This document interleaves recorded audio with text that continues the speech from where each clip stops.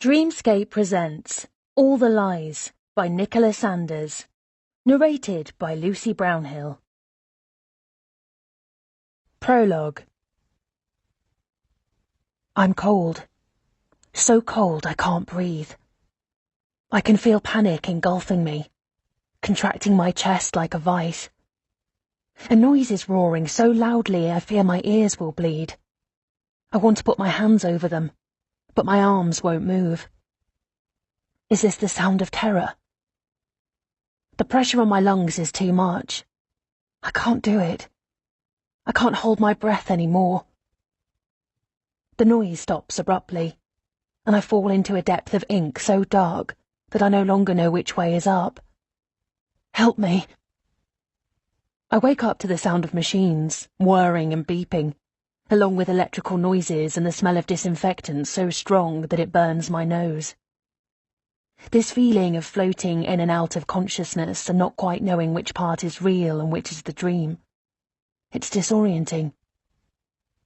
I hear snippets of conversations, activity, footsteps on a hard surface. Do you know where you are?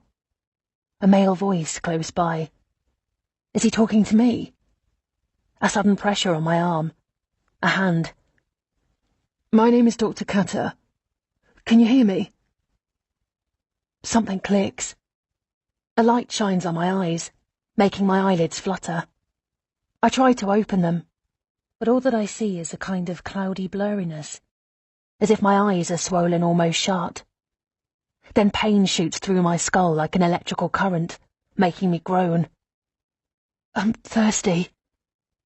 Something touches my teeth. A straw.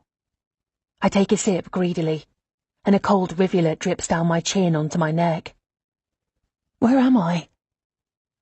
You're in the Royal London Hospital. You were in a ferry accident. Do you remember what happened? No, I'm not sure. Ferry. Water. Cold. So very cold. It's okay. You rest now. We've given you something for the pain, so you won't be awake for long. But your mother is here. She's waiting outside. I'll bring her in to see you. My mother is here. There was an accident.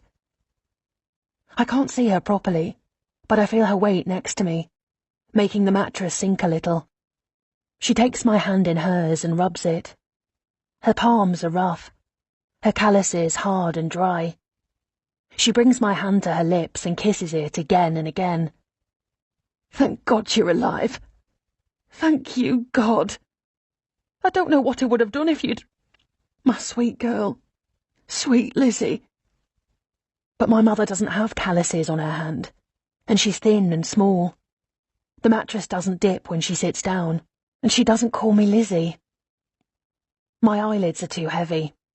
I desperately try to keep them open, and finally, the mist clears, and her big round face with its red cheeks and thick auburn hair comes into focus, hovering above.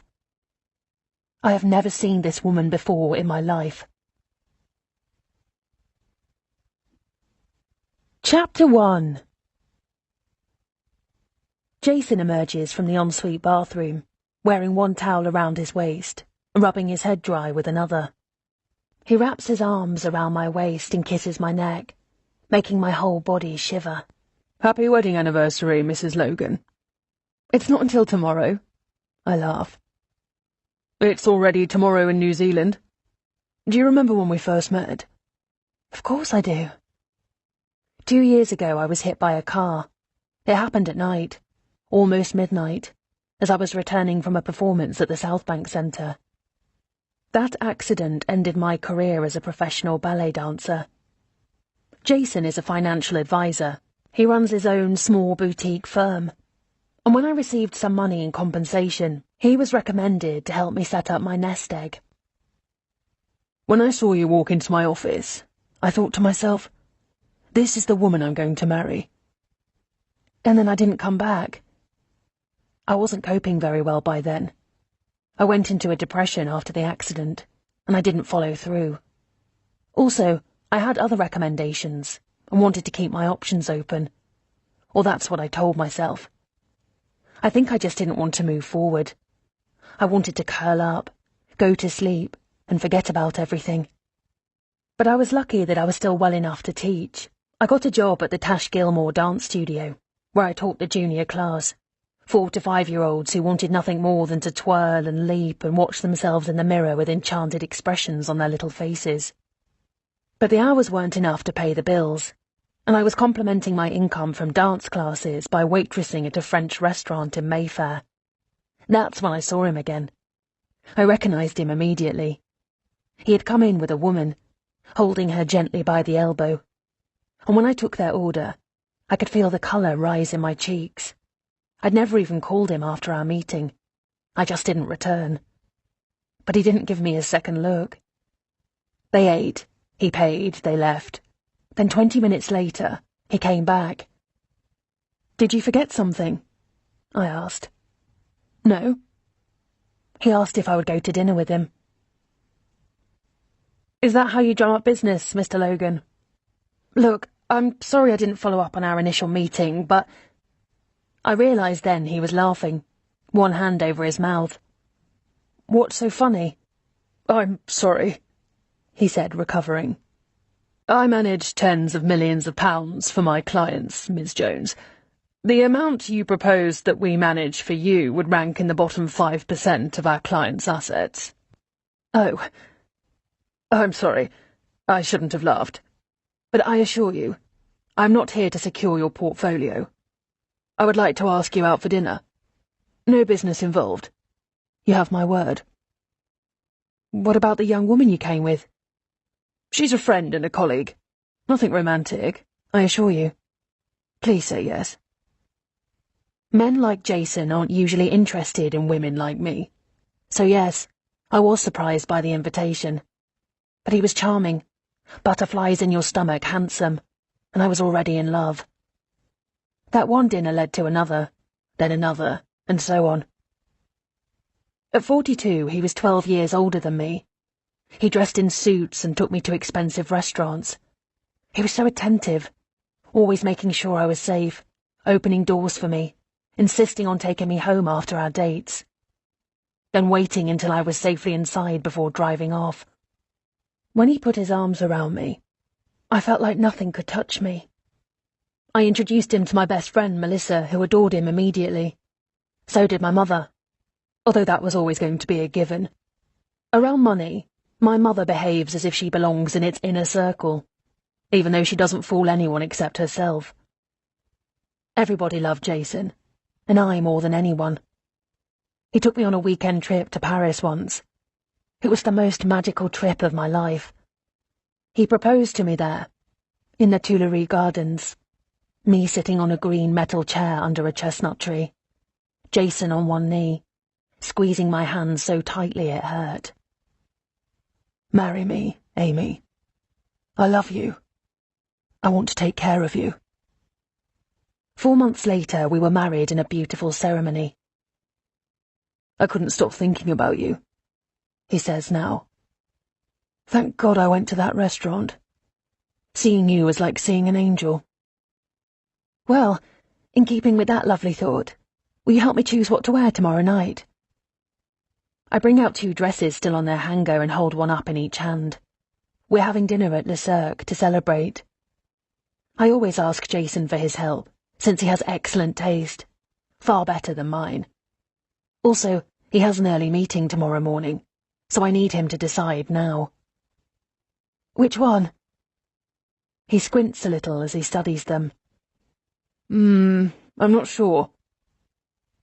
"I'm leaning toward this one." I bring forward the red one, a stunning off-the-shoulder silk dress that Jason bought me last year, not long after we first met. The other one is green, also silk, sleeveless with a high collar and a long, narrow skirt with a slit on the side. I have just the shoes to go with it, a pair of stiletto-heeled Jimmy Choos in dark green, with a small gold buckle on the side. "No, wait, that one." I pull the red dress back and bring the green one forward. He puts a finger on his lips and studies my choices. "What about the dark grey dress?" I tilt my head at him. "Which one?" The dark grey dress we bought together at Harrods. I laugh. That tells me nothing at all, since we often buy my clothes together at Harrods, unless he walks past one of the luxury shop fronts in St. James and something in a window attracts his eye enough that he buys it for me. As I said, Jason has great taste. I know what I like, of course, but I come from a different world. When I met him, my wardrobe consisted of skinny jeans, t-shirts, and one little black dress that I recycled on every special occasion. The Chanel, he says. You wore it at my mother's birthday dinner last year. Oh, of course. But that dress is made of thin wool and comes to just above the knee, with long sleeves and a short collar. It hugs my body and is cinched at the waist by a wide red belt. We're in the middle of summer. I lay my two dresses carefully on the bed. It's too warm for this time of year, I say gently with a smile on my face. No, it's not. Please, he begs jokingly. You look so good in it. Wear it for me with the black boots, too. It makes you look like Emma Peel from The Avengers. Emma Peel? Really? I aim an imaginary gun at him with both hands. He laughs, takes me in his arms and kisses the top of my head. You wouldn't shoot me, he murmurs. You love me too much. His lips find mine, and we kiss tenderly. But a voice inside my head whispers, wouldn't I? Chapter 2. The first time Jason hit me, I'd been at home all day, unpacking the last of our belongings. I was wearing a pair of yoga pants and a loose sweatshirt, my face scrubbed free of makeup, and my hair tied in a loose ponytail. He came home from work, looked me up and down and said, Jesus, Amy, do you really have to look like the maid? I laughed and put my arms around his neck, my hands still in yellow rubber gloves. I was about to kiss him when I smelled a strong odour of alcohol on his breath. He pushed me back with a sneer. You used to be so proud of your appearance. What's happened to you? I stared at him, one hand on my waist, unsure if this was some kind of joke. Excuse me? But he just walked past me to the living room and straight to the drinks cabinet. How do you think that makes me feel? He asked, pouring himself a scotch. I work all day to give you whatever you want. A beautiful home, beautiful clothes. It's disrespectful, Amy. You're turning into a slob. You really should clean yourself up. My cheeks burned. I stomped upstairs, brushed my hair, got changed into a simple jersey dress, and added a pair of silver earrings. Then I wiped my tears with both hands and went back to join him. He was still standing in the same place. Now, that wasn't so hard, was it? He muttered, before knocking back the rest of his drink. I marched right up to him, one finger pointed right in his face. You're drunk! I was so unprepared for this slap across my face that I stumbled sideways, my hand flying to my cheek, mouth agape in shock. Don't you ever talk to me like that again, he said. I didn't reply. I watched him knock back his drink, then another, before he asked if we were ever going to eat something in this house, or was I too lazy to cook on top of everything else. We ate leftover risotto I'd made the night before, my cheek still hot from the slap. I waited silently for an apology that never came. Jason pushed his food around his plate and drank an entire bottle of Merlot. The next morning he was so sweet, so much like his normal self, that I wondered if I'd dreamt the whole thing. The next day he bought me a bouquet of flowers, put his arms around me and said something about our first fight, and how in future we shouldn't sleep on an argument. And can I say, Mrs. Logan, how ravishing you look this evening. You call this an argument? I snapped. Jason, you hit me. Hey, Amy, come on. Don't say that. We had a fight. Couples fight. I pushed you a bit hard, that's all. And I shouldn't have. Absolutely. I'm really sorry, Princess. He hugged me tightly, told me how much he loved me, kissed my neck, and made love to me on the living room sofa. I spent the next few days rationalising what had happened that night. He'd been stressed, clearly. Jason didn't usually drink like that. Not then, anyway. As he'd said, we'd had our first fight. That was all. He'd overreacted and apologised, and I was ruminating over it. I needed to let it go. I was a very lucky woman. I lived in a large, elegant home filled with beautiful things. And Jason was a wonderful husband who showered me with expensive gifts, extravagant holidays to exotic places, and shopping trips to Paris. Yet none of those things stopped me from feeling like a colourful bird in a gilded cage at times. But I loved my husband with every fibre of my being. He was my protector, my mentor, and my lover. 2 weeks later, I'd almost forgotten about our first fight. I was starting to think of it that way too, having relaxed again by then. Jason was being caring and kind, as charming and loving as ever. Then one night he was late coming home from work and hadn't returned any of my calls. I was getting concerned. I'd been waiting alone for hours by the time he came home, and when I asked him where he'd been, he didn't say anything. But from the way he walked, not so much unsteady on his feet as trying a little too hard, I knew he was drunk. He helped himself to a whiskey and said, "Out for a drink with Richard, if you must know. We wanted to discuss business. I was going to bring him here, but then I changed my mind and took him to the club. Do you know why, Amy?" "Of course I don't know why." "Because I was embarrassed. Look at this place. It's a fucking mess. What do you do all day?" He pointed at the cushions lying haphazardly on the sofa, and a fashion magazine that had slipped onto the floor by the coffee table. "And look at you.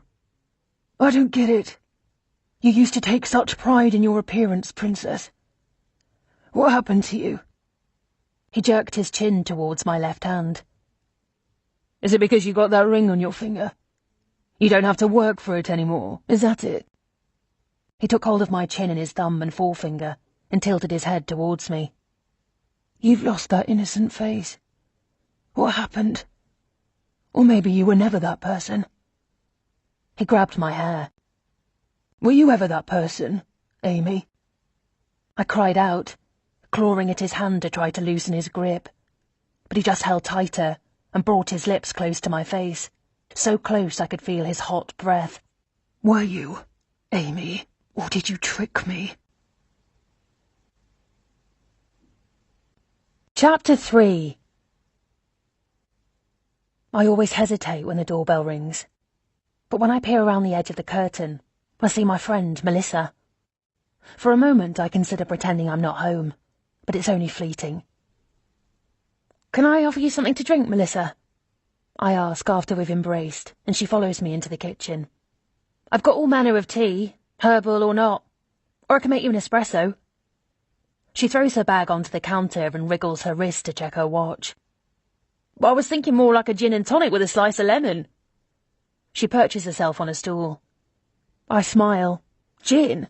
I don't usually drink before dinner." She runs a hand along the slick white countertop and gazes at the French doors and the pretty garden beyond. "You've become quite the boring housewife since you got married, you know that. A year ago you'd have wrestled me for the bottle."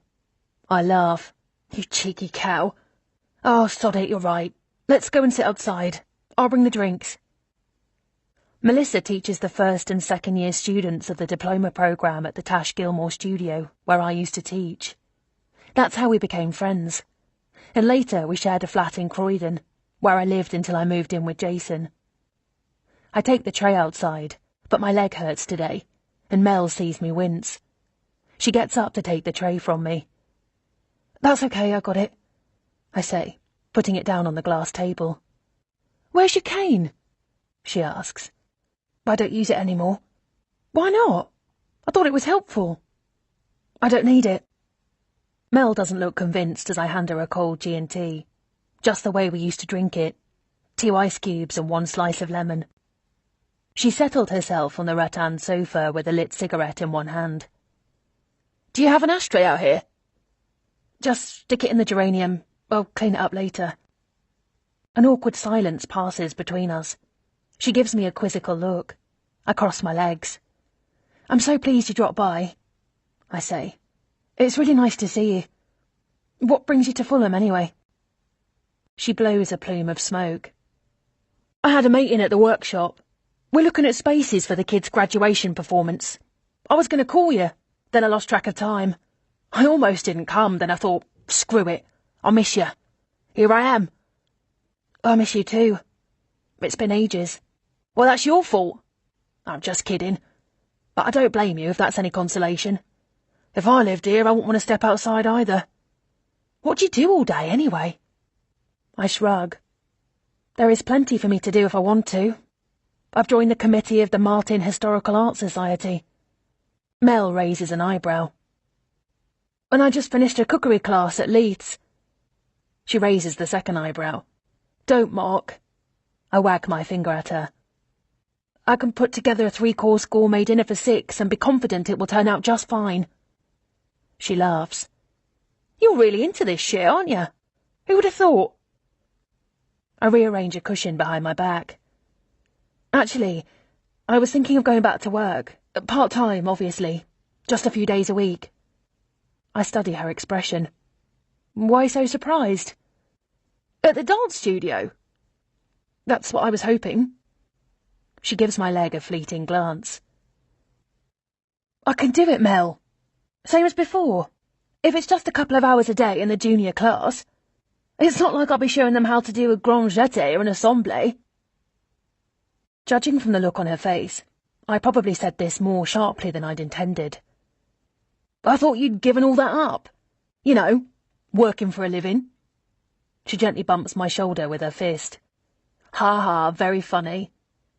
Seriously, though, I thought you'd have a baby by now, with another one on the way. I feel my cheeks colour and she quickly adds, Oh, Amy, sorry, hun. Me and my big mouth. Everything okay? I flap a hand at her. Yes, of course.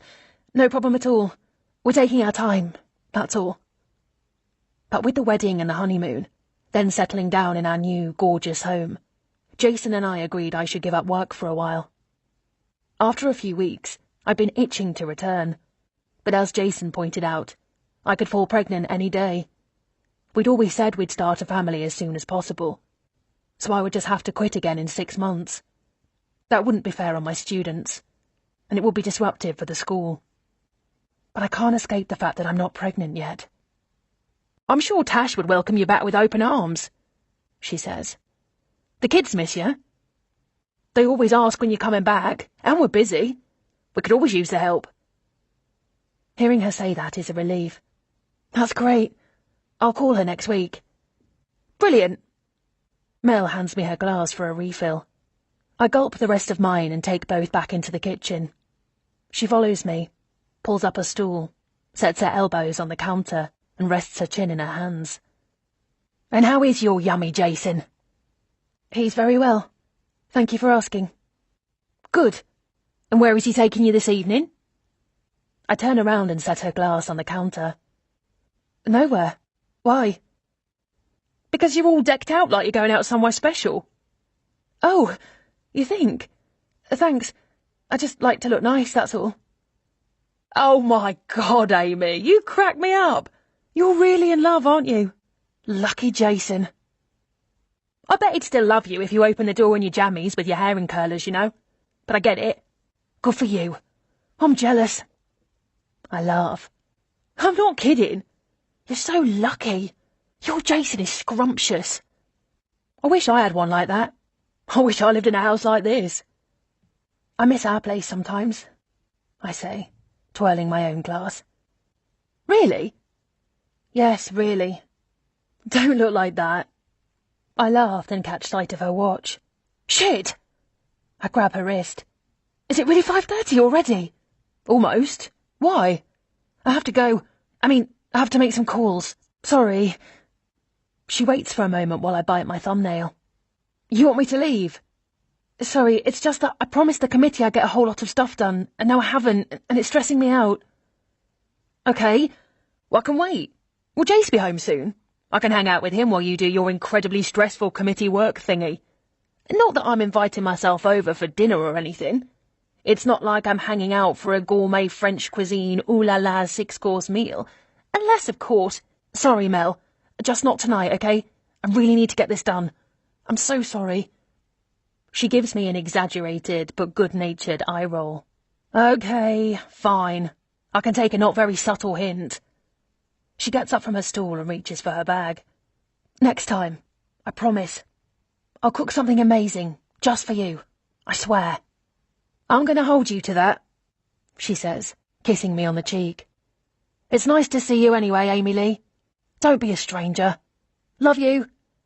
Love you too. I blow her a kiss, close the door after her, and lean back against the door.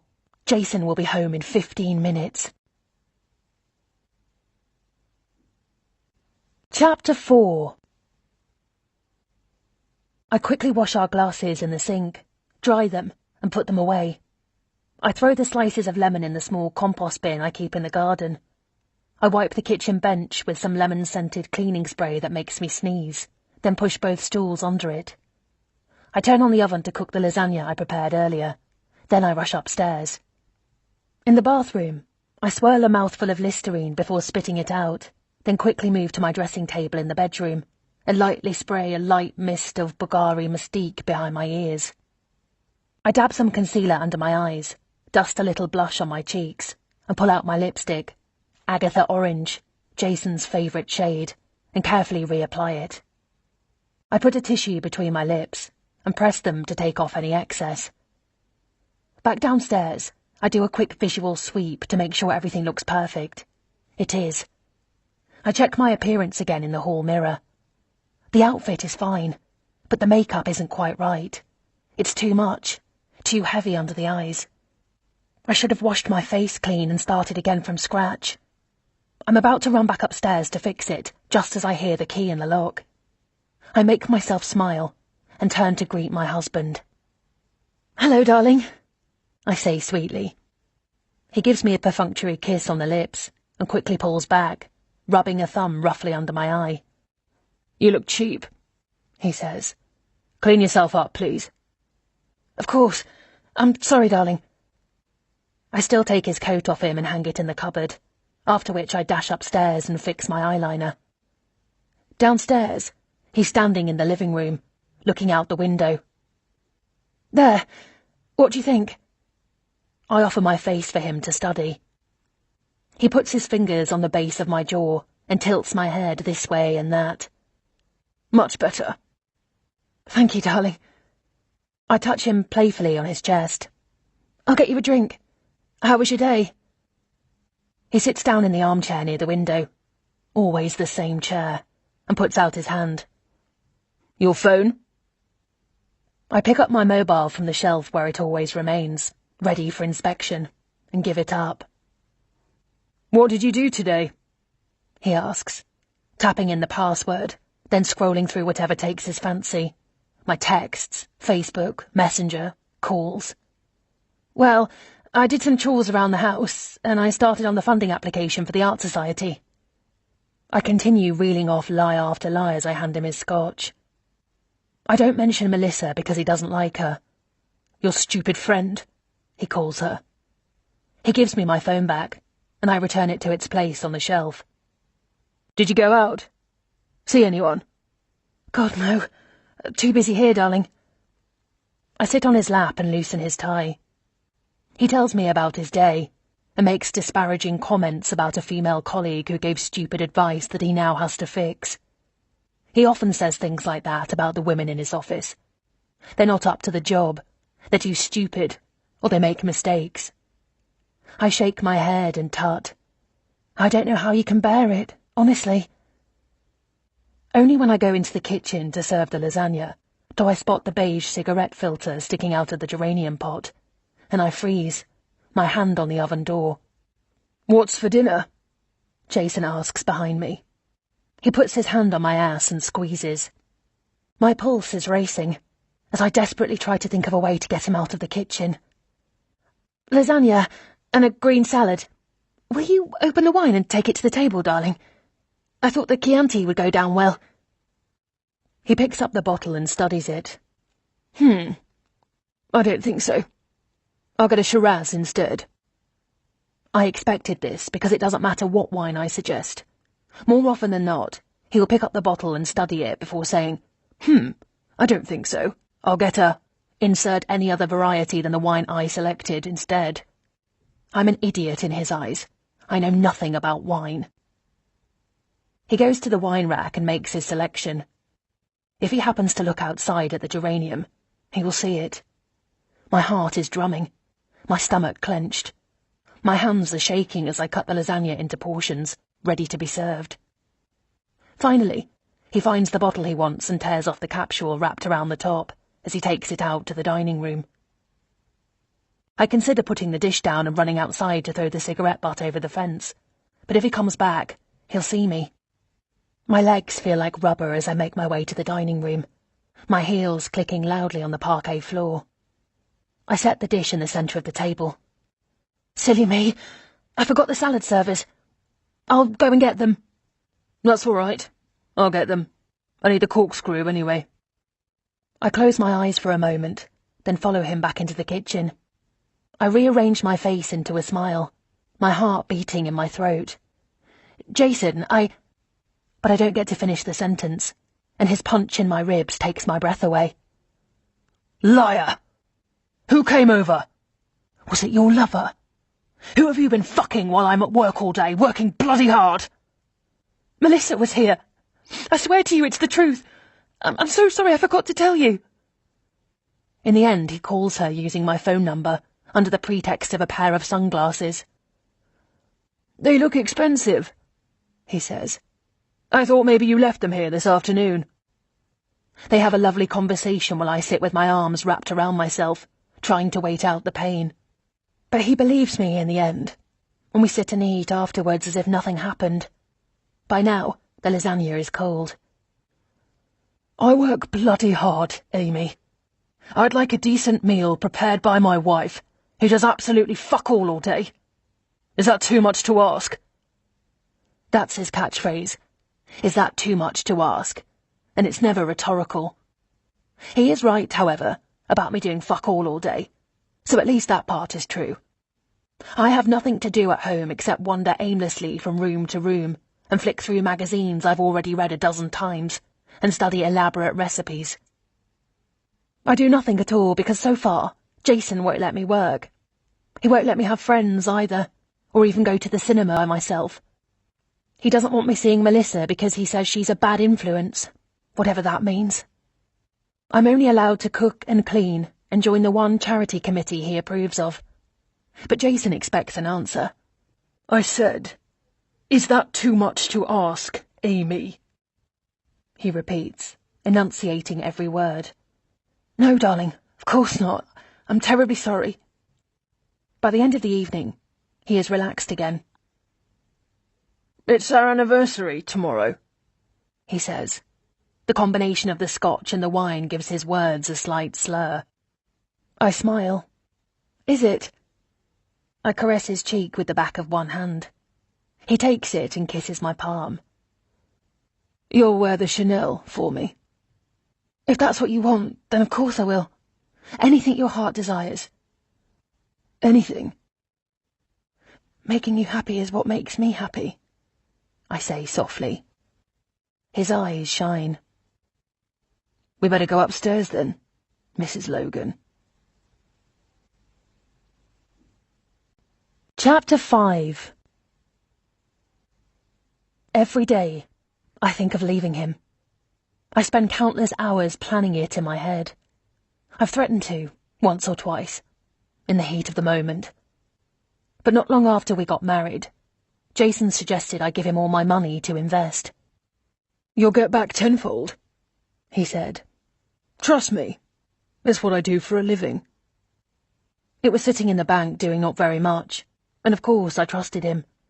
The first time I asked for a statement, he gave me a funny look. Why? Don't you trust me? That has nothing to do with it. I'm just curious, that's all. Your investment is doing very well. You'll be pleased. I'll bring a statement tomorrow. but the statement never came. The first time I threatened to leave him, he said, "Sure, Princess. Good idea. Why don't you just fuck off back to your pathetic, shitty little life?" "Oh no. Wait. You don't have a pathetic little life anymore. I want my investment back, Jason. Just the capital. I don't care about any interest or anything else. Just give me my money back." He laughed. "You have no investment, Amy. You gave me your money, remember? You signed the paperwork." I remembered being given papers to sign, reams and reams of legalese I had no intention of reading. "You took all my money?" "You gave it to me. You have nothing. Where will you go, Amy? What will you live on? And more importantly, what makes you think I'd let you go?" I know he's telling the truth. He will never let me go, and without money of my own, I have no hope of escape. Which is why I am still here, on the day of my first wedding anniversary, getting myself ready to celebrate the nightmare that is my life with my tormentor. I spent so much time on my appearance I managed to make myself late. This is what always happens. I thought I was ready, but then decided the lipstick was the wrong shade, and I started again. Then I thought I'd put too much perfume on. Jason hates when I wear too much. And I dabbed at my neck with a moist handkerchief, only to decide the eyeshadow was too bright or not bright enough. I can't remember now. I hoped the traffic would be light enough to make up for lost time, but no such luck. I step out of the cab, kicking myself for being late tonight of all nights, and as I step inside the restaurant, I take a small, sharp breath. The decor is dazzling and elegant. The enormous chandeliers dripping with gold light give it a magical effect, along with the tall, curved windows framed by red velvet drapes. "Welcome to Le Cirque d'Or, madam," the maitre d' says behind me. "Hello. Thank you. I'm dining with my husband." I'm 10 minutes late, and Jason is always on time, so I know he's already here, and I crane my neck to find him among the diners. "Of course, madam. Mr. Logan is waiting for you. Let me take your coat." I don't know how he knows I'm Jason's wife. I've never been here before, but nothing surprises me about Jason anymore. The maitre d' slides my trench coat off my shoulders and hands it to a woman hovering nearby. I glance at the diners as I follow the maitre d' to our table. Everyone is so elegant, the women especially. I feel out of place, overdressed for the weather and underdressed for the occasion. Small beads of sweat purl on my upper lip, and I brush them off quickly with a fingertip, hoping my carefully applied makeup won't smudge. Jason is seated at a table near the back. He looks very handsome in his dark grey suit. I smile and give a little wave, but his face remains impassive, even though he's looking right at me. Anxiety flutters in my stomach, as usual. "Hello, darling. This is wonderful," I say as we reach the table, and the maitre d' pulls out a chair for me. Only then does he give me his signature smile, charming and warm. "There you are. Hello, Princess," he says, half standing up and taking my hand in his. He kisses my knuckles softly, and when he releases my hand, his eyes scan down my body. Appreciatively, I hope. "Shall I bring the champagne now, sir?" "Yes, please," Jason replies. He turns back to me and reaches across to tuck my hair behind my ear. I'm wearing the diamond earrings he gave me this morning, and he nods, satisfied. "I'd almost given up on you," he says. "I'm sorry. I guess I took too long to get ready." I bring a hand to my hair. "I hope it was worth the wait." "For £3,000, he points at my wrist with his chin. "I would have thought you could be on time now and then." I flush and adjust the Cartier watch on my wrist self-consciously. He reaches for my hand. "Don't pout, Amy. I'm only teasing." "No, you're right. I'm sorry." "Never mind. But I'm surprised to see you wearing the Chanel. What happened to the Givenchy dress?" "I'm sorry?" He sighs, picks up the menu and studies it. "I thought we agreed on the red silk dress. Don't you think this is a little He glances briefly at my body. Casual. For le cirque d'or. I blink, speechless. But this is what you wanted me to wear. He smiles from one side of his mouth and tilts his head. No, I didn't. I asked you to wear the red Givenchy. His tone is calm, reasonable, but almost exaggerated. Then he puts down the menu. Come on, Amy. What were you thinking? And black leather boots all the way up to your knees? Aren't you hot? Of course you are. Maybe you should go to the ladies' room and check your makeup. Your skin is clammy. I want to tell him about Emma Peel. I desperately try to think of something to say that will stop this argument in its tracks, even though I know it's too late. I was late. He's been drinking. He's in a bad mood. He had a bad day. Whatever the reason is, it's on. I don't think I ask for much, he says. I give you everything you want, don't I? Yes, of course. All I ask in return is a little respect. That you listen to me. That you follow my advice. I don't think that's too much to ask, considering. Do you agree? He's speaking to me like I'm a child. The people at the table nearby have stopped talking and are trying to pretend they're not listening. I want to lean across to them and ask them if they're enjoying themselves. Do you agree? He repeats. I nod. Yes. Would you say that lying to your husband is disrespectful? Lying? Lying, Amy. Telling lies. Jason, I wasn't lying. You really did want me to wear the Chanel. Maybe you forgot. Why are you really late, Amy? I told you.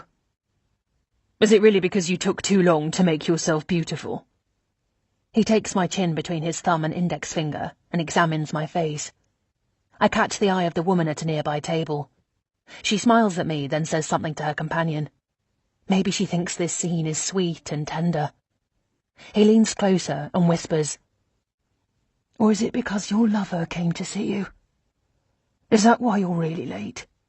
Please don't. It's just that I'm a little baffled why you can't get ready and make it out of the house in time for our anniversary dinner, considering you do nothing all day. Please don't, I say again. I'm sorry. I can feel the sting of imminent tears in my eyes, and I blink them back, looking down at my hands in my lap. I pick at my nail polish without thinking, and catch myself.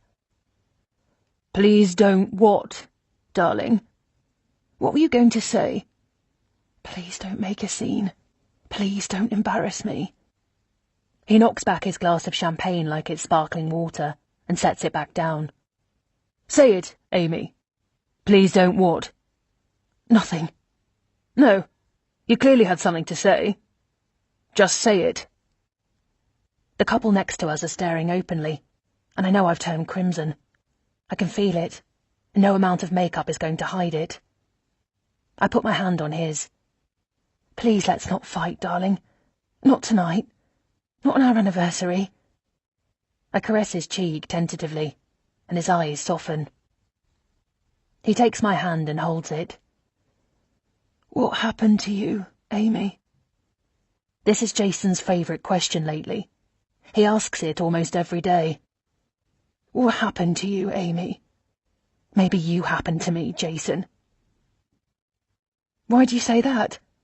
I ask. You've lost that innocent face.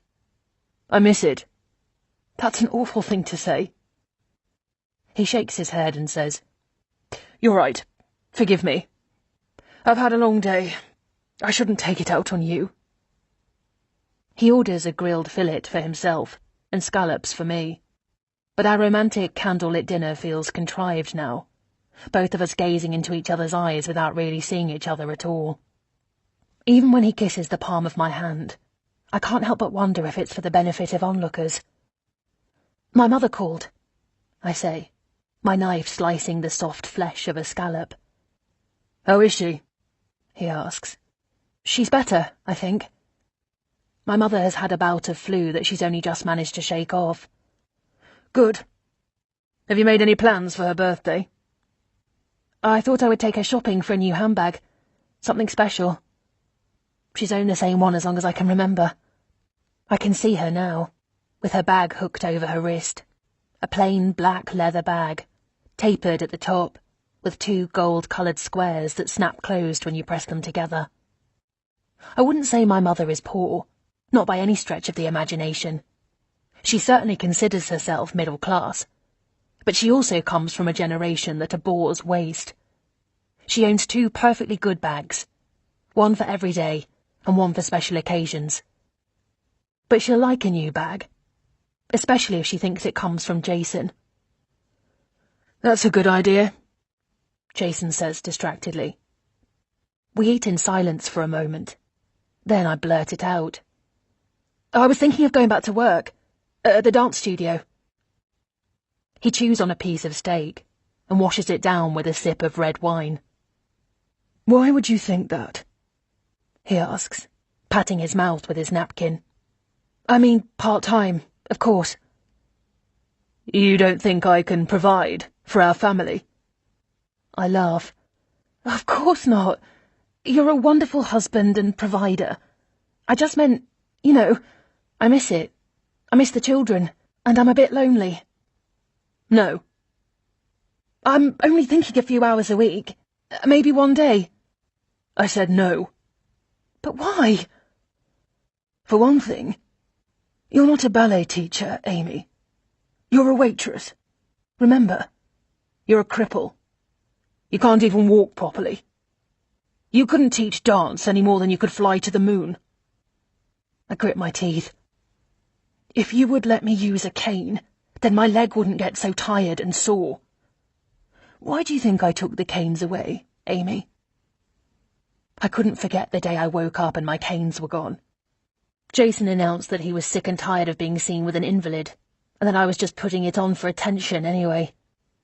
I wanted to get physical therapy, but he said no. I only wanted to go out and meet guys. The leg was just an excuse, he said. Because you want me to get better. I know that, I said finally. That's right. I want you to stop being so lazy.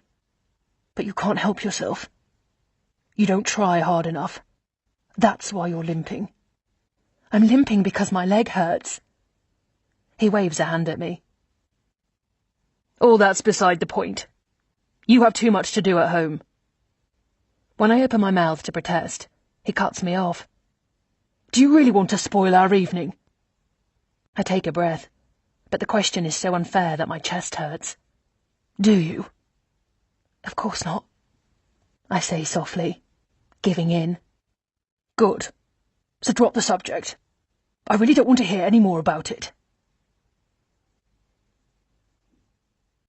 Chapter 6.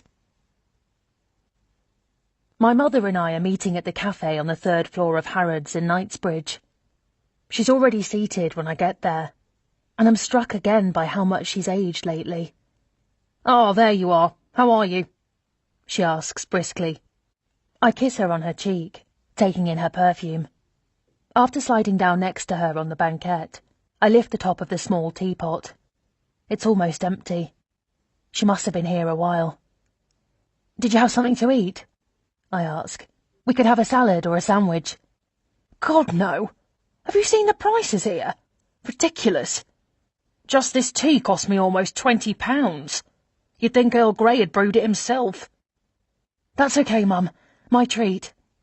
She shakes her head. "No, thank you. I ate something before I left, anyway.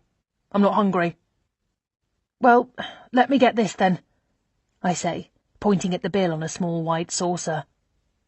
She makes a show of refusing, but I've already flagged the waitress and opened my purse. I drop 2 £10 notes and add another £2 for the tip. It's the last of my cash, and I make a mental note to go to the bank later. "You look tired," she says. "I didn't sleep well." "How is Jason?" she asks. "He's fine. Busy." She makes a tutting sort of sound. "He just works too hard, that boy. He's hardly a boy, Mum. Well, he is to me." She smiles to herself. A memory comes to me.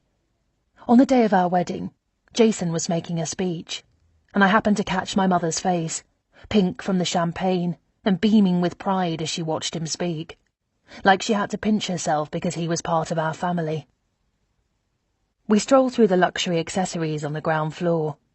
I point out a few things I think she might like. She turns her mouth down as she checks the price tag.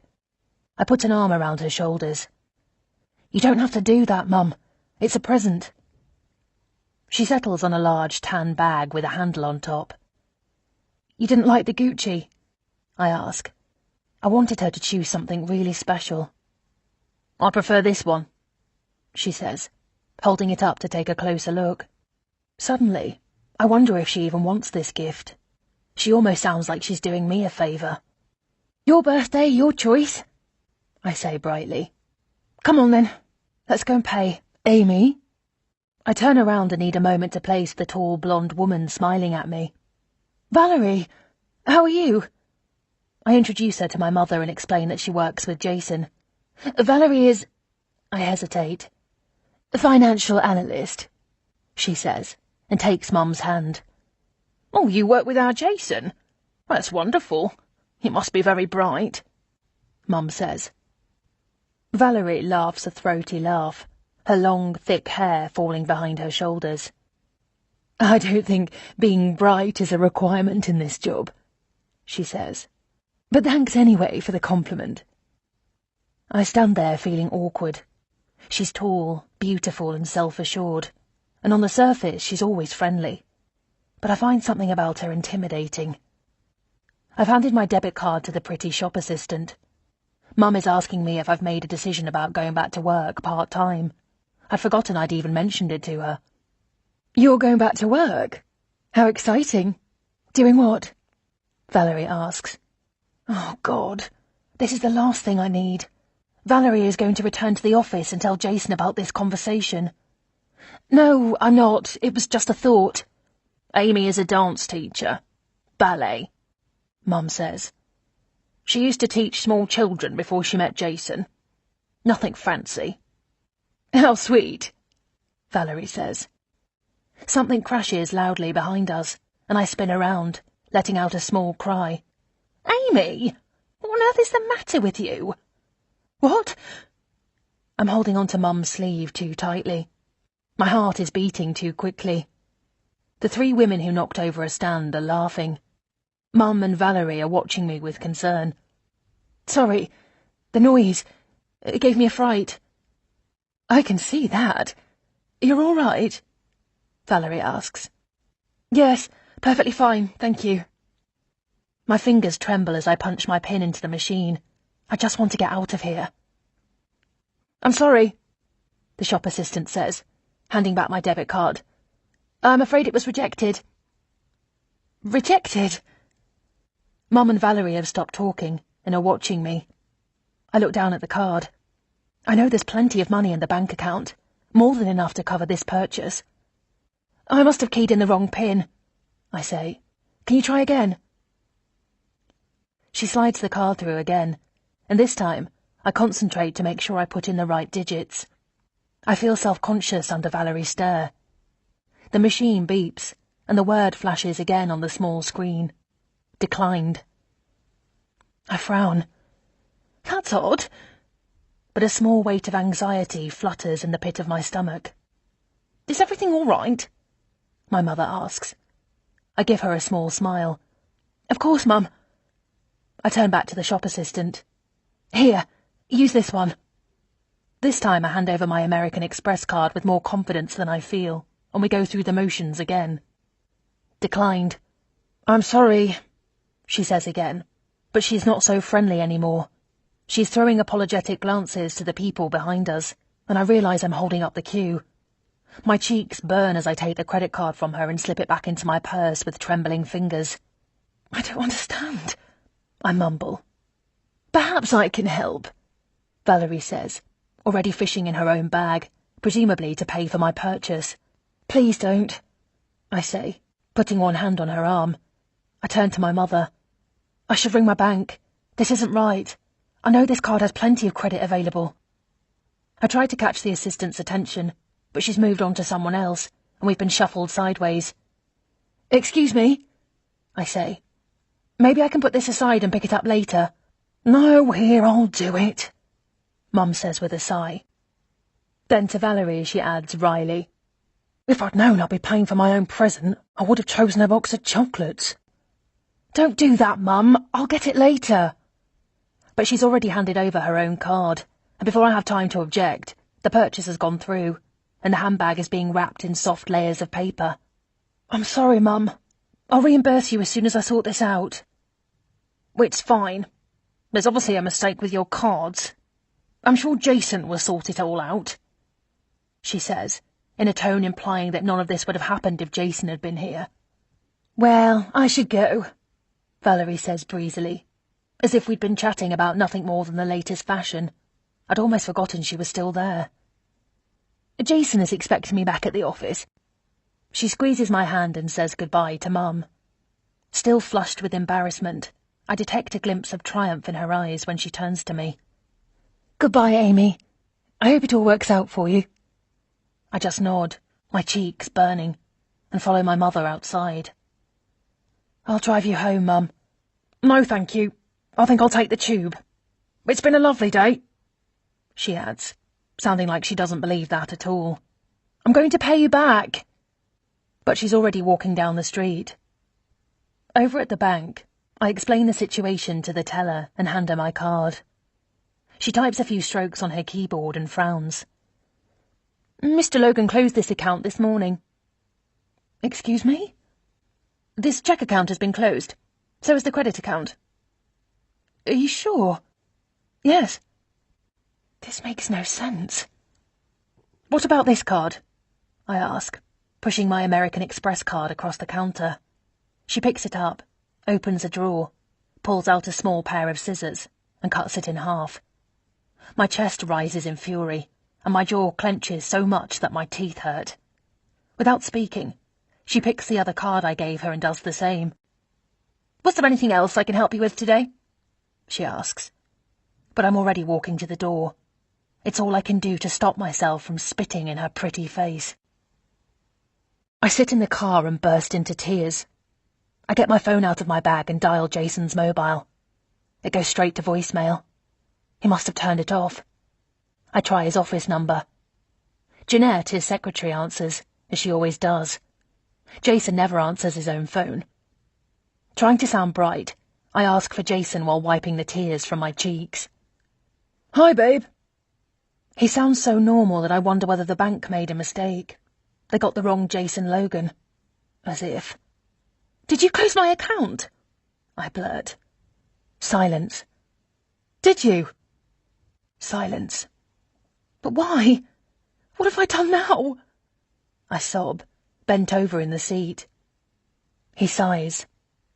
Why did you lie to me, Amy? I close my eyes. When we returned from the restaurant, he checked the back garden forensically for cigarettes. No cigarettes were there, but he'd gotten the idea into his head that the reason I was late was because my lover had been here again. He accused me of colluding with Melissa the other night, but now he was on to me. So who are you screwing? He demanded, over and over until I begged him to stop. Are you screwing Melissa? That would make sense.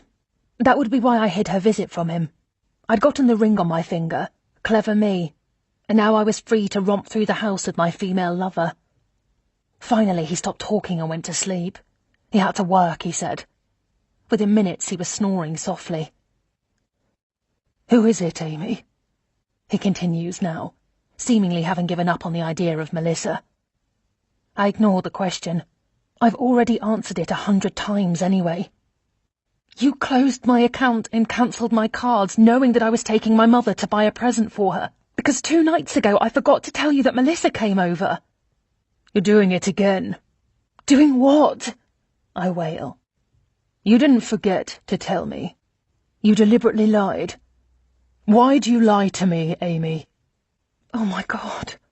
You're insane, I mumble. What else are you lying to me about, Amy? For God's sake. Why aren't you pregnant?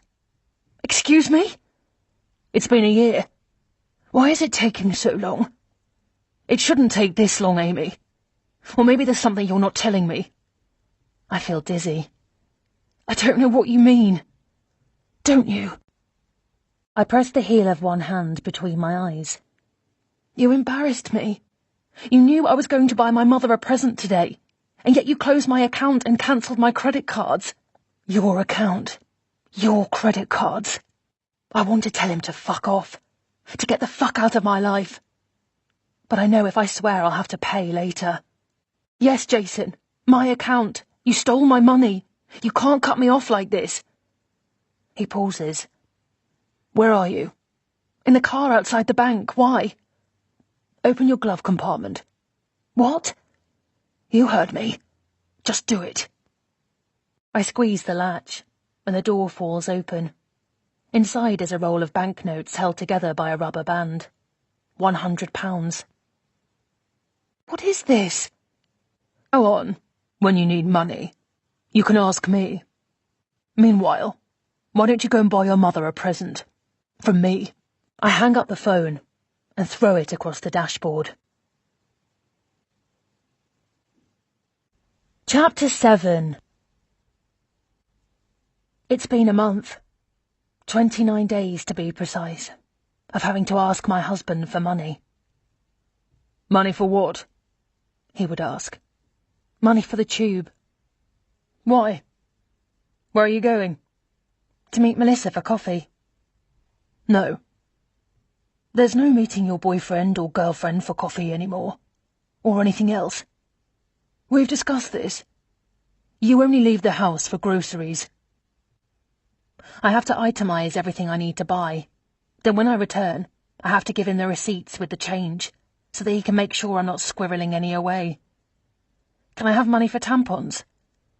Still not pregnant? How long has it been, Amy? What's wrong with you? Some days I wait until he's gone, and I go back to bed and cry into a pillow. I stay like that for hours, sometimes all day, until it's time to get up again, make myself beautiful, and prepare an elaborate gourmet dinner.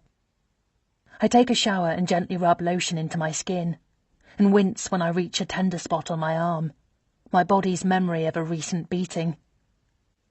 In the mirror, I notice the towel has slipped off the rail.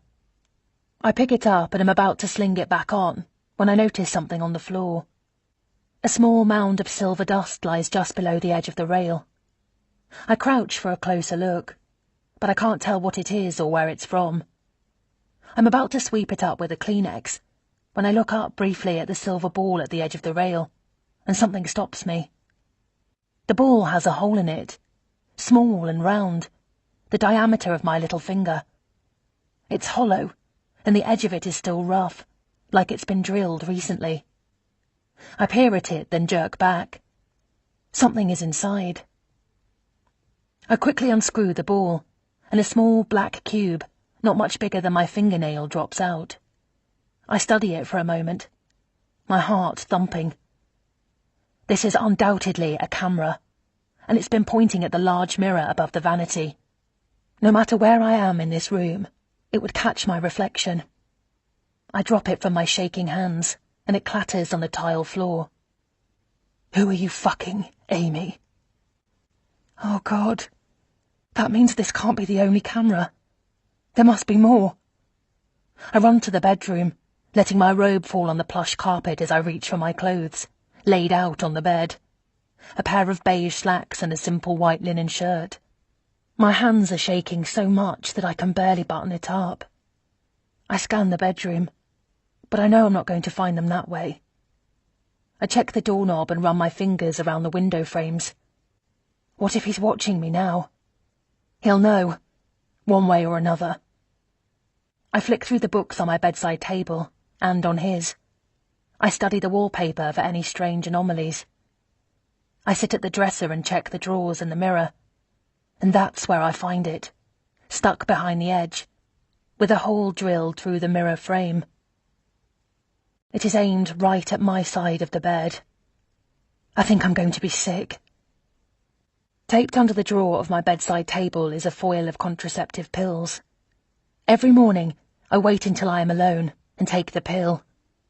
I wonder how long Jason has been watching me. Why aren't you pregnant yet, Amy? Is there something you're not telling me? I sit on the bed, bend over and groan, my face in my hands. What am I going to do now? I can barely breathe as I go through the rest of the house, searching each room in turn. I find one in the living room and one in the kitchen. After 2 hours, I give up and lay my findings on the coffee table. 4 tiny cameras were hidden around the house, watching my every move. I sit on the sofa and wait. By now, he must know I found them. He must have been watching me throughout. What is he going to do if I confront him? Will he deny it? Will he pretend to know nothing about it? But then the front door opens, and he walks into the living room, stopping in the doorway to watch me. Tears are streaming down my face when I open one hand, revealing the small black devices. You've been spying on me. He comes towards me, his hands clenched into fists. I spring off the couch and run upstairs. Leave me alone! I yell. He's right behind me, climbing the steps 2 at a time. I run into our bedroom and push against the door, hoping to get inside before he catches me. But he's too fast. He grabs me by the hair. I scream, "Jason, stop!" He pulls me into the bedroom and throws me onto the floor. You want to know why I did that? Because you're a liar, Amy. You're a liar and a whore. You pretend. You lie. You said you wanted a family as much as I did. But you lie, Amy. It's been a year and you're still not pregnant, no matter how much I try. And yet you don't seem the least bit concerned about it. So that got me thinking. Then I remembered the cigarette butts all over the garden, and it all made sense. At least you're not going to saddle me with someone else's bastard. I guess I should be grateful for that. So, who are you fucking, Amy? Some tradesman you picked up? His face is on top of mine, so close I can see his nostrils flaring. He's pulling me by the hair. I can smell his sweat and want to gag. "Jason, please, let's talk." But he doesn't seem to hear me. He tears open the bedside table and empties the contents of the drawer on the floor. He's like a man possessed. Then he brandishes the pack of silver foil. This? Is that why you're taking contraceptives? Because of your lovers? You don't want to end up with a brat? Is that it? You think I don't know? You're a whore, Amy. Why else would you do this to me? He lets go of my hair.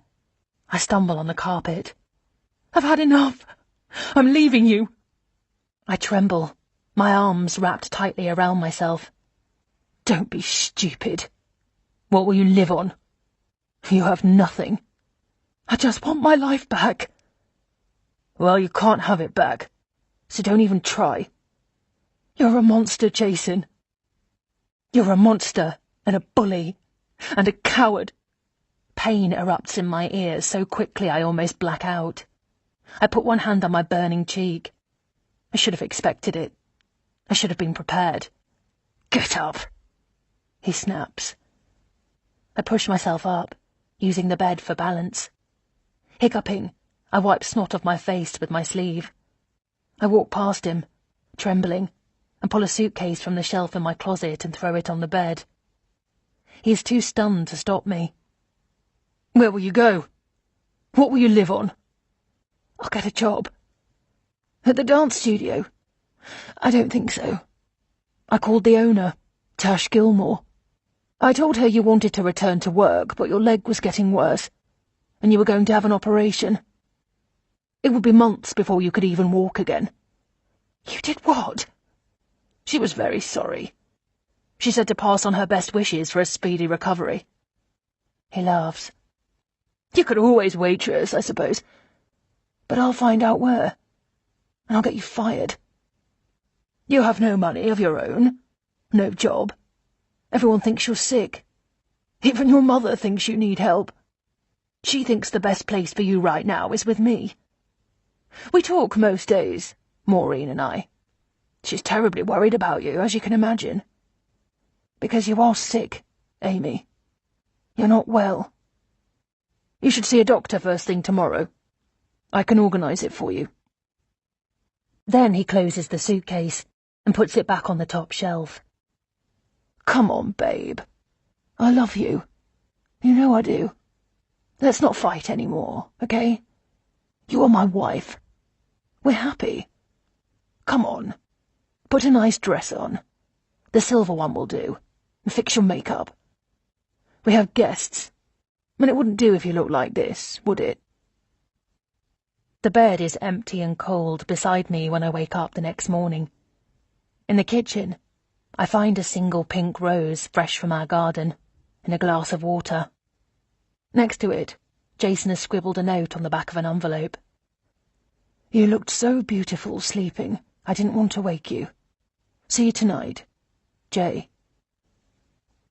I take a shower and check for bruises in the bathroom mirror. He's very good, my husband. He knows how to hit and not leave a trace. But last night he overdid it, and I find a dark patch on the left side of my lower back, as well as a large bruise on my thigh. I get dressed and check my phone to see that Melissa has left me a message to call her back. After a few minutes of idle chit-chat, I tell her I've changed my mind about going back to work. I heard. Tash told me. And she said you're having an operation. I think that's really great. I didn't want to say anything, but you seemed a bit wobbly to me the other day. I consider telling her the truth, but it's too risky. Meanwhile, she's already changed the subject. Oh, well. Hey, guess what? I think I've met someone. She tells me about a guy she met at a party last Saturday, and he invited her to dinner the next night. He even picked me up. Isn't that sweet? She sounds like a teenager, giddy with excitement. I sit there chewing on a fingernail, remembering what I was like when I met Jason. The doorbell rings. Still listening, I open the front door.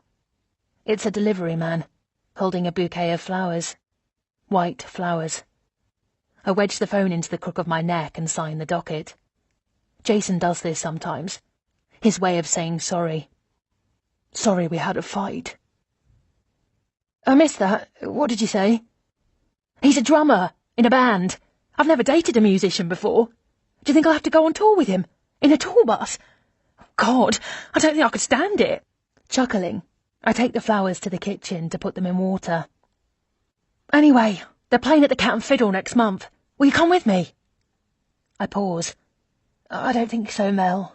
It's not really practical. I untie the wrapping over the kitchen sink, then stop as a prickle of dread washes over me. Something isn't right about the bouquet. I haven't even told you the date, Amy. Honestly, what's the matter with you?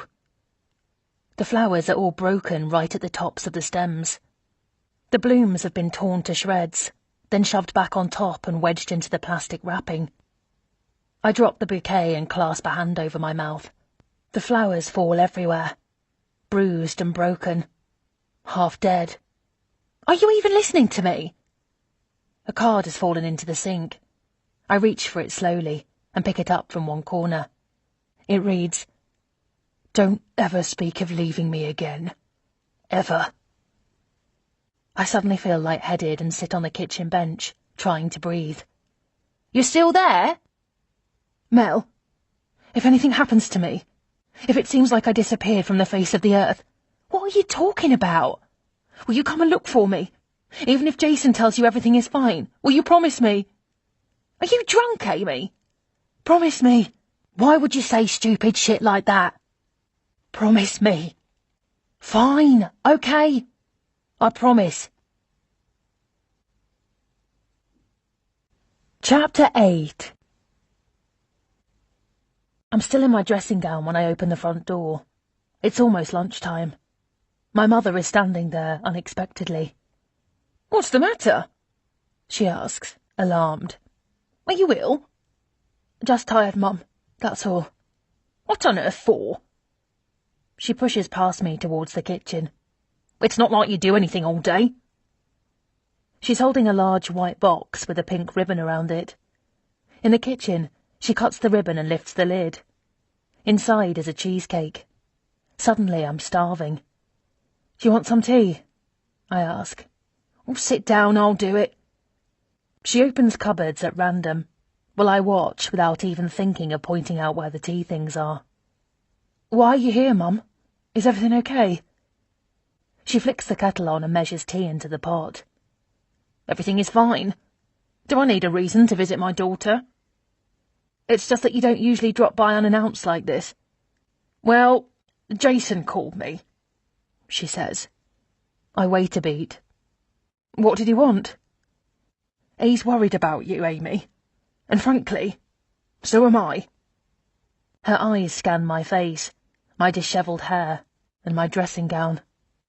She pushes a steaming mug of tea in front of me. I put my hands around it as if to warm them up.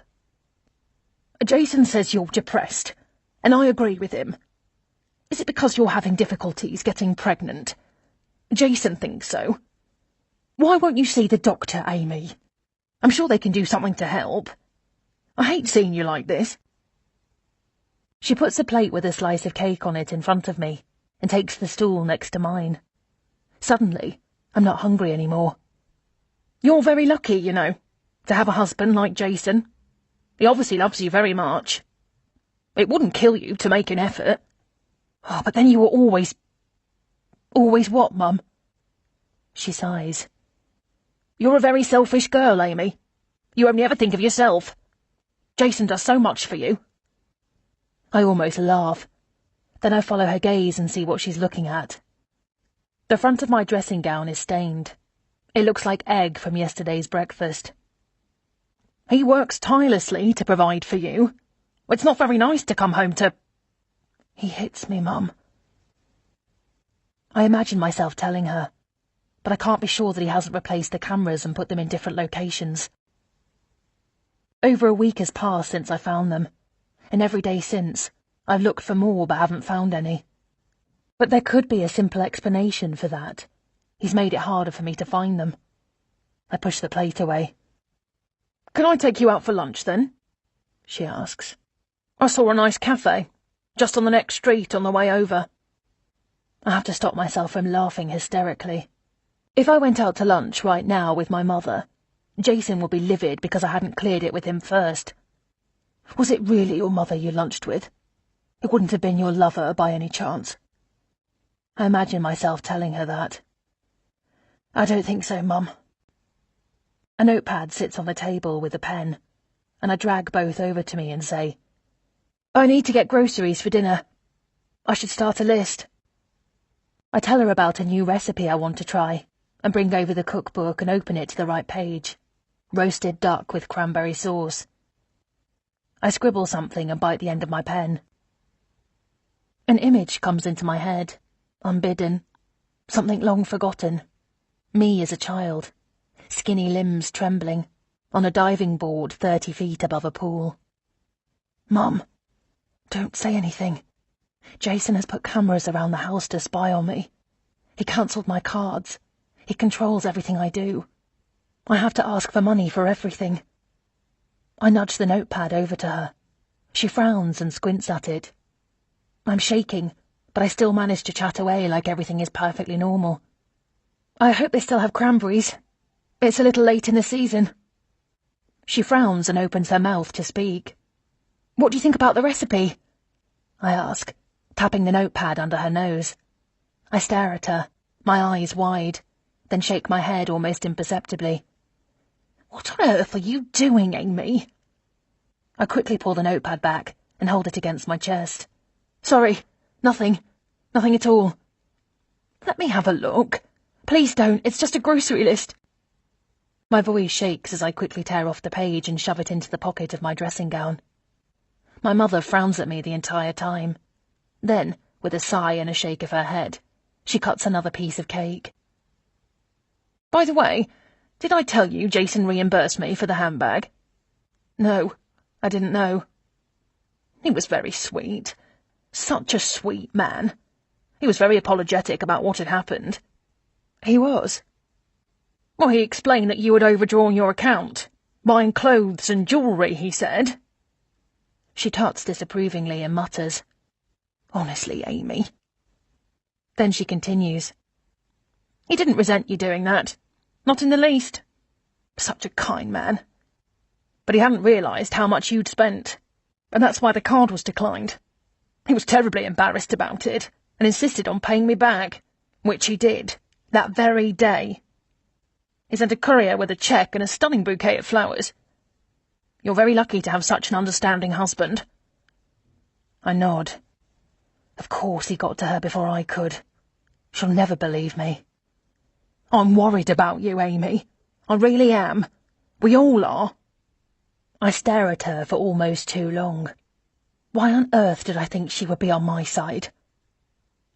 On impulse, I slip the flap of my robe off my thigh, revealing a substantial bruise running its entire length. She glances down at it.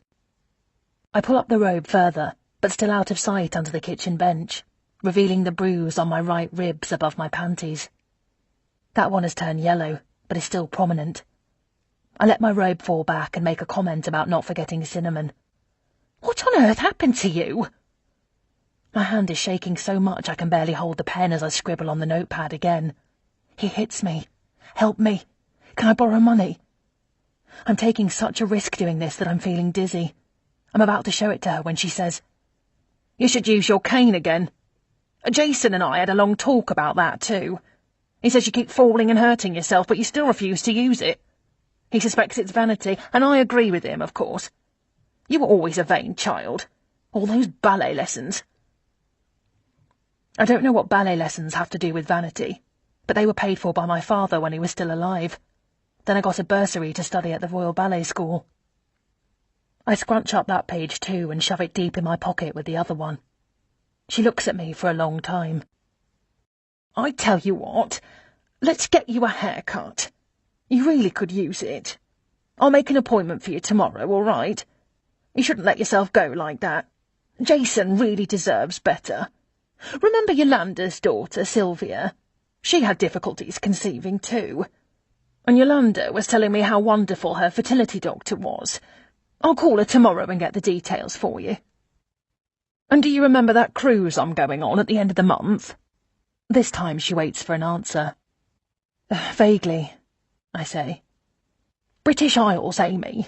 I told you. Where's your head? Scotland, Ireland, Guernsey. Oh, anyway. Unfortunately, Yolanda can't come. Sylvia, her daughter, is due soon. My health, as you know, isn't that great. And going without Yolanda... She sighs. Anyway, the tickets are all paid for. Why don't you and Jason take them? She looks so genuine that I almost feel sorry for her. Part of me wants to tell her Jason would rather have a colonoscopy than to set foot on the type of cruise she's contemplating. It's exactly what you both need. Jason can relax a little, finally. She shakes her head. And you need a change of scenery. You need to get out of the house and into the world. It might even jolt you back into reality. She looks at me hard, her eyes small. I hope it does, Amy. There's only so much a man can take. If you keep up with your attitude, you will lose him. Mark my word. You're not well, Amy. Jason and I are doing everything we can. We don't expect gratitude or anything like that. We just want you to get better. I study his every move that night, looking for any evidence that he has restored the cameras. I wonder if he knows what I did, passing notes like a schoolgirl. I can't tell. But so far he has only been distracted. I served dinner, and the duck is a success. Mum came over this afternoon, I say. I didn't invite her, I add quickly. She just showed up. She said you spoke to her. He thinks about it for a moment. Oh, yes, that's right. If I were to tell my mother that Jason has to have a good hard think about whether he spoke to her over the last 24 hours, she would be crushed. You told her I'm depressed? He tilts his head at me. That's because you are. You need to see someone. If you won't listen to me, at least you'll listen to your mother. I nod, moving my food around my plate. She's going on a cruise for 5 days, I say. Jason has gone back to his iPad as if I hadn't spoken. Then, on impulse, I add, The friend who was meant to go with her can't make it, so she's asked me instead. He picks at his teeth with a toothpick. And if you could take time off, you might want to join us.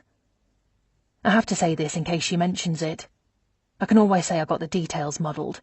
God knows she would believe that. You must be joking, he says. I know you're so busy, but can I go? Where? He asks finally. The British Isles. Scotland, Ireland, Guernsey. I know what the British Isles are, thank you. Of course, sorry. Then I add, I'd really like to go. He pauses for a moment. I don't think so, Amy. Jason, please. She's not well. This is probably the last trip she'll ever make. After a pause, I add, she doesn't want you to know, so please don't mention it. Really? Oh, I'm sorry, I didn't know.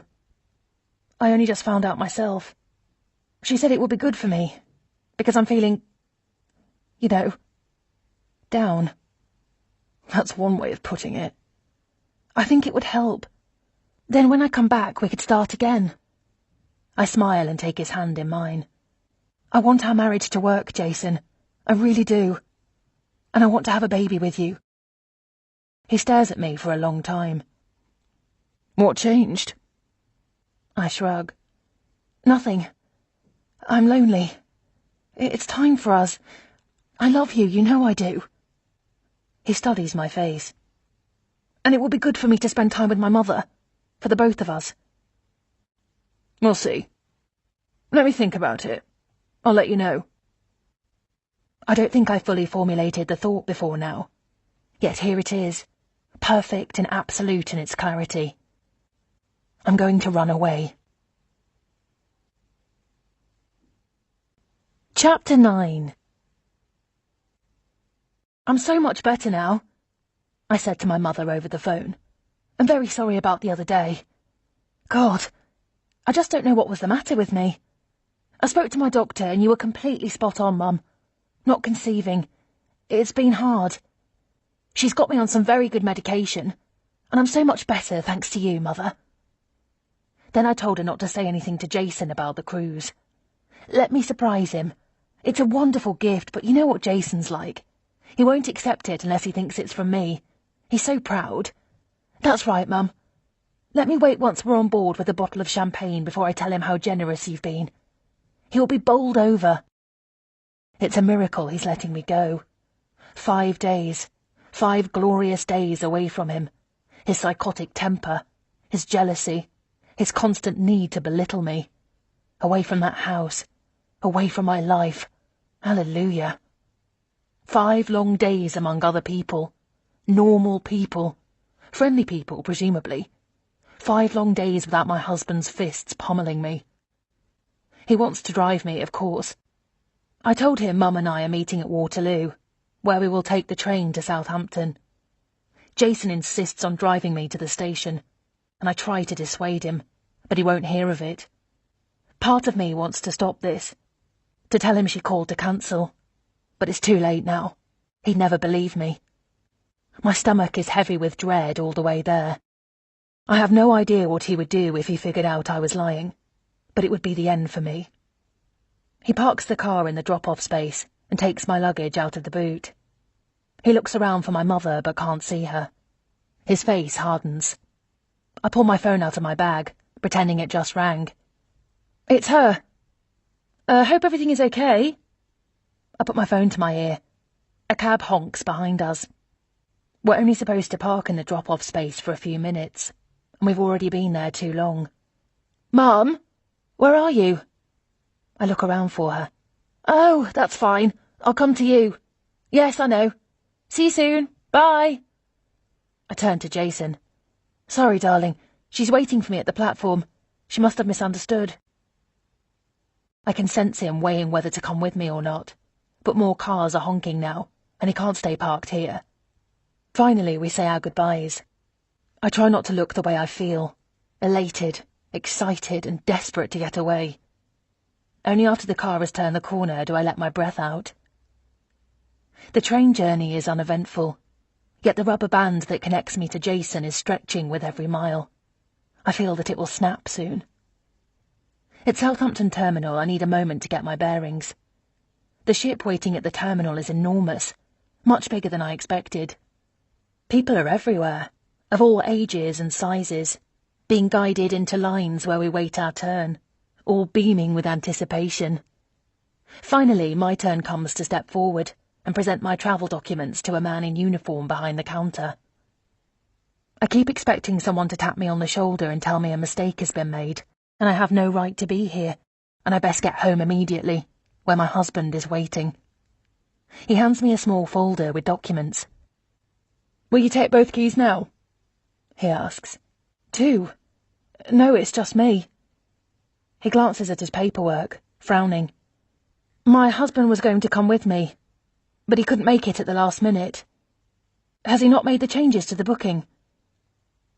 I wonder if they'll stop me from boarding if he's not with me. Oh, the irony.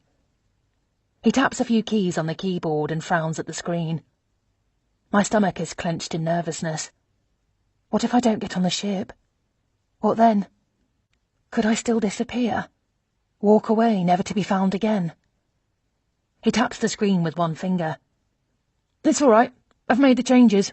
It's been updated. He smiles and my tension uncurls. He hands me a key card and the folder, then lets me through, wishing me a pleasant trip. I am so relieved that I want to kiss him.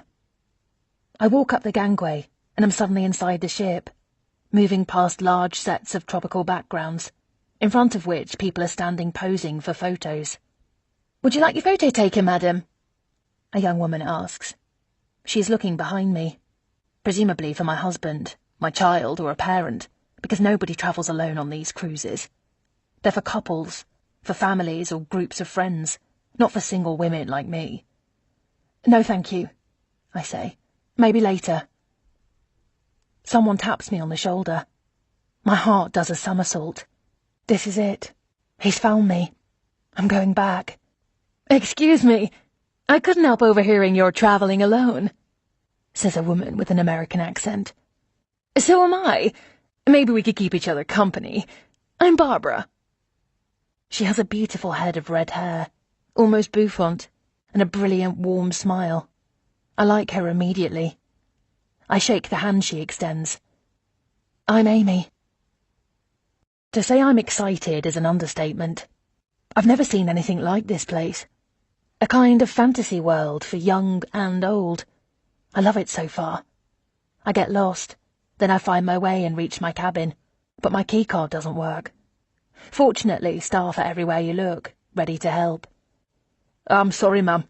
There's been a mistake, the young man says as he consults his clipboard. You've been given the wrong key. Your cabin is 2 levels below. All right. The confusion triggers a rush of paranoia, but only momentarily. The main thing is that I have a room. I don't care what level it's on. But when I get to it, I do care. I know Mum booked a cabin with a balcony. Of course she did. She wouldn't have suggested Jason stay in a small inside cabin with no window. Yet that seems to be where I'm staying. I'm sorry, I tell the steward. Are they called stewards? Or is that only on flights? I think there's been a mistake.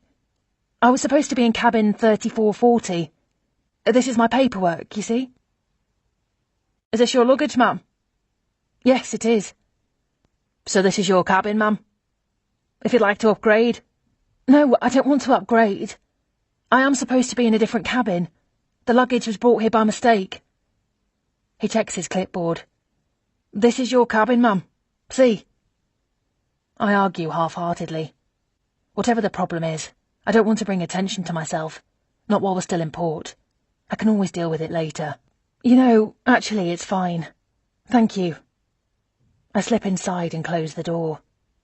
It is fine. I felt more claustrophobic in our enormous house in Fulham. This is the most personal space I've had in a year. After I put my few belongings away, I decide to go and explore. Amy! Barbara is sitting at the bar with a bottle of champagne on ice. Come, sit here. Join me. We can watch the boat leave together. Or is it a ship? I never know these things. She pats the stool next to her. Waiter! Another glass, please, for my friend, Amy. I laugh. I can't help liking this woman. I don't need to look over my shoulder and make excuses in case Jason sees me. I take the champagne and immediately feel like I'm with an old friend. 2 single women, adrift. This is the most relaxed I have felt in a long time. Even with Melissa, my dearest friend, I have to be guarded, on edge. Because of Jason. Always because of Jason. Penny for your thoughts? Isn't that what they say? I shake my head. Nothing. Thinking of ghosts. I'd rather leave them behind, if you don't mind. Let's talk of something else. Good for you. To new adventures and letting the past remain buried 6 feet under, where it belongs. What brings you here, anyway? A pretty girl like you traveling alone? Doesn't seem right. She picks up my left hand and lets out a low whistle. Nice catch, she says, admiring my rings. And where is the gentleman? I free my hand. He had to work. We were supposed to take this trip together, but he had to cancel at the last minute. So you still took the trip on your own? Good for you. I really think she means it. What about you? I ask. Me? I'm celebrating my divorce. My husband, or should I say my ex-husband, as of... She wriggles her hand and checks her watch. 3 weeks, 5 days, and change, found a better, younger model. The usual drill. I'm sorry. Don't be. I got off lightly, and I made him pay for it. She winks, then raises her glass high. My ex-husband hated champagne, so we never drank it. Have you ever met anyone who hated champagne? Isn't that the most ridiculous thing you ever heard of? No, it's not. Then I'm thinking of Jason again, and that familiar knot settles in my stomach. Suddenly, I think I should never have come on this trip. He'll know. He always does. And guess what? I'm going to drink champagne every day from now on. For breakfast, lunch, and dinner. Cheers to that, I say. And I'm going to stop thinking about bloody Jason. And we laugh and clink glasses. I feel a wave of hope, happiness even, chatting with this woman I barely know. Then, as if on cue, the overhead speaker crackles to life. Ladies and gentlemen, this is your captain speaking. The last gangway has been removed, and the ship's motors are on. We are leaving the port. Chapter 10. I sleep most of the first day at sea. All day. My mobile doesn't work out here in the middle of the ocean, but I've turned it off anyway. I've led Jason to believe Mum is here with me, and I can't help wondering if he knows I've tricked him. I have to stop thinking this way. This is my time. I need to think, to plan, to find a way out of this hideous life. Our first stop is Cork Island, where Barbara and I spend the day visiting medieval castles, then trawling through shops. She buys Waterford crystal and Celtic jewellery, while I buy nothing. She keeps suggesting items to me, once telling me a tweed would look fabulous on me. Just the thing, Amy, for those cold London winters, but of course I don't have any money. I have some cash, for Jason has been doling it out if he is satisfied I spent the last batch appropriately, my life being a series of checks and balances. But I've still managed to squirrel some away by picking up receipts that weren't mine at the supermarket, and he gave me an extra £500 to spend on the cruise. He handed me the envelope the night before, over dinner. Brown butter sole with peas and mussels. And I squealed with delight when I opened it and saw the banknotes. I sprang up and threw my arms around him, one pink high-heeled foot kicking back in a 1950s Good Housekeeping poster pose. He laughed and pulled me onto his knee. "I love seeing you happy," he said. Back on the ship in the afternoon, I take a book and find a free lounge chair on the top deck, while I while away another hour. But I'm restless, so I decide to check out the gym. Just as I get up, I hear Barbara's distinctive voice behind me. "Amy! Woohoo!" Expansive and vibrant in her colourful flowing caftan, she's walking towards me, one hand over her eyes to shield them from the sun. She stretches out her arms in greeting when she gets close, as if we hadn't seen each other in weeks, as opposed to an hour ago. "Hello, Barbara. What are you up to?" Then I notice a woman walking behind her. Barbara grabs her hand and says, "Amy, darling, this is Liz. Can I call you Liz? Or do you prefer Elizabeth?" "Don't answer that. I'll call you Liz either way, and you can call me Barb. And you too, Amy. Liz is just like us. She's a traveling solo. Isn't it wonderful? We just need one more, and we'll be like one of those Sex and the City movies. I'll be Samantha." She laughs her big throaty laugh. Liz and I look at each other and crack up laughing. And that's how we met. I like Liz immediately. We just click, as they say. Something about her smile, I think. Her warmth. She looks like the kind of person you'd want as a friend. As it turns out, the two of them have only just met. Barbara was walking out of the nail salon, sporting a brand new manicure. She tells me this while wriggling her nails to show me. "Fire and brimstone. That's what the colour is called. Aren't they fabulous?" Then on the way back to her cabin, she spotted Liz and thought she was me. "There's quite a resemblance, don't you think? You two could be sisters." I can't see it myself, other than the fact we have the same wavy brown hair and more or less the same haircut, parted on the side and cut just below the chin. We study each other and shrug at the same time, which sends us into another fit of laughter. I haven't laughed so much since before I was married. "I'm on my way to the gym," I say when I've recovered and we've chatted a while. "Maybe we could catch up later. For dinner, maybe." "The gym? Oh, can I join you?" Liz asks. "Sure." "Great, I'll get changed." "They don't serve champagne at the gym, do they?" Barbara asks.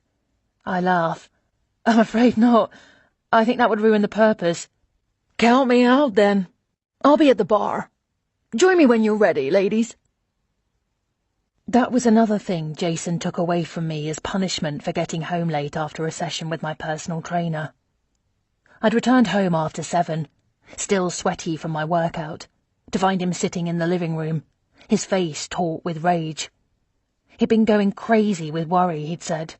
He didn't know where I was or who with. I didn't understand. We discussed it that morning. He must have forgotten.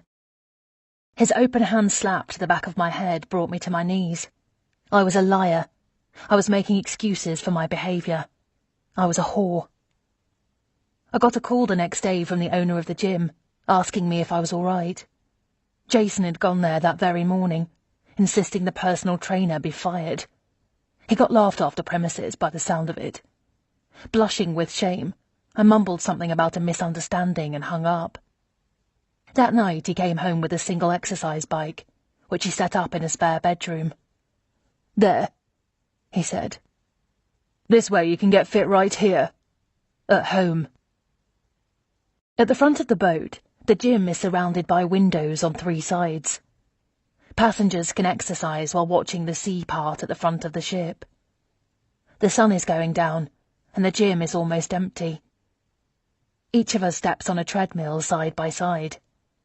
Liz takes her speed up to a brisk walk, and I match her at first, but it doesn't feel right. I want to go faster. I want to feel my feet pounding the ground, with tension in my calves. I press the button to steadily increase the speed until I reach my limit, then I increase it some more. I feel as if I'm finally running for my life. My breath becomes ragged, and my chest burns, but I'm elated. I feel freedom. I can taste it. I want to drink it in great big gulps into my lungs. I want to laugh. Sweat runs down into my eyes, and I wipe my towel over my face without slowing down and fling it back onto the side handlebar. Something catches my eye on the TV monitor, which is set to a channel that randomly shows different public areas of the boat. My heart was already beating quickly from running, but now it's hammering. I jump off the still-moving treadmill. Sweat is almost blinding me, but I'm sure I saw him in the corner of the monitor. He was walking among the chairs set up for the outdoor movie later this evening. He stopped for a moment and turned his head, like he was looking for someone. The image was dark and grainy, but I know I saw him. Jason is on the ship. Chapter 11. I run out of the gym, pushing the door that leads to the stairwell with both hands. As fast as I can, I run down the 2 flights of stairs, then down the corridor, blood rushing in my chest. At every turn, I'm afraid he might be standing there, waiting to catch me. When I reach my cabin, I fling myself inside and lock the door after me. I sit on the bed trying to get my breath back. Did I imagine it? Suddenly I'm not sure. Then a knock at my door makes me gasp. I lunge for the phone to call for help, but I hear Liz's voice. "It's me, Amy. Let me in." I open the door just enough to grab her and pull her inside. "What happened?" "Did you see him?" I ask. "See who?" "Did anybody follow you here?" I chew at a nail until she gently pulls my hand down. "Amy, tell me what just happened." She puts her arms around my shoulders, and I let her guide me back to the bed. We sit next to each other. I wrap my arms around my legs while she rubs my back. "Oh, Amy, you're shaking all over." "It's him. He's here," I say, sounding slightly mad. "Who?" Jason, my husband." I don't know why he's here, but all I can think is that he's going to kill me. He's waiting for the right moment, and he's going to push me overboard. We're both silent for a while. Still trembling, I pick at the nail polish on my left hand. "What did he do to you?" she asks finally. I look into her eyes, and before I realise it, I'm telling her everything. It comes out in a rush, like a valve opening and releasing a waterfall of words to describe months of fear, pain, and pent-up anxiety. I talk without stopping for what feels like hours. It's the first time I've told someone. "Forgive me, Amy, but there's something I don't understand. You have no children together. Why haven't you left?" I press the heel of a hand between my eyes. "You don't know what it's like." Liz leans back on the bed, supporting herself on one elbow. "So tell me." "At first, I thought things were going to get better. How could they not? I thought he was wonderful. He was the best thing ever to happen to me. I just wanted to get back to the way things were. I thought if I tried harder, gave in to the things he wanted from me, how I dress, how much makeup I wear, then we would be okay. I thought it was a small price to pay for our happiness. But then it became about where I went, who I saw, all the things I told you. By the time I decided to leave, he'd taken everything from me. My money, my friends, my independence, my sanity. I'm terrified of him. Where could I possibly go that would be out of his reach?" "You should go to the police. Get a restraining order." "I don't think he'd give a toss about a piece of paper, Liz. He'd find me. And he'd hurt me." "And you think you saw him?" I think so." I close my eyes. Did I really see Jason? I can't tell anymore. I tried to recall the image on the monitor. It was fleeting and dark. I'm just being paranoid. No, I'm not. I open my eyes again. He was here. "But why would he be here?" Liz asks. "You don't know Jason. Spying on me. That's what he does." But now that I say it out loud, the certainty is drifting away. If Jason didn't want me to go, he would have said so. Why would he suddenly be here? "Could you email someone? A friend who could call his office to see if he's there?" "God, no. There's no one I could ask. I mean, there's Mel, but no. There would be just too many questions. A friend of mine calling Jason to find out if he's still at work would alert him to something. I tell you what, I'll email my friend Sarah back home. She's my best friend. I'll just ask her to call and see if she can make an appointment for some financial advice. I'll tell her to ask for an appointment for tomorrow or the next day. If he's away, his office will say so, surely. And if she can secure an appointment, then we'll know for a fact that he is not on this ship. I think about this. Even though I waver, thinking I've overreacted, knowing would be nice. Then a sharp knock at the door jolts me with panic, and I clasp a hand over my mouth. Liz squeezes my hand and gets to her feet. "No, don't," I whisper. But she's already opened the door to Barb holding a flute of champagne in one hand and an almost empty bottle in the other. Chapter 12. I've been looking for you two everywhere. We were supposed to meet an hour ago. Sorry, Barb, I say, my heart still hammering. It's my fault. Hang on. What's going on? Have you been crying? What's happening? Liz and I exchange a glance. She waits for me to say something, but she must have sensed my hesitation, because she turns to Barbara and says, "Amy misses her mother." I don't know whether to laugh or cry. "Oh, honey," Barbara says. "That's so sweet. You're just a little girl at heart, aren't you? Here." She hands me the flute of champagne. "That'll help." Then she puts her arms around me. "We never really stop missing our mothers. Take it from me. They're always a part of us. When did she die?"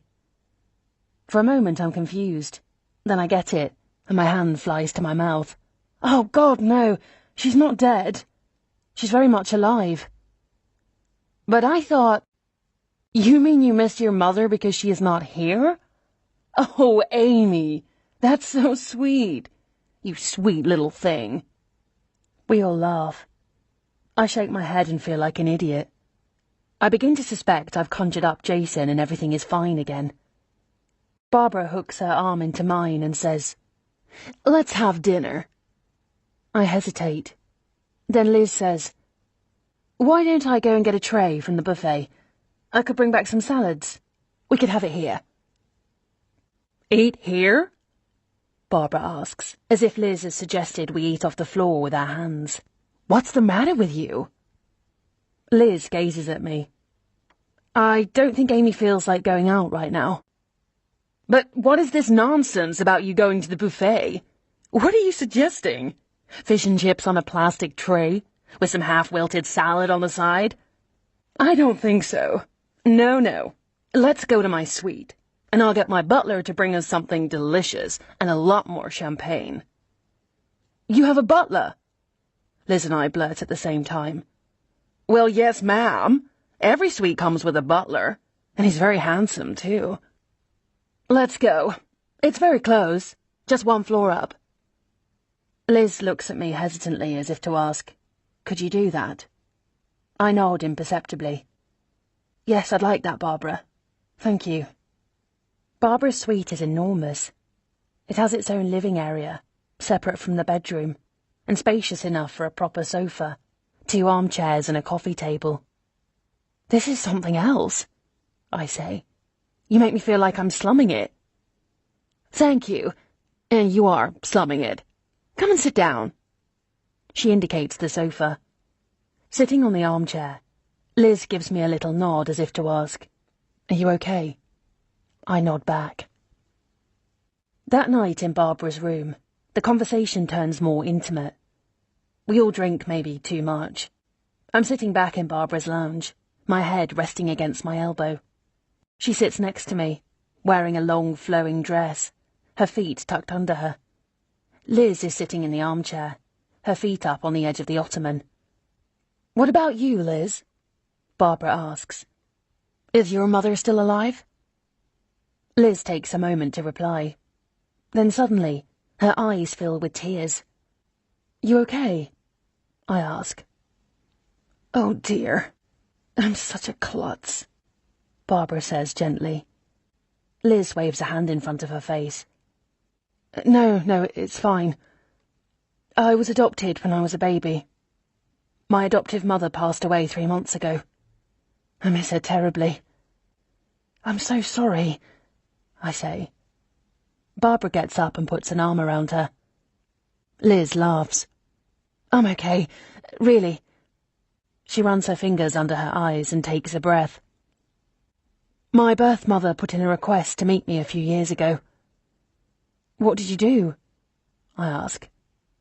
She gives me a small shrug. Nothing. I didn't accept it. Weren't you curious? Barbara asks. Of course I was. I was tempted.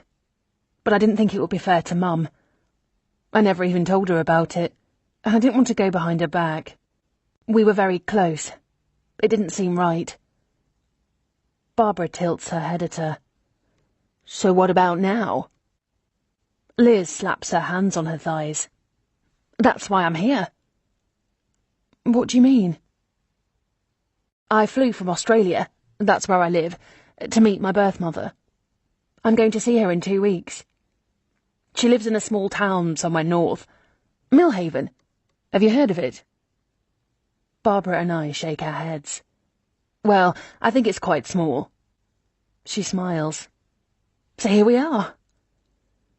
For a beat, no one says anything. Then Barbara and I both speak over each other. This is incredible. Are you nervous? She asks. And what's she like? Do you know? I hand Liz a tissue. What do you mean, Australia? What are you doing on this cruise? Barbara refills Liz's glass. Shouldn't you be in Millhaven or whatever it's called? Liz laughs. Wait a minute. Yes, I'm nervous. Very. Like I said, I'm meeting her in 2 weeks. My friends booked this cruise for me as a going-away present. How come you don't have an Australian accent if that's where you're from? Barbara asks. We only moved there when I was 16. I was too old to pick up the accent, I guess. My dad, that's my adopted father, died last year. He's the reason we moved there, for his work. It just wasn't the same after he was gone. I think Mum missed him too much, you know? And both your parents are dead? Oh, Liz, you poor thing. They must have been quite young, Barbara says. How old are you? 25, 28? 31. But they adopted me when they were already in their mid-40s. They couldn't have children. I feel ashamed of my earlier outburst. This is so much more important. She's so brave. And here I am on this wonderful cruise, all paid for by my mother, who thank God is still alive. And I never even asked Liz about her own situation. I lean forward and squeeze her hand. It's not going to be the same, but I'm sure it will be wonderful. It sounds like your birth mother really wants to meet you. Do you have children of your own? She shakes her head. One day, I hope. We drink another round of champagne, this time to Ruth, Liz's birth mother. Barbara proceeds to tell us about her own ex-husband. He has abandoned her for a younger woman, and as brash and funny as she is in telling the story, I suspect she is still hurting. But I took him for everything I could, she says. Hence the butler. And believe me, I've earned it. I supported that man for 30 years while he built his cleaning business. He did very well thanks to me. Anyway, enough of all that. I feel like dancing. What do you say, ladies? Who's with me? She stands up abruptly, a little unsteady on her feet. They're doing the tango at Club Lido tonight. Not me, Liz says. I want to be up early. We're going to Stornoway tomorrow. Suit yourself. What about you, Amy? No thanks, Barbara. I think I'll go to bed now. We say our goodbyes. Liz walks me back to my cabin, and before parting at my door, she says, I'll send the email to my friend before I go to bed. I should have some news for you soon, maybe even tomorrow. I feel silly that I even thought Jason was on the boat, but still, I don't stop her. Chapter 13. Liz and I are standing at the back of the ferry outside, both of us squinting against the wind. Our hair is windswept, flying into our eyes. Barbara is nursing a hangover, so we left her behind. But I'm glad the two of us are alone, because Liz says she's received a reply from her friend, Sarah. Is it bad news? Is he out of the office? Well, I don't think so. The receptionist said he'd call her back tomorrow afternoon. Okay, what does that mean? It's good, isn't it? He's not there now, but he will be tomorrow, which is Friday. Did the receptionist specifically say he'd call from the office? She said he would be back tomorrow, and he would return her call then. I don't reply, turning this information around in my head. I'm sure he's at work, Amy, or wherever, but he's not here. Do you want to go inside? You look cold. I shiver and cross my arms. I completely underestimated the weather, and I am wearing a long-sleeved skivvy. I'll be okay. It's nice being outside. It's only a short trip to shore anyway. For a moment I entertained the idea of staying behind. I could miss the ferry, disappear, start again as someone new. If only. Here, take this. Liz unzips her windbreaker. No way, what about you? I have another one in my backpack. I mean it, take it. She hands it over. Are you sure? Yes, really. I take it gratefully and slide my arms into the still warm sleeves. I zip it all the way up under my chin, while Liz snaps the press stud shut on a thick yellow rainproof vest she dug up from her backpack. She puts an arm around my shoulders. It's good news. I nod. On the surface it was good news, but I know what Jason is capable of. If he was following me and wanted to cover his tracks... I snap my head around suddenly, looking for him. In that instant, a violent crash tilts the ferry. I'm thrown hard against the floor before sliding all the way down to the other side. People are screaming. My shoulder knocks against a seat, and pain shoots up my arm. Everything happens quickly. I'm stretching my arms wildly in all directions, desperately trying to get hold of something. I call out for Liz as I am thrown like a rag doll and hit the water. The cold water swallows me, the pain excruciating. My ears hurt. I can't breathe.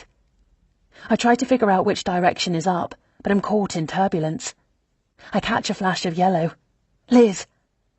I extend my arm as far as I can, trying to swim, but she's sinking into the void below, and only the tips of her hair brush through my fingers before darkness engulfs me, and everything goes black. I was dreaming. Jason was leaning over me, his features distorted by rage, so close that I could smell his aftershave. I wake up, my heart thumping and throat aching. An IV drip is in my arm. For a moment, I think he's really hurt me this time, and whatever he's done is really bad. But then I remember the ferry accident. A nurse walks into the room, dressed in a pale blue blouse. I think she's a nurse because she's so young, but maybe she's a doctor. She's holding a clipboard. You're awake? Welcome back. Was Jason here? I blurt out, but my voice is thin and scratchy, and I barely make a sound. My throat hurts. Who? Jason. The name drifts off my lips like a whisper. She drums her fingers on the clipboard. I have no record of a visitor by that name. She fumbles with the drip. Your mother's been here. She's still outside. Oh my God. That's right. Liz's mother. She was here. Then something dawns on me, and my eyes well up with tears. If they think I'm Liz, does that mean she's still missing? A TV sits in a corner. It's on, but muted. The scenes showing are of the coast.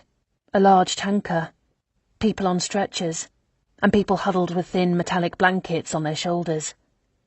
The rolling text at the bottom of the screen says 30 people are feared drowned, and some of them are still missing.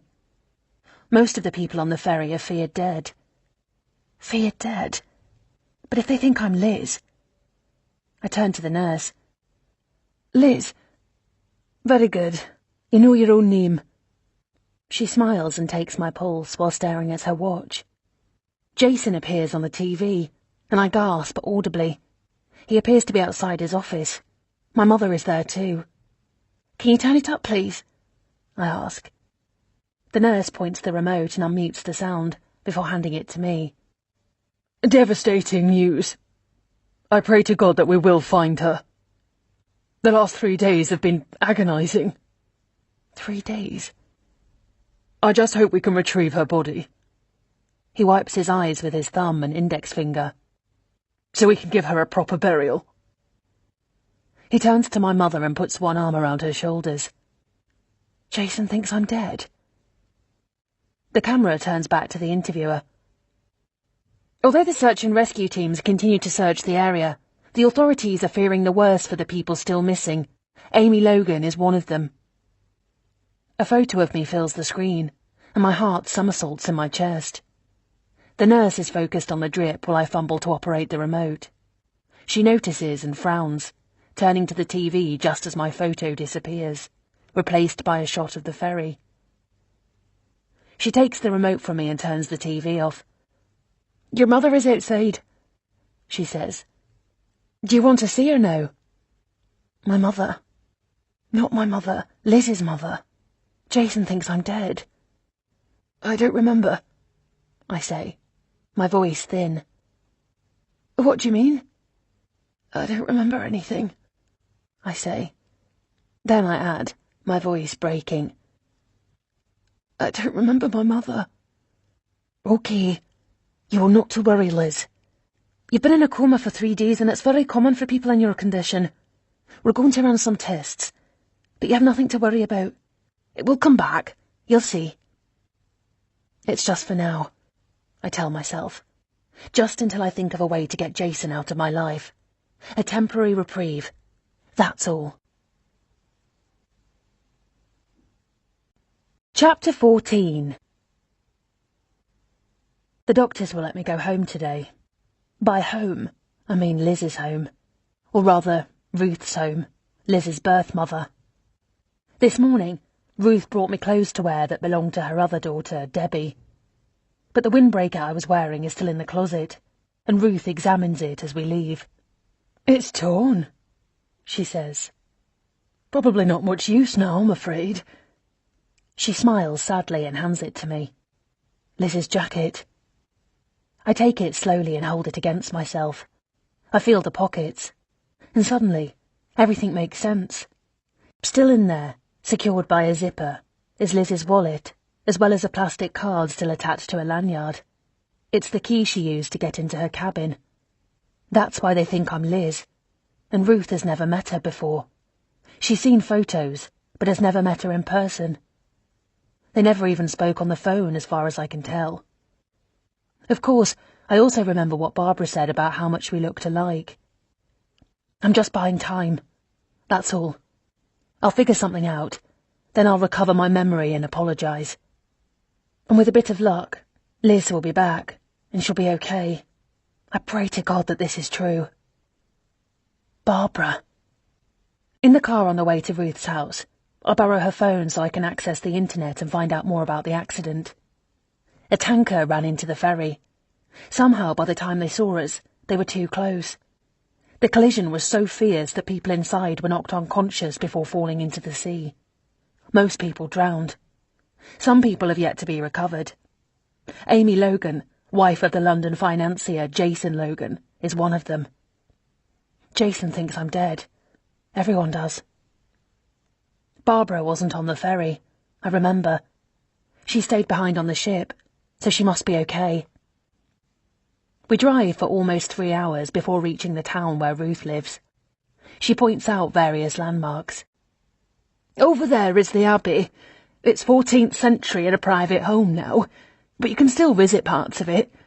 And this is our shopping centre. You'll find most of what you need there.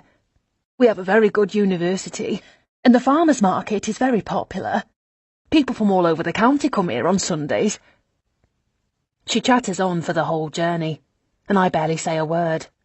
I guess we're both nervous, just dealing with it in different ways. Ruth's youngest daughter, Debbie, greets us at the door when we arrive. The family resemblance is clear, especially in the eyes. But whereas Ruth has a big, round, open face and rosy cheeks, Debbie's features are sharper, more angular. You must be Liz. She puts her hand forward to shake mine, then changes her mind and gives me an awkward hug. Her chewing gum smacks right next to my ear. The hug is not as warm as I expected, but I put that down to the awkwardness of the situation. Do you want a cup of tea, dear? Ruth asks me. Thank you. That would be nice. The three of us walk inside. You'll be sleeping in Debbie's room. Debbie's old room, Ruth says over her shoulder. Debbie, will you show Liz?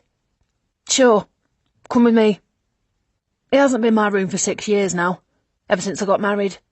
It's just a spare bedroom now, but Mum still calls it that. So you're married? I ask, taking in my surroundings. It's a medium-sized room with a window overlooking a garden at the back. It's decorated in what I would call English country style, with a flowery bedspread and matching curtains. Ruth has clearly done her best to make it cheerful. Daisies are arranged in a small vase on the desk, with a stack of romance novels on the bedside table. Yeah, Scott and I live nearby. Just up the road, really. We have a little boy. What's his name? She opens the closet and stands back. Leo. Mum said to bring you some of my clothes because you didn't have anything to wear. So there you go. Take your pick. That's really nice of you, Debbie. And thank you for lending me these. I look down at the sweatshirt, tracksuit pants and sneakers I'm wearing.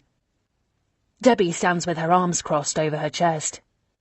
Yeah, well, not the height of fashion, I know, but I didn't know what size you were. I figured these would probably fit. Thank you. They're very comfortable. I hang Liz's windbreaker in the closet with the rest of the clothes. How old are you, if you don't mind me asking? I say. 25. You? 31, I reply, grateful that I even know that. I sit on the bed. And thank you for letting me stay in your old room. She shrugs. It makes Mum happy. She runs a fingertip over the edge of the closet. I'll be honest with you, Liz. I'm not crazy about you being here. I see. Why? She turns back towards me. Let's just say I find it interesting that you showed up right when she got all that money from her inheritance. You've known about her for years, but you couldn't be bothered visiting before now. I'm about to argue, to tell her I know nothing about an inheritance, but I stop myself. I don't know what Liz knew. I do know it would never have figured in Liz's decision to come here. It was complicated. My adoptive mother, save it. I don't care. She takes out her gum, wraps it into a tissue she's pulled from her pocket, scrunches it up, and drops it on the desk. She turns to leave but stops at the door and looks back at me over her shoulder. If you hurt my mother, I'll kill you. I nod. I'm glad we cleared that up. Downstairs, Ruth has prepared the tea and serves it in the small living room at the front. You don't have much of an Australian accent, Debbie says. Debbie? Ruth admonishes, as if Debbie had said something rude. What? It's true. We moved there when I was 16, I say, remembering what Liz told me. I guess I was too old to get the accent. We know that, love, Ruth says, twirling her spoon in her cup. You told us in the letters. So why did you move to Australia? Debbie asks. For work. My mum and dad... I stop, then I turn to Ruth. Sorry. Oh, it's all right. I wish I'd met your other mum. She sounded like a very nice person. She was, I say. God, I need to get off the subject.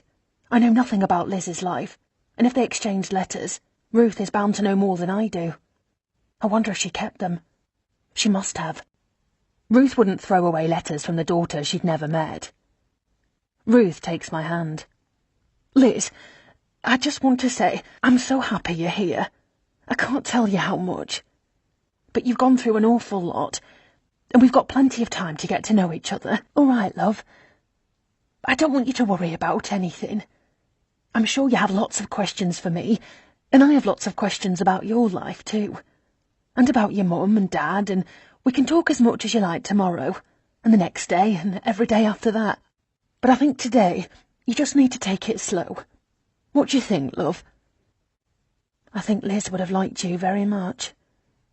Before I can reply, the back door opens with a bang, and a small caramel-coloured dog bounds inside. "Tyson!" Ruth exclaims, laughing, and the dog leaps up on her lap, jumps on her chest and licks her face. Ruth laughs with delight, as Debbie looks at me with a raised eyebrow. "Tyson," I say. "Yes, it's my little Tyson. Isn't he the sweetest? Close the door, Scott. We don't want the little rascal running outside." Then to me she says, "He's only a puppy. He doesn't know how to get home yet." "He's very sweet," I say. "Yes, he is, aren't you? Yes, that's right, you're so sweet," Ruth coos, while Debbie rolls her eyes at me in what is almost a moment of complicity. Following the dog is a man of about 30, with curly ginger hair and a big smile. "So, this is Liz. I'm Scott, your brother-in-law. My friends call me Scotty." He walks straight over to me with arms open wide and gives me a warm hug. "I'll get you a cup, Scott," Ruth says, springing into action. She gives Scott a peck on the cheek and pours him a cup without asking whether he wants one. Debbie tells Scott something about tickets to a game, and Ruth says he still hasn't fixed the dripping tap upstairs, even though he promised. "Sorry, Mum," he says, giving her a one-armed hug. "I'll do it first thing in the morning." He turns to me. "Have you met Tyson?" "I have. He's hard to miss. Is he yours?" "Heaven forbid. It belongs to Ruth. Or should I say, Ruth belongs to Tyson." Ruth lightly punches Scott on the shoulder, and he makes out like he's really hurt. Then he hugs her again and says they should go and get Leo from school. Ruth is tickling the dog, who rolls over and presents his belly, and we all laugh. But then I catch Debbie looking sideways at me, and she's not laughing. Chapter 15. I wake up early the next day, but stay in bed as long as I can just to avoid talking to anyone, especially Debbie if she's here. I'm thinking about Melissa. I desperately need to call her. I need to tell her I'm alive. I don't want to call from Ruth's phone because if she checks her bill, she might be wondering why someone called London. She might want to check the number. I need to be very careful. Only Ruth is in the house when I finally get up. She is wearing a burgundy skirt and a light grey shirt, looking somewhat formal. "Are you going somewhere?" I ask. "I have some business to do with my solicitor, love. I'll be out most of the afternoon. There's warm coffee in the pot and bread here if you want to make yourself some toast. There's strawberry jam all ready for you, or cereal if you prefer. Just help yourself to anything you want." "Thank you, Ruth. You've been very kind to me." "Oh, love, don't be silly. I'm so glad you're here." Her eyes fill with tears, and she looks away.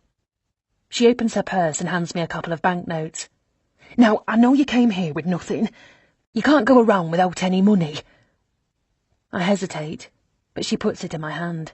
"Take it. You'll get your affairs in order soon enough. You might even get a job around here. You can pay me back then." "A job?" "Thank you," I say, accepting the money gratefully. I suddenly wonder if she expects me to call her Mum. "You make yourself at home, and I'll see you tonight, all right, love?" After she leaves, I go through the house looking for any photographs of the family, trying to learn what I can about Ruth and Debbie. In the living room is a photo of Debbie and Scott on their wedding day. She looks so pretty, and he looks so happy. It makes me think of my own wedding day. Above a wide dresser, some shelves showcase various souvenirs. An award for a local women's soccer team, which Debbie presumably plays in. Photos of a young Debbie in school uniform, with braces on her teeth, grinning at the camera. Debbie playing soccer. Debbie holding up a certificate of some kind.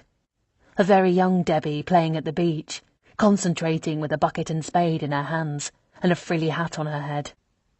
I see no photos of Ruth's husband, Debbie's father. I wonder if I should know what happened to him. I slide open the top drawer and find it filled with papers.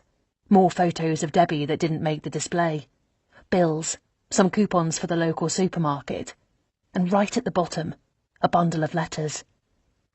I tug gently at the top one. It's postmarked from Australia.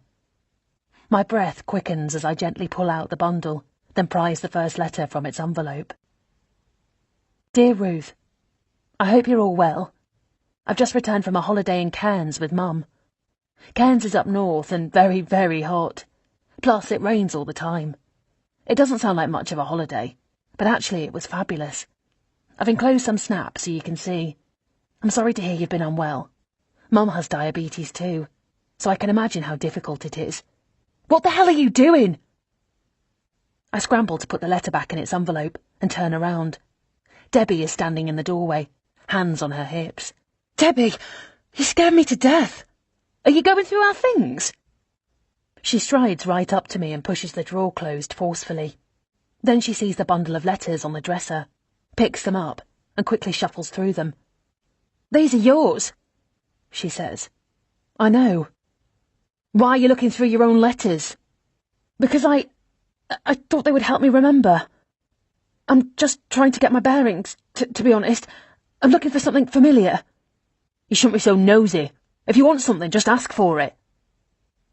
She grabs the letters, taps the bundle against the dresser to stack them neatly together, and hands them to me. There, take them. No, I can't do that. They're yours. If you want to read them again, take them. She shoves them against my chest. I hesitate, then take them. It's just, I begin. Great. I can't even string a sentence together anymore. Whatever, she says. Anyway, Mum said I need to take you shopping, buy you some clothes that fit. We can go to H&M. It's the only decent place to shop around here. Do they have H&M in Australia? Yes, I think so.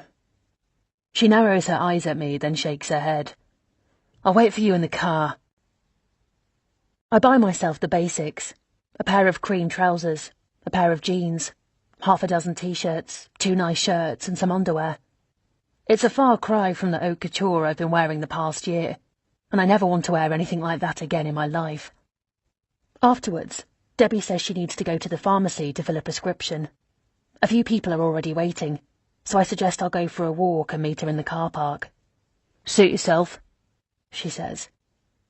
When we drove up earlier, we passed a phone box outside the post office. I break into a jog, trying to remember the direction we came. It wasn't very far from where we parked, I know that much. But other than that, I'm lost. I jog past an old cotton mill, then up to a man waiting to cross the street with his dog. When I catch up to him, I ask him where the nearest post office is. Station Street. Keep going this way and it's the first street on the left. You can't miss it. My leg is hurting, but I can't slow down. I ignore the pain and half run around the corner, where the phone booth stands like a beacon of light. I step inside, drop some coins into the slot, and listen to the phone ringing at the other end. Come on, Mel, pick up, I mutter, bouncing on my feet, but it goes to voicemail. No way can I leave a message. I don't even know what I would say. Hi, it's me. I'm alive. Don't tell anyone. I don't have a number, so you can't call me back. Okay, bye. She would think it's a crank call. On impulse, I call my mother. She picks up on the third ring. Hello? Her voice is clipped, self-assured, giving off a vague tone of, why are you bothering me? It does not suggest her daughter is missing, presumed drowned. I hang up. When I get back, Debbie is already there, leaning against the car and tapping her foot. She's smoking a cigarette, and when she sees me, she drops it and twists the toe of her shoe on it. Where were you? She snaps. I don't have all day, you know. I was doing you a favour in case you hadn't noticed. Is this what she's going to be like the whole time? I get it. She's been the baby of the family, the only child, the pride and joy and the apple of her mother's eye. I'm the usurper, the killjoy, the long-lost child returning home after so many years. What's there to like? Chapter 16. Debbie drops me off back at Ruth's house, and I get my shopping from the back seat. You not coming in? I ask. No, I'll see Mum later. Okay, well, goodbye, Debbie, and thank you. She pushes her sunglasses onto the top of her head. What's with the leg? What do you mean? You're limping. Oh, it's nothing, an old injury. She nods, then drives off without even saying goodbye. I try my best not to get annoyed, but that takes some effort. Inside the house, I hear chatter in the kitchen. Leo is sitting on Ruth's lap, and Scott is there too. Hello, Liz. How was shopping? Scott says warmly. It was great, thank you. I've got clothes to wear. I hold up my shopping bags. Hello, love, Ruth says, smiling. Leo, did you say hello to Aunt Liz? Scott asks. Aunt Liz? I don't even know how to react to that. Hello, Auntie Liz, he says charmingly. I didn't know I had an Aunt Liz until Daddy told me today. He goes right back to working on his drawing. I bend my head to take a closer look. He's writing the word Grandma in large, careful, loopy letters at the top of his drawing. It's very nice to meet you, Leo. Did you have a nice day at school? Yes. Yes, what? Scott says. Yes, thank you. I made a drawing for Grandma today. Did you? That's lovely of you. I bet Grandma is very chuffed. Can I take a look? Yes. He holds it up and turns it around to show me. It's a picture of a house with a single window and a door, a chimney smoking on the roof. He's drawn a figure next to it, presumably Ruth. Isn't it gorgeous? Ruth asks, bouncing Leo on her knee. Quite the Da Vinci, our Leo. It most certainly is. It's one of the nicest drawings I've ever seen in my entire life. Leo lifts his head at that. Really? You're very old. You must have seen lots of drawings. Scott chuckles. I'm afraid you walked right into that one, Aunt Liz, he mutters from the side of his mouth. He slaps both hands on the kitchen table. We should go home, Leo. Time for your bath. Can you put your pencils back in your backpack and say goodbye to Grandma and Aunt Liz, please? Don't leave on my account, I say. I meant it about his bath. You start to mess with their routine and it's all over. Trust me, you don't want that to happen. A lot of kissing and hugging follows. Then Leo sings out, Bye, Grandma. Bye, Aunt Liz. I could show you around town if you like, Scott says, helping Leo with his backpack. I'm usually free for lunch. Let me know. I will, thank you, I reply. Standing at the front door, Ruth and I watch them walk away. Scott looking exceptionally tall with Leo's little hand in his. Back inside the kitchen, I help tidy up, washing the cup sitting next to the sink. Liz, Ruth says behind me. I turn around. Yes? Can you sit down with me for a moment, dear? I pull up the chair Scott just vacated. Ruth seems nervous, making my heart sink. Shall I make us some tea? She holds up a box of Tetley black tea. Actually, no, forget I said that. From the cupboard she pulls 2 tumblers and a bottle of whiskey, single malt, according to the label, and sets them on the table. I think I'll need something stronger than tea, she says.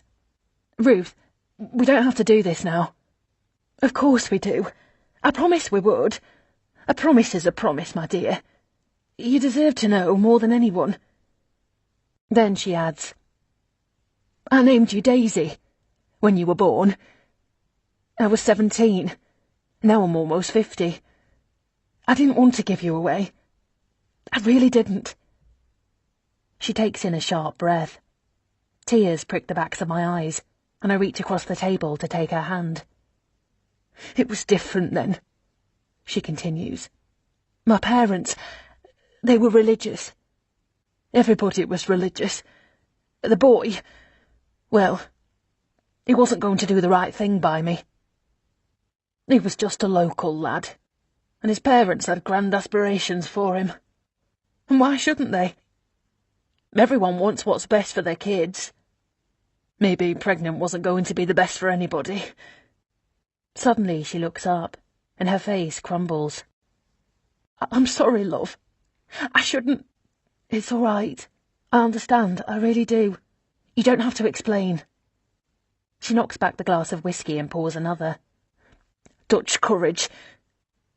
She turns to look out the window. The day has turned grey. I wanted to keep you, and that's the truth. I begged everyone to let me keep you. My parents, the sisters, the nurses. But no one listened to what I wanted. I still remember the day you were born like it was yesterday. She chuckles. Everybody had told me it was going to hurt like hell. But when you came out of me, all wrinkled and small like a raisin, all scraggly, and you took your first breath, you were so loud, Lizzie. Everyone had to put their hands over their ears. She laughs. I thought, now there's a little fighter. And I looked at you, and you were like a miracle. I thought, I would never do anything as miraculous, as perfect in my entire life as making you.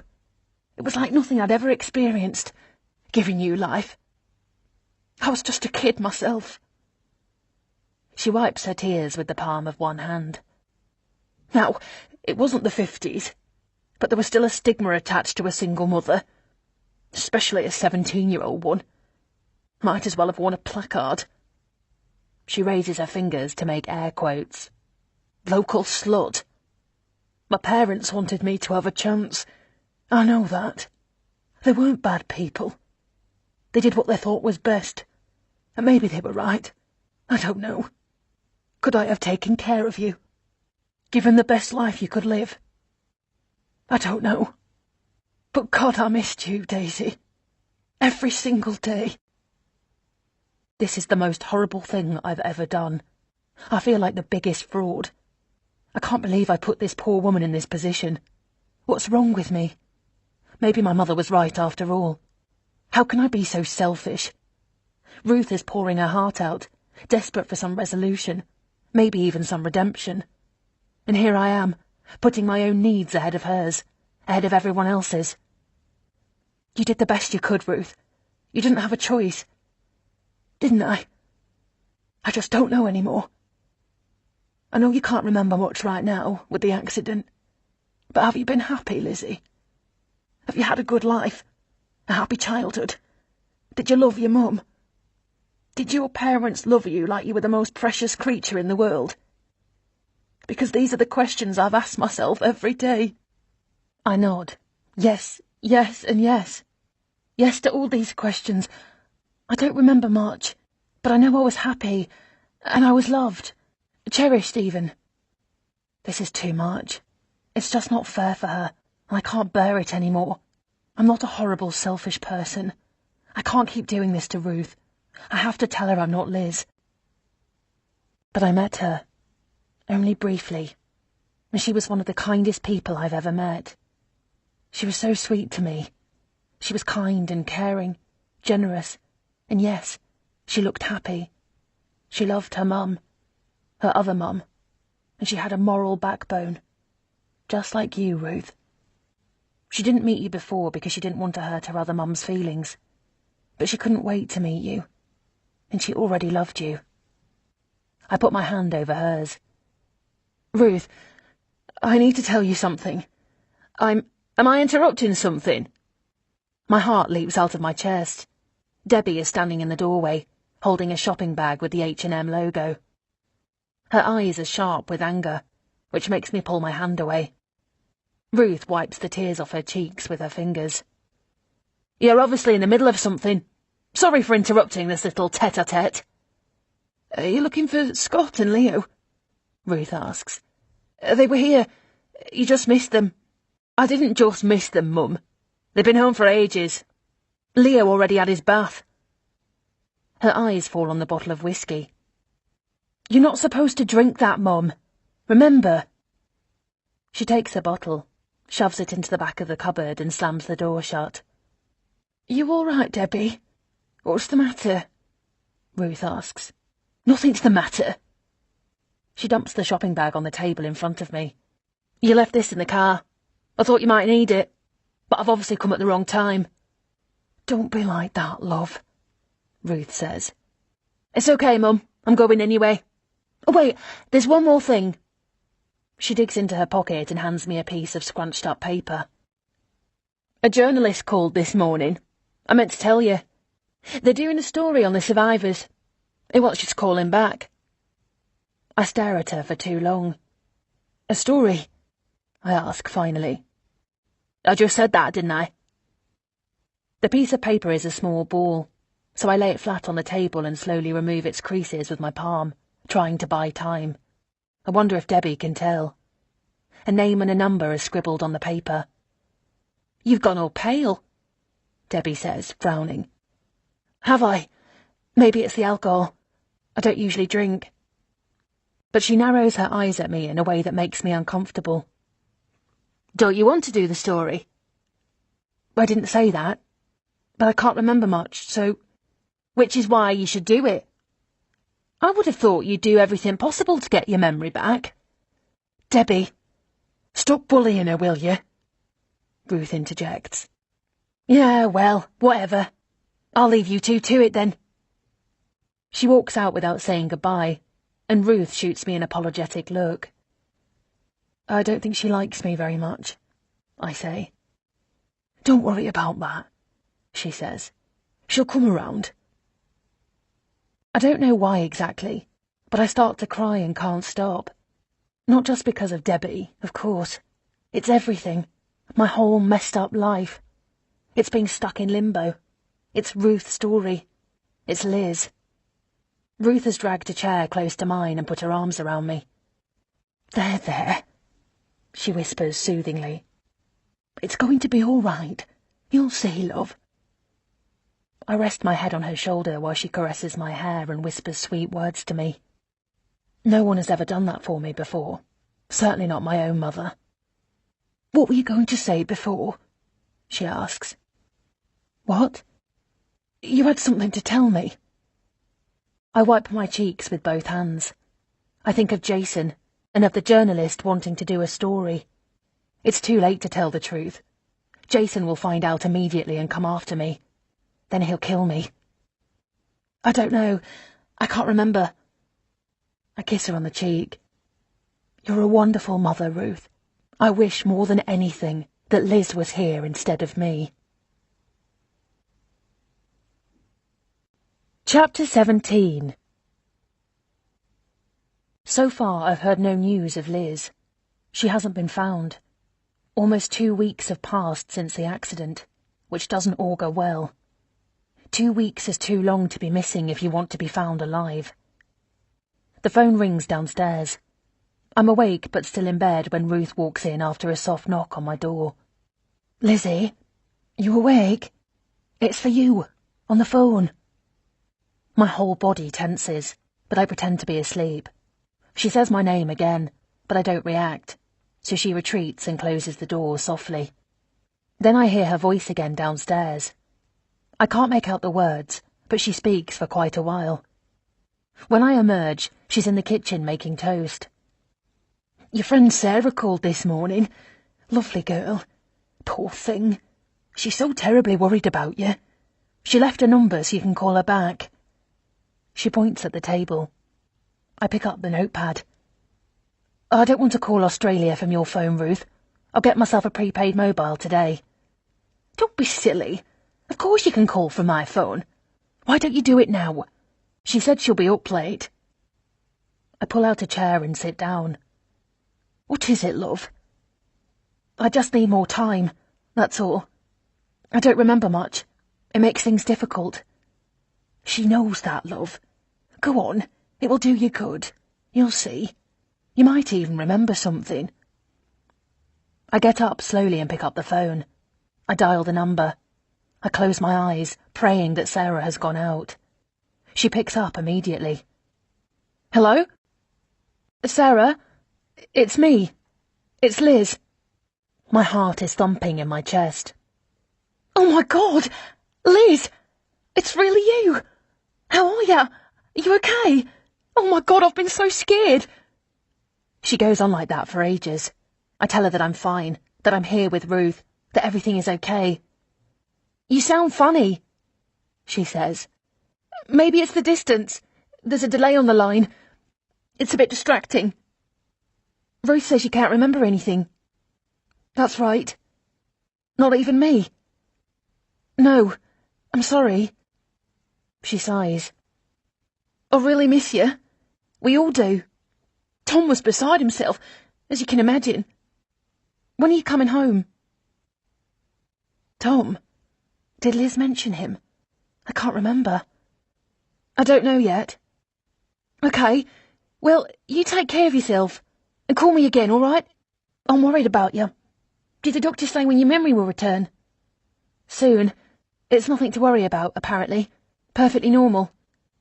She pauses for a moment. You really do sound strange, Liz. It's like talking to a different person. I have to go, Sarah. I don't want to run up a bill on Ruth's phone. I'll call again. Say hi to Tom. I hang up before she has time to say anything else. I don't know if I've bought myself some time or completely blown my cover. How was that? Ruth asks, a hopeful look on her face. Did you remember Sarah? I make a face. No, fortunately not. Well, it's going to take some time. Not to worry. I'm going grocery shopping later. Would you like to come with me? It's a lovely day. We can take a drive around the town. Thank you. I'd like that very much. As we walk down the main street, arm in arm, Ruth points out the best shops, who bakes the best bread, where to get the best meat. I tell her I'd like to cook for her this evening, and finally put those hard-earned skills to good use for once. But she's insisting. Next time, she says. Tonight, I'm looking after you. What would you like? Some lamb, maybe? You probably eat that all year round back home. What about steak and eel pie? How does that sound? I'm fishing around my bag for my sunglasses and tell her that sounds very nice. She stops, points at a small Barclays branch and says, I bank here. They're very nice. Let's go and ask them. I'm sure they'll know what to do. I found my sunglasses and am holding them in midair. Ask them what? How to get access to your money. They'll be able to help, I'm sure. In Liz's wallet were a debit card and a credit card from an Australian bank called Westpac. 3 days have passed, and I've been making excuses to Ruth as to why I haven't asked for replacement cards or access to the accounts. I don't remember my PIN numbers. The cards are unusable as they are, too damaged by the ocean. You can't even see my signature anymore. They're all valid excuses, but that's not why I'm putting it off. I'm not going to steal Liz's money. It's not mine. At some point I'm going to tell the truth. Of course I am. It would look awful if, in the meantime, I've been helping myself to her money. Ruth holds my arm as we walk into the branch. My daughter has a wee bit of a problem, she says to the teller. She's been in an accident, and her debit cards are unusable. Show her your cards, Lizzie. My fingers tremble as I reach into Liz's wallet, prise the Visa card free, and hand it to the teller. What happened to it? She says. Did you put it through the washing machine? No, Ruth leans forward and says, Liz was on the ferry. Then she adds, Stornoway. Oh, my Lord, you run that ferry? I nod. Anyway, Ruth continues, as you can see, she needs replacement cards so she can access her money. Do you remember your PIN number? The teller asks me. Well, that's the problem, Ruth continues, as if I wasn't there. Because of the accident, our Liz has had a few memory gaps. Numbers are one of those gaps. You'll find that's true of most people, the teller says wryly. The best thing to do is contact your bank in Australia directly. They should be able to send you replacement cards. They'll need to do some security checks, and you should be fine. Or you can contact Visa Direct. I can call them for you now if you like. Yes, thank you. See? Ruth says to me, as the teller slides a pen and paper across. I knew they could help. Just write down your date of birth, your address in Australia, and your phone number, the teller says. I bite my lip. Do you remember your address, Liz? Ruth asks, writing Liz's date of birth on a piece of paper. For a moment I don't understand how she knows that, but then I realise how, and a lump forms in my throat. Ruth has never forgotten Liz's date of birth. Of course she hasn't. How could she? No, I'm sorry. I want to leave. But Ruth puts out a hand. Let's take a look at your wallet. It might be in there. I should just say no, walk away, and tell her I don't want to do it now. I know Liz's driver's licence has her address. I pull it out regretfully and hand it to Ruth. What did I tell you? Ruth says, brandishing the licence. Armed with those details, the teller calls Visa on my behalf. She asks a couple of questions, mostly answered by Ruth, while I stand there, only able to nod or shake my head. My heart is beating too quickly. I don't want to do this. We're missing a couple of points, the teller says. But since Mrs. Joyce is a customer and she can vouch for your identity, if you would just fill in this form, Mrs. Joyce, we should be good to go. What? Really? I blurt. Ruth squeezes my arm. Didn't I tell you? I knew they would help us. The teller hands me a form to sign. Then she opens her drawer and counts £500. This is a cash advance on your Visa card until your new one arrives. We'll call Mrs. Joyce to let you know, and you can come and pick it up from here. You just need to sign this. She points at the space on the form. I'm holding the biro, hovering above it. Lizzie, Ruth says. Slowly I bring down the biro and sign Liz's name. OK, that's all done, the teller says. I'll forward the form for you, and your card should arrive shortly. Let me know if you need anything else. And somewhere, somebody will receive this form, and they will see the signature isn't the same as the one they have on file. They will ask me about it. They will ask more questions that I won't be able to answer, and then they'll figure out I'm a fraud. I need to put the £500 back into Liz's account somehow. I need a job, something that pays cash, preferably. I can't imagine the town needs a ballet teacher, but I could always work as a waitress. I give Ruth back the money she gave me earlier, and after we've returned with our groceries and I put everything away, I tell her I'm going for a walk. Just to get my bearings. I might stop somewhere for lunch.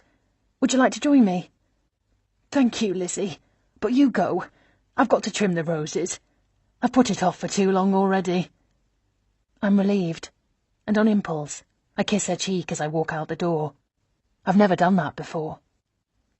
I scan the windows of the various cafes and restaurants as I walk past, until I find one on Main Street that is looking for a barista. Perfect. As I'm about to go in, someone calls my name. Turning, I see Scott waving, then jogging lightly in my direction. Hey, Aunt Liz, what are you up to? I'm thinking of applying for this, I reply, tapping the window where the notice is taped. Really? So you're sticking around then? I tilt my head at him. For now. A few weeks, probably. I like it here. So you've got a work visa. That's very organised of you. Then he slaps his forehead. Oh, sorry, Aunt Liz. You don't need a work visa. You'd have your national insurance number. I'm just an idiot. A national insurance number? I hadn't thought of any of that. But of course I need one. And I wonder if Liz even has one. Not at all. I haven't got any of that organised yet, I say. I don't even have a bank account here yet. Just taking it one day at a time. Seeing what the options are. Actually, I was hoping they might pay cash. I point at the sign. He makes a face. I don't like your chances. But let's go in and check it out anyway. It's lunchtime and I need something to eat before I get back to work. That's why I was headed this way. This is where you have lunch? Not necessarily. He studies the board outside advertising the specials. Baked jacket potato, homemade pies and spinach quiche. What do you think? He asks. Looks good to me, I reply. We sit at the table by the window. How are you finding it here? He asks. I like it. It's a lovely town. The people seem very friendly. They are. We're not a bad sort. How long have you lived here? Forever. Born and bred. I'd love to go to Australia, though. Whereabouts do you live? Sydney. At least I know that part is true. We pause while the waitress puts down our sandwiches and coffees. Ruth is thrilled to bits that you're here, you know, he resumes after she's gone. I'm sure she'd want you to stay as long as you want. I smile, but I want to get off that conversation. I don't want to talk about Ruth. It breaks my heart to think of what I'm doing to her. What did you do in Sydney? I scan my memory back to the letters. IT consultant, I reply. Computers, basically. Wow, that sounds clever. But wouldn't it make more sense to do that? Why work as a barista? Good question. I shrug. It's very competitive. I can't imagine there's a big demand for it in a town like this. And anyway, I don't know how long I'll stay. I'd rather keep things simple. I tell you what, you could work with me at the estate agency. I can always use some help in the office. My heart quickens a little. Do you have a position available? Not exactly, but we could always use the help. We're growing very quickly. He leans forward and whispers, and I would pay cash. That would be wonderful. But what would Debbie say? What do you mean? I don't think she likes me very much. She won't be thrilled if I work in your office. She'd be fine. Don't judge her too harshly. She is really a wonderful girl. Really kind. She's just very protective of Ruth, that's all. I wonder how Liz would feel about that. As if Ruth needed protection from her. Good grief. She'll come around. You'll see. Give it another week and you two will be best friends. Sisters. I smile. I hope so. So is it settled? We could go back together right now and I could show you around the office. Seeing as you're an IT consultant, I presume you can type. You can use a computer. I laugh. Yes, I can use a computer. But I need to talk to Debbie first. I need to make sure she's okay with me working at the agency. I'll speak to Deb, he says. Come and have a look anyway. It's on the way back to Ruth's place. It will give you a chance to consider if you even want the job. As he pulls out his wallet and goes to pay, I pull out my purse, but he raises his hand to stop me. No, please, let me. Thank you, Scott. He smiles. You don't need to thank me, Liz. You're my sister-in-law. Chapter 18. Here we are, Scott says with a flourish. The signage on the estate agency says Mackenzie and Son in big gold letters. Mackenzie. That's Scott's name. You and Leo? He chuckles. Unfortunately, the law insists Leo should go to school before I put him to work. Crazy, I know. I laugh. It's my dad and me, but he's retired. He just pops in now and then and tells everyone the place can't run without him. I scan the ads filling the window. All of them advertise properties for sale. A handful of them have a sold sticker diagonally across. So business is good then? I can't complain, he says, closing the door after me. Although you'll find he does, a woman behind the counter says dryly. She's in her late 50s, I think, dressed in colourful clothes from head to toe. Even the frames of her round glasses are a swirl of purple and orange. Mary, meet Liz, my sister-in-law. Oh, my goodness, Liz! It's so nice to finally meet you. How are you holding up? She comes around the corner and wraps her arms around me. Thank you. I'm fine, I say, half stumbling backwards. But I recover and return the hug. Terrible thing what's happened. She shakes her head. It's such a relief that you're all right, to everyone. Thank you. That's very kind of you. I thought Liz could help us out around the office, Scott says. Mary raises her eyebrows above the glasses. In sales? Nah, Mike and Susie are doing just fine. He turns to me. We've got 2 sales agents. They're awesome, aren't they, Mary? Oh, they have their days, Mary says dryly, which makes me chuckle, and she winks at me. Right now they're out showing properties, so you'll meet them later, Scott says, then focuses on Mary again. I was thinking more on the admin side. Some filing, maybe. Some filing? This time Mary's eyebrows shoot right up above her glasses. This sounds wrong to me. It's not how Scott put it to me, and I feel a ripple of irritation at being put in this position. If you don't need help, I begin. I suppose there is always a bit of filing, Mary concedes before I have a chance to finish. And getting the sales catalogues up to date, she adds. We could use some help there. since it's your job. She points a finger at Scott. Scott rubs his hands together. Fabulous. There you go. See? What did I tell you? Are you sure? I don't want to impose or make more work for you. I say this to Mary. Scott rolls his eyes skywards. Oh, don't mind me. I'll just be out the back. Mary, would you mind showing Liz the ropes? And maybe make a list of things she could help you with. It's just a few hours a week. Maybe a day at the most. Is that all right, Liz? Thank you, Scott. It's perfect. But only if it's no trouble. It's no trouble. Promise. Actually, I was asking Mary. I quip, and she winks at me again. All right, then, off you go, boss, she says. Let's get you started, Liz. I like her. She has a no-nonsense, down-to-earth personality, but with a large serving of kindness, I can tell. I'll show you the kitchen, she says. Would you like a cup of tea? That will be lovely, thank you. People in this town drink an awful lot of tea, I've noticed.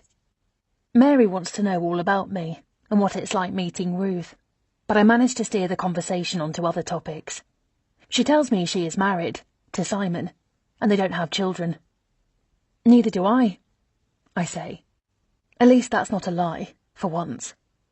It worries me how easily lies are coming to me. I guess that's what a year of being married to Jason will do to you. I've lied so often it's become second nature. You make yourself comfortable and I'll take this to Scott. She's holding a cup of the freshly brewed tea. No, please, I'll do it. That's why I'm here, isn't it? She smiles. Sure. I knock softly on Scott's door before going in. He's on the phone, standing at the window and looking outside. He hasn't heard me, and I move silently so as not to disturb him. Paperwork is everywhere, and as I carefully move papers around to make room for the tea, my eyes fall on a letter stamped "Final Notice before commencing legal action" in large red letters. Something about a debt of £55,000. Jesus. Come on, you know I'm good for it, Scott says into the phone, still unaware that I'm here. I quickly set down the cup on the corner of his desk and walk out quickly, as silently as I came in. Mary, tell me honestly, do you need help around the office?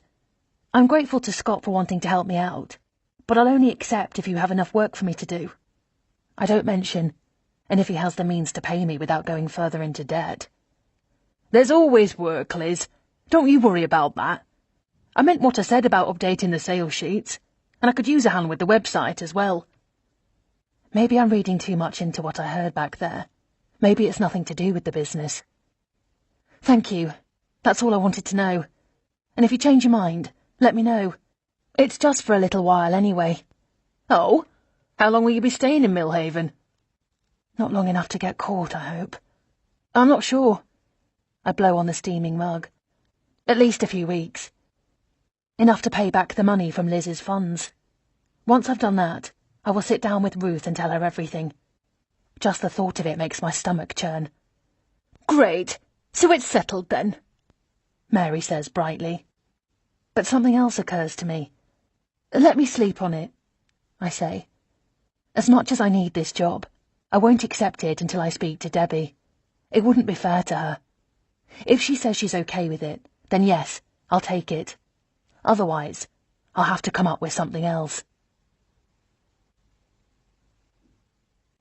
Chapter 19. I haven't seen Debbie since the day we went shopping, which was a week ago. I've never been to her house, but Ruth pointed it out to me.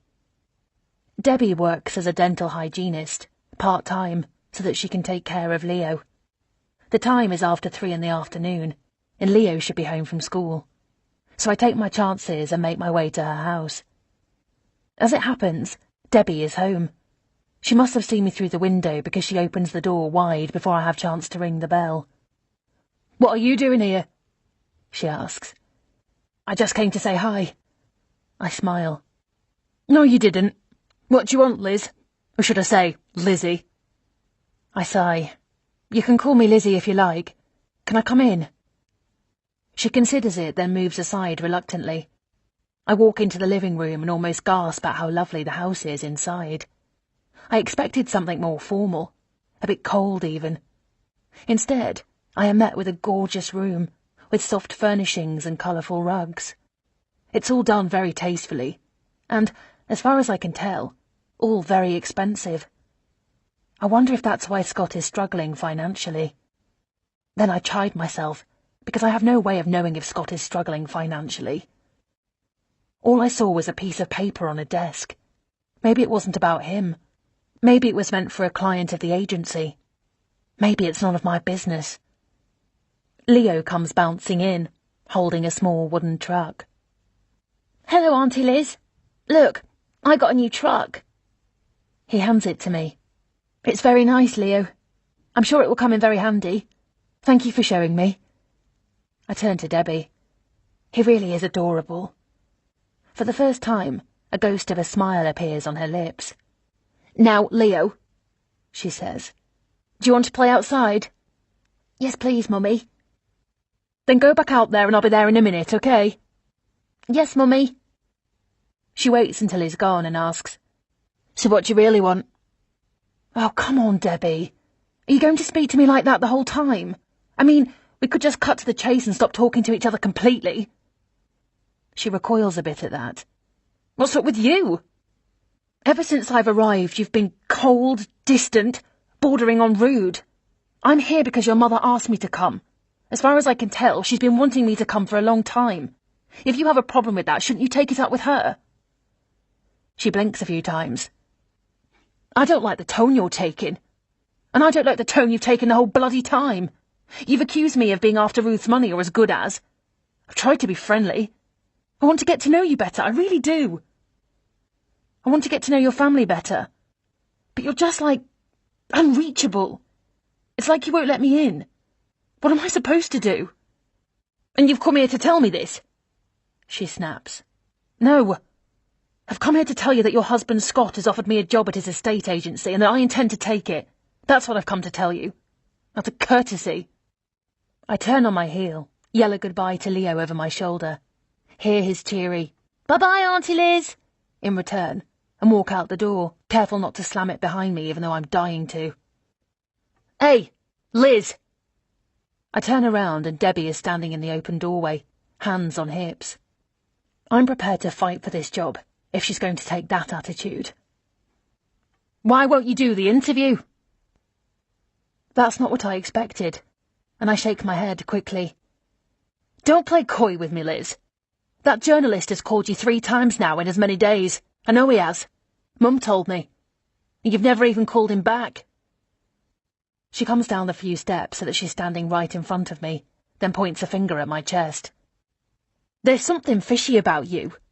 Skulking around behind everyone's back. Going through Mum's things. Yeah, I know. Trying to get your bearings. You don't remember. I know. But I think you're hiding something. I open my mouth to argue, but she talks over me. I get it. You were in an accident, boo-hoo. Mum says the whole time you've been here you've only had one short conversation with a friend, and only because she called you. I think that's strange. If it was me, I'd be on the phone, reaching out to people closest to me. You won't even share anything about you. It's like you have no friends, no other relatives. It's like you've emerged from the sea. Or maybe you don't want us to know anything about your past. Why is that, Liz? I'm not hiding anything, I stammer. I'm here because your mum... Yeah, I heard you the first time. I know you're my half-sister. She almost spits on the word sister. I know Mum wanted to get to know you. But something is not right about you. So if you have come here to run rings around my mother so you can get money from her and then fuck off back to Australia, you'll have me to deal with. I don't know what you're up to, but I meant what I said. If you hurt my mother, you'll have to deal with me. And trust me, you won't like it. She turns around back to the house, and I'm frozen in place, speechless. Okay, fine. I'll do the interview, I yell, but I don't know if she heard me, because she slammed the door at the same time. She's on to me. That's what she said.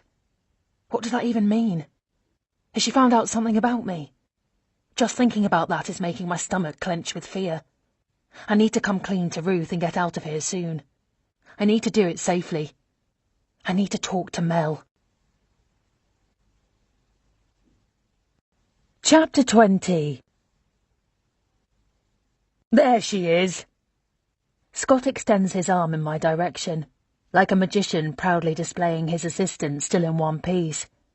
Okay, this is embarrassing, I say. It feels more like the first day of school than my new job. Don't be silly. The team just can't wait to meet you. The team consists of a grand total of 3 people, not counting Scott. Mary I've already met, and 2 new faces are looking back at me over their computer screens. This is Mike, Scott says.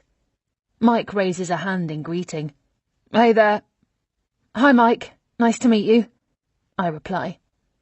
And this is Susie. Susie is friendlier than Mike. She springs up and shakes my hand. It's really nice to meet you, Liz. She's got curly blonde hair and a warm smile. Scott is rocking on the balls of his feet, grinning like a proud father showing off his brood. Okay. He rubs his hands together. Let's get the photo done. We'll do it outside in front of the shop. I'll get Darren next door to take it. I can feel the blood draining from my face. The photo? I ask, somewhat timidly. For the website. We've been planning to do it for ages. And now that you're here, no time like the present, right? He tilts his head at me. That's okay, isn't it? Yeah, it's just that... Everyone is staring at me. Can I talk to you for a minute?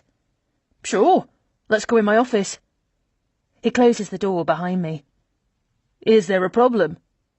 No, I just wanted to say... I dropped my voice to a softer level. Because you're paying me in cash. Technically, you've only got 3 employees. Is that what you're so worried about? He laughs. Who do you think is going to count how many employees I've got? And anyway, it's temporary, isn't it? I mean, just go and open a bank account. Then I don't need to pay you in cash. Just give me your paperwork. It's no big deal, Liz. Of course. You're absolutely right. I was just being extra cautious. He puts a hand on my shoulder. Thank you. I appreciate that. But really, he smiles, it's not that big a deal. It's just a group photo. We all stand outside under the grey sky. I wonder if it's going to rain. I certainly hope so. Scott runs into the sports shop next door and returns with another man, Darren. He's agreed to take the photo.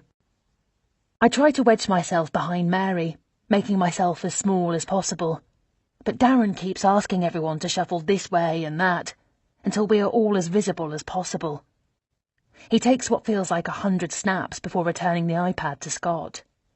When it's all over, Scott says, Liz, will you upload that to the website? I'd like it on the front page. Sure. I have no idea how to do that. I barely know how to type a URL into the address bar, but I managed to rope Mary into helping me out. I tell her I've never used this system before. She shoots me a puzzled look. You've never used WordPress before? I thought you were an IT consultant.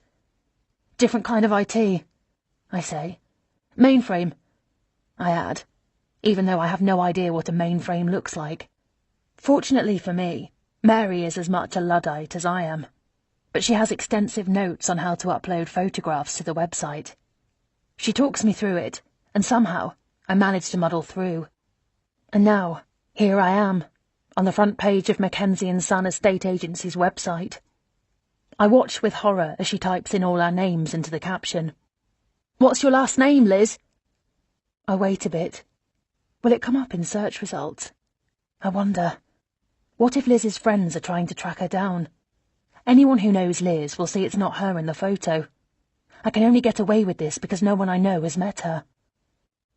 Why don't you put Liz Joyce? I say. Really? Is it? It's not official. No. I just think it would be nice. That's so sweet. I think Ruth will be really chuffed. And I feel like such a fraud. While I wouldn't say Ruth is like a mother to me, she certainly is like a mother figure. There is a difference. I feel so at home around her. She's nothing like my own mother. Ruth and I talk all the time about anything. Gardening, children, something that popped up on the news, or the price of carrots, for goodness sake. My mother and I don't talk much at all. When we do, she usually either criticises or berates me, or finds fault in something I've done or said. This morning, I suggested to Ruth that we have lunch together, along with Debbie. "I think that's a lovely idea," she said. I called to ask Debbie, who was a bit surprised, but she agreed. I was suggesting it because I want to get a read on Debbie. I want to know if she meant it when she said she was onto me, if she found out something about me. Or maybe that was also about Ruth's money, which I still know nothing about. I've recovered from the shock of having my photo taken and plastered over the internet, and the clock shows 12:30. Time to go and join Ruth and Debbie. We're meeting at 12:45 at the same cafe where I had lunch with Scott the other day. They're both already seated when I get there, their heads close together, deep in conversation. They don't notice me until I stand right by the table. "Hello," I say brightly. Debbie rolls her eyes rudely, and Ruth gives me a tight smile. "What's wrong?" I notice empty cups on the table. "What's going on? Have you been here long?" Ruth checks her watch and says dryly, "We've been here 45 minutes. What happened to you? 45 minutes, Liz? But why?" I quickly sit down. "We were meeting at 12:45. It's only that now." Debbie's jaw drops. "We were," she says, "until you left us a message saying we had to come earlier because of something you had to do at work." "A message? What's wrong with you?" she snaps. "You left me a message at my job. You even asked me to call Mum." "No, I didn't." "Excuse me. You left a message with the receptionist at my job. Why else would we have come so early?" "I've had to rearrange my day," Ruth says. "But I didn't change anything." I turn to Debbie. "I don't even know where you work, let alone have the number." She rolls her eyes. I'm about to really snap at her, but then Ruth speaks sharply. "Look, we're here now. Let's just have a nice time, all right? Let's order something because I have to leave soon. I've got my doctor's check-up in 20 minutes. I glare at Debbie, and she's trying not to smile. I'm stunned. How dare she do this to me? What an awful thing to do. Not just to me, but to her mother. But she just looks at me as if to say, "What more do you want?" "I did not leave a message," I reiterate. "That's enough, Liz," Ruth says. "We're here now. We don't have much time. Can we not spend it arguing among ourselves?" "There's a soup on the specials. I'll have that. It will be the quickest thing, probably." She puts the menu down on the table and signals the waitress. "I'll have the same," Debbie says, putting her menu on top of Ruth's. I can't even bear to look at her. A certain type of person will quite happily hurt other people they pretend to love, just to score a point against an imaginary enemy. I can't stand that type of person, and Debbie is clearly one of them. I also choose the soup. I'm hardly going to sit there by myself, waiting for something more substantial, while they rush through their lunch. Ruth tries to engage both of us in conversation, but it's stilted and uncomfortable. Debbie barely says anything. 20 minutes later, it's over. I tell them both to go, that I'll take care of the bill. Ruth thanks me, but it's cold. As I say goodbye to Debbie, I catch a flash of triumph on her face. Chapter 21. The next day, I make dinner for Ruth, who seems to have forgiven me for the mess I'm supposed to have made of the lunch. I've repeatedly told her I didn't call Debbie and I didn't change the time, but she brushes it away, suggesting we not talk about it anymore. While I'm doing the washing up and Ruth is watching the news, Debbie shows up. "Hello, love," Ruth says. "I wasn't expecting you. You've missed dinner. Liz cooked a fabulous chicken pie." "I bet she did," Debbie says. "Anything to make you happy, isn't that right, Liz? I came to drop this off, Mum. It's a letter that came for you to our house for some reason." I return to the kitchen to finish cleaning up, leaving them to talk in the living room. As I'm drying a plate, My hand stops mid-motion, still clasping the tea towel. My heart feels like it's exploding in my chest. He's here. Jason. I can hear his voice. I hear it like he's right behind me, and my whole body shakes violently. When I turn around, opening my mouth to scream, I realise the voice is coming from the other room. It's coming from the TV. I set the plate down on the table and rush into the living room. Debbie is on the sofa, and Ruth is sitting in the armchair, watching the screen. I go and stand behind her. Jason is giving some kind of press conference right outside our house. Oh, God.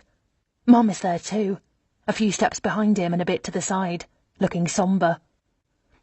"This is my wife, Amy," he says, holding up a large photograph of me. It was taken at our wedding. I'm fixing the hair of one of the flower girls and smiling at the camera. I look so happy. My pulse is racing.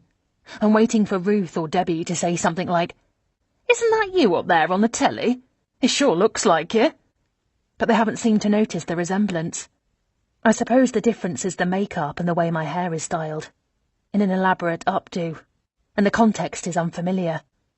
"Anyone who knew Amy," Jason says, "knew about her love of dance. She was a naturally gifted young woman. She had a wonderful career ahead of her until a terrible car accident put an end to it. The damage to her leg meant she could never dance again, but that didn't stop Amy." Slowly, as if in slow motion, Debbie turns her head towards me. "Through sheer willpower and determination, she got better and turned to teaching.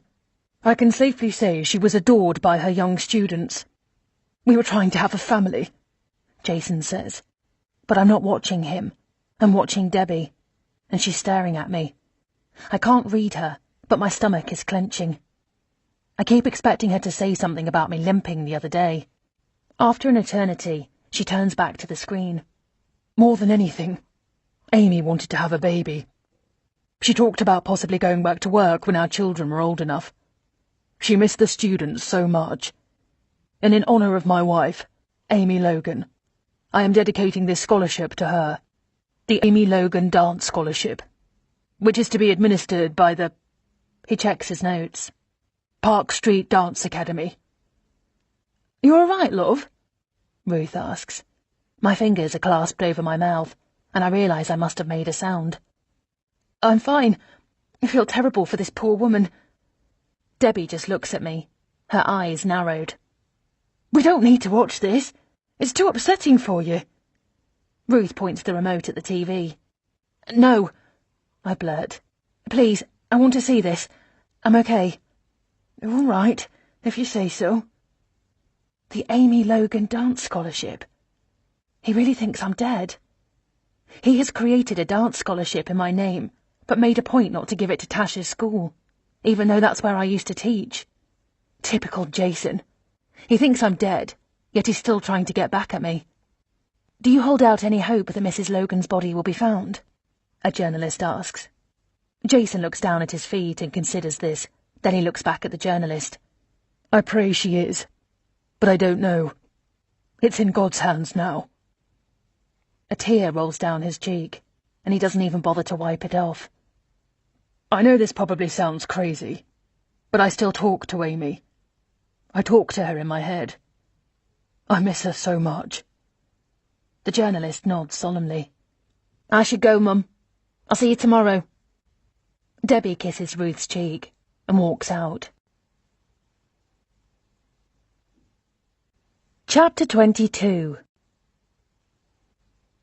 I'm enjoying this job more than I expected. Being busy is nice. I forgot how fulfilling it can be. Just getting up in the morning, interacting with colleagues and feeling useful. Mary and I make a good team, I think. I defer to her and make sure I don't step on her toes, and I think she's enjoying both the help and the company, even if it's only a few hours a week. This morning, I'm taking photos of a new rental property. These photos will end up on the website, now that I know how to do it, and on the information sheet. This is one of my jobs now. Whenever a new listing appears, Scott sends me off to take photos on the office iPad. He says I've got a good eye. The property I'm documenting is a one-bedroom flat above a shop on Alderley Road, near the centre of town. My instructions are to go into the flower shop and ask for Fabrizio. I open the door, which rings a little bell. "Coming!" a man yells out from somewhere out back. I take a look around at the tasteful arrangements while I wait. The usual roses and tulips are there, and that's about all the flowers I can name. It smells lovely, though. Must be nice to work in a flower shop. Fabrizio, I assume it's him, appears drying his hands on his apron. "Hello there. What can I do for you?" he asks with a charming lilt in his speech. "I am from Mackenzie & Son. My name is Liz Miller." Then I catch myself. That's Liz's name, but I asked to be Liz Joyce on the website. I mean, Liz Joyce. But then I remember the affection with which Liz spoke of her adoptive mother. But technically it's Liz Miller. He smiles at my fumbling. "Liz Joyce or Liz Miller?" Trust me not to get my own fake name right. "Liz Miller." I shake his hand, which is surprisingly soft. "I'm here to take photos of your rental property." "Hello, Liz Miller. I'm Fabrizio. It's nice to meet you. The flat is upstairs. The entrance is from the street, just to the left of the shop. Let me get the key and I'll take you up." Sure. I'll wait outside." I scan the window display while I wait, and spot a single-page ad taped to the glass. Position vacant. Shop assistant. Fabrizio comes out and leads the way. "You must be busy," I say, pointing at the ad. He nods. "People always like flowers, thankfully. Here we are." He points at a narrow wooden door that opens onto a small landing and a stairway. "Is this the only entrance to the flat?" I ask. "Yes." I take a photo and make a quick note. At the top of the stairs is a small landing with a green plant in a copper pot on a pedestal. It's a nice touch. We walk into a large room with 2 tall windows facing the street. "Oh, it's furnished." "Yes. Is that a problem? I could put the furniture in storage if you think that is better." I shake my head. "I'm sure it's fine. And anyway, Scott is the best person to talk to about that." "This way is the kitchen, and here is the bathroom. The bedroom is over here." The bedroom faces on the street also. Everything is light and clean and smells of mandarins. The furniture is sparse, which suits the flat. They're mainly restored wooden pieces. The effect is bohemian chic. "Would you like me to wait for you here if you have any questions? Otherwise I can go back downstairs and leave you to it. You can give me the key back when you're finished." "I can do this by myself. Thank you, Fabrizio. I just need to take a few photos. That's all." He nods, takes a key off his keyring and hands it to me. Just as he's about to turn around, he stops. "I want to say how sorry I am about what happened to you." I feel my cheeks redden. Does anyone in this town not know what happened to me? Thank you, but I'm fine. I'm okay. I just want to get out of the conversation. "It must have been very sad for you. You were around other people who are no longer here. That leaves a scar. I just wanted to say how sorry I am." Suddenly, I feel tears prickle the back of my eyes. Unexpected tears. I'm so used to brushing it off that I don't let myself think about how traumatic it was. If I think about all the people who died, I'll never stop crying. But I did lose my friend Liz. Though I only just met her and didn't know her very well, I immediately felt a kinship with her. She felt like someone who was going to be my friend. "It does leave a scar," I say. "Thank you for understanding that." He smiles gently and gives a little nod. "Are you enjoying your visit to our town?" I'm relieved we're off the topic. "I am. It's a lovely place. How long have you lived here?"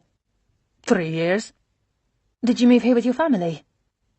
I don't know why I'm asking these questions, which have nothing to do with the flat for lease. "I came for love, but it didn't work out," he says simply. "Oh, that's a shame. You didn't want to go back home. Where is home, by the way?" "I came from Naples, but you know, by the time it was over, the love, I had the shop. I had friends here. I'd grown roots. So you decided to stay? The town must have made an impression on you. It did.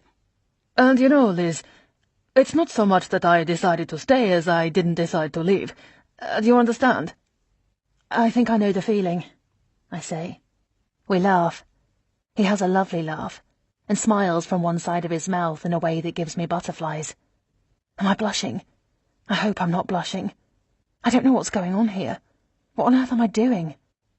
But he's in no hurry to leave, and we chat for a while about the places I should visit in the town. I admit I haven't even been to the Abbey yet. I haven't been anywhere. Oh, but you must. It's beautiful. I will take you one day if you like. I do a double take, not sure I heard him right. Then he adds, But you have plenty of time. The Abbey isn't going anywhere. I can tell you one place you need to go. It's a small tavern where they serve the best risotto alla pescatora I've ever tasted. And it's a speciality from Naples. Can you imagine? You see why I can never go home, don't you? But you are not to tell anyone else about this, because I do not want to go there and find that all the tables are taken. So if you promise to keep it a secret, then I will tell you. I can't stop grinning. Are you good at keeping secrets? He asks. I am now, I say, which makes him smile. We go on talking about the town mostly, and neither of us seems in a hurry to end the conversation. When someone calls his name from downstairs, he pokes his head out the window and yells, "Philip! I'll be right there!" "It's the postman," he explains to me. "He has a delivery for me, so I better go. Take your time, Liz Miller, and I will see you downstairs when you're ready." "Thank you. I won't be long."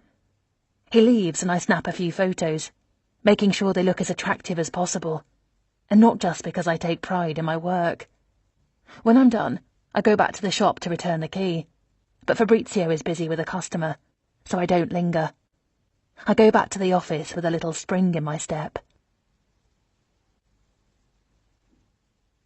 Chapter 23. Mary is frowning at something on her screen.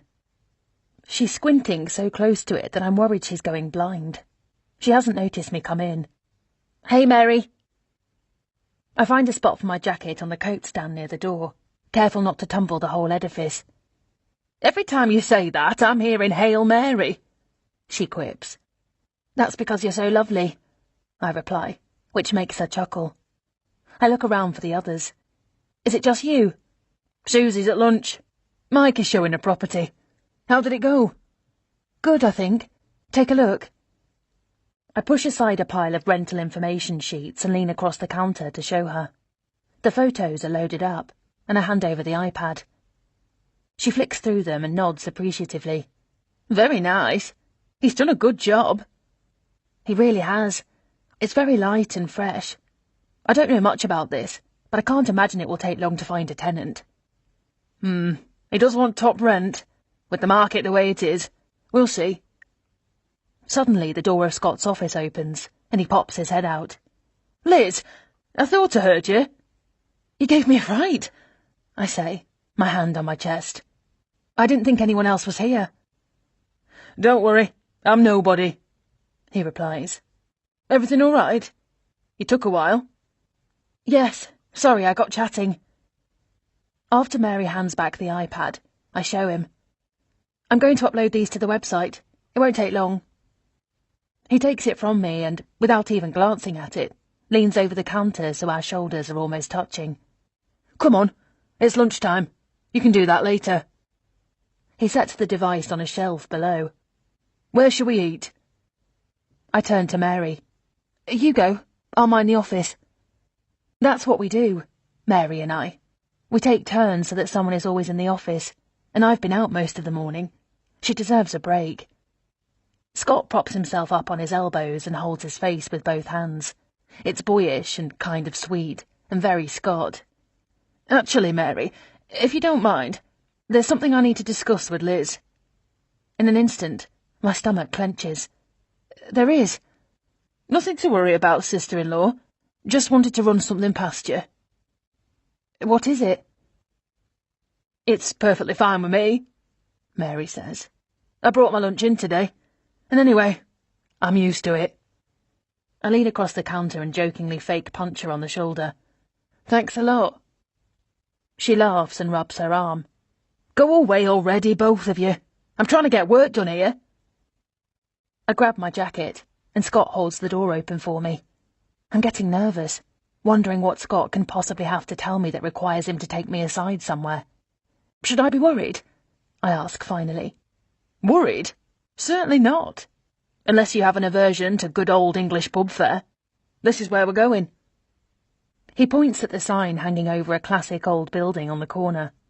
He pushes the door to let me in first. Is this all right? The pub is really nice, with brick walls adorned by old black and white photos, local vistas by the look of it. An enormous fireplace sits at one end, unlit, with a long oak bar and an equally long mirror behind it. We sit at a small round table near the centre of the room. It's very nice. Thank you, I add, as Scott politely pushes my chair in behind me. The waitress arrives immediately and hands us our menus. Hi, Scott, she says, then addresses me. You must be Ruth's daughter.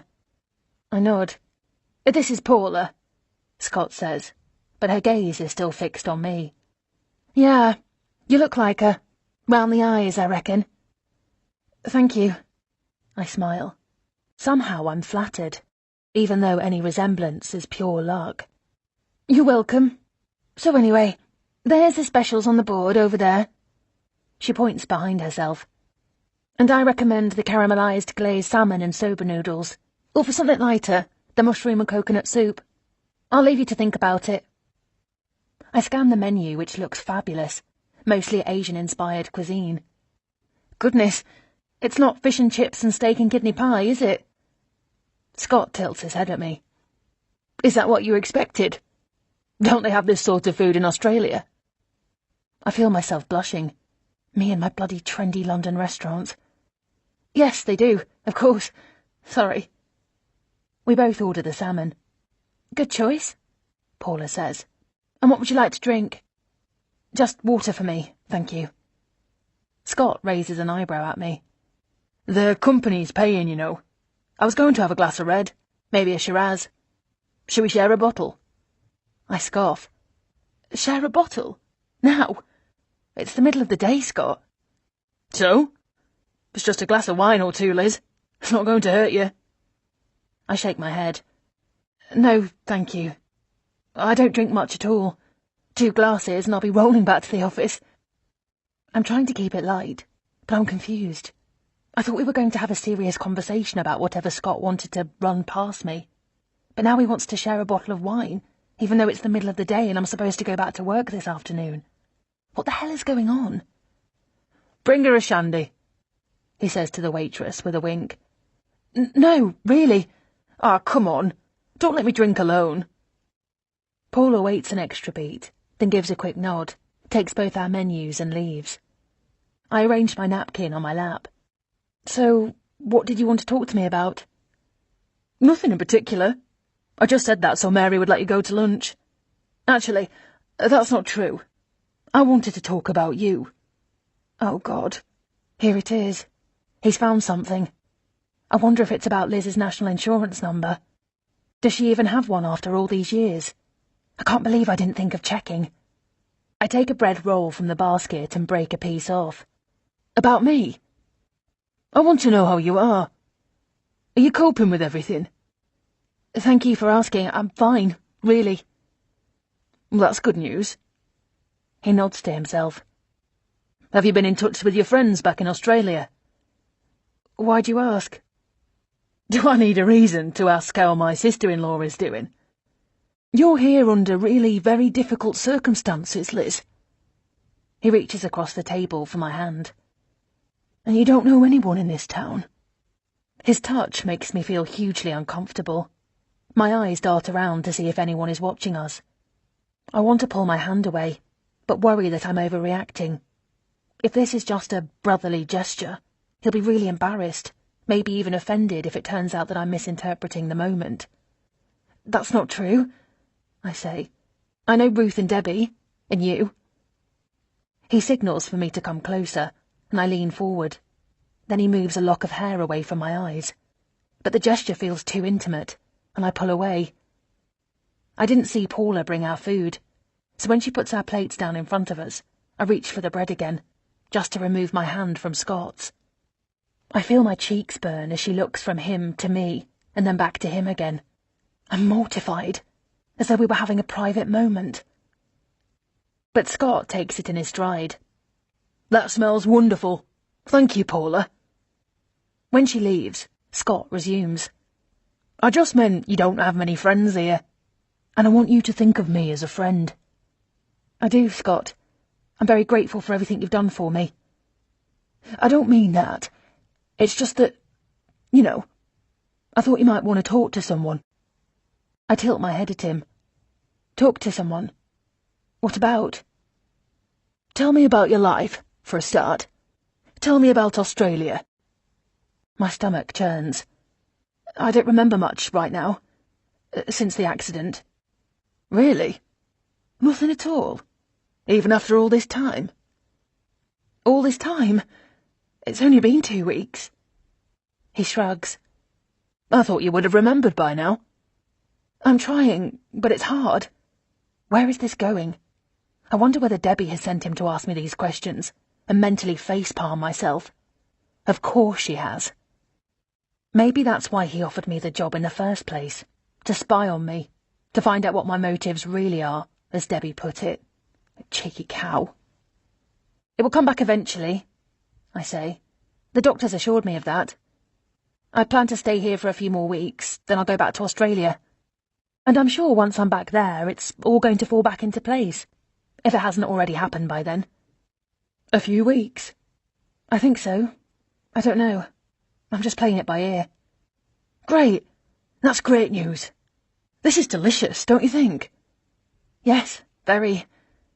So tell me, what do you think of Ruth? I'm taken aback. What do you mean? I ask finally. You look like you're getting on well. I'm happy for you. It must be really nice to meet your mother after all these years. Of course. It's wonderful. I can't tell if he's prodding because of Debbie or because he's suspicious of me. I need to contribute to this conversation instead of throwing up generic responses. Great. Yes, it's lovely. Wonderful. I don't think of her as my mother yet, to be perfectly honest. I hope that's okay I said that. I understand completely. It's just that I have a mother. I had a mother. The woman who brought me up. That's who I think of as my mother. But of course it's wonderful to meet Ruth and get to know her. These are things Liz told me. Repeating them makes me feel a little closer to her, and my eyes start to water. Scott puts his hand over mine again, but to my relief, he takes it away almost immediately. Then, he touches my knee under the table. I'm so shocked that I bounce my knee to shake it off. If you are ever lonely, Liz, he says, you can always come to me. I want you to know that. I would like to get to know you better. And if you ever need a friend or a shoulder to cry on... Cry on? It's just an expression. What I mean is, if you need company, if you're ever lonely... That hand brushes against my knee again. This is unbearable. I don't think Debbie would like that very much. She's not my biggest fan, that's clear. My tone is harsh. He just shrugs. Debbie's a wonderful girl, but she's busy. She's got her work. She's got Leo. He hesitates. Anyway, you've met Debbie. You know what I mean. No, I don't. What do you mean? She likes to have everything a certain way. She doesn't have a lot of time for other people. I get lonely sometimes. Maybe that's what this conversation is about. He smiles sadly. Maybe I'm the one who's looking for someone to talk to. Scott, I really don't think this is appropriate. I don't even understand what you're saying exactly, but I think that having a friendship that goes beyond family gatherings would be completely uncomfortable for me. I'm already finding it hard to connect with Debbie, and I don't think spending time with you is a good idea. He nods. If you change your mind. I won't change my mind, Scott. I appreciate everything you've done for me. I'm grateful for the job you've given me, but that's it. I'm so mad I can barely speak anymore. Then I spot Paula nearby, looking at us. I'm not hungry anymore. I just push food around my plate and eventually take a small bite of the salmon. I don't even drink the shandy. The silence between us goes on for too long, and the rest of the lunch is excruciating. Did Scott just hit on me? Am I reading too much into this? That's possible, but the situation just doesn't feel right. Now, Paula is whispering to the guy behind the bar, and they both shoot knowing glances in our direction. Scott doesn't seem to realise what's going on, but I just can't wait to get out of there. Finally, he pays the bill, and we return to the office. I walk ahead quickly and barely speak on the way back. When we reach the office, Scott opens the door for me, then puts a hand on my shoulder, and his thumb caresses the back of my neck. I shiver and shrug him off. I can't believe he did that, and Mary's eyes seem to pop from behind her glasses. She barely speaks to me for the rest of the afternoon, no matter how hard I try to engage her. On the way back home, I finally get myself a pay-as-you-go phone, a cheap thing with no bells or whistles, just enough technology to make a call or send a text. Fortunately, Mel has one of those numbers that's easy to remember, so I know it by heart. I consider calling her right away, but stop myself. She would still be at work, and I should call her when I have more time, because I'll have to convince her that it's not a weird prank, that it's really me, and I'm not dead. Chapter 24. That bloody journalist from the Star is supposed to come over to do the story today. I found out last night that he'll take photos too, which is just about the worst thing ever. I didn't know he would do that, but of course he would. To make matters worse, they want to take a photo of me with the rest of the family. Ruth and Debbie, Scott and Leo. It's a feel-good story, the journalist said. It's nice for people, considering what happened. All the survivors of the ferry accident have been interviewed, all 6 of them, and I'm the last and 7th one. I barely slept last night. If that article gets printed, Jason will see it, and that thought is terrifying. I thought of getting my hair cut and dyed. Then I thought, who am I kidding? He'll know. He'll come for me. I would be taking too much of a risk in letting this interview take place, so I called early this morning and said something had come up, and I needed to reschedule. Look, Miss Miller, we've already held up the article for you. You're the last one to be interviewed. I don't think my boss will put it off any longer. That story is getting stale. No offence. So go ahead and publish, I said. I can't make it, and that's that. In fact, I don't know when I'll be able to do the interview. I'm very sorry. Do what you have to. I hung up. But I left it until too late, and everyone is already here at the house. That's Debbie, Scott, Leo, and of course Ruth. And Tyson, Ruth insisted. Where could they possibly be? I say, after we've been cooling our heels for 20 minutes. Debbie has Leo in her arms and is getting annoyed. I'll give that chap a call, she says. I stand and put my arm on hers. No, I'll do it, I say. She sits back down, still holding Leo. In the hallway, I pick up the phone and pretend to read the number pinned to the corkboard. Then I have an imaginary conversation with a dial tone.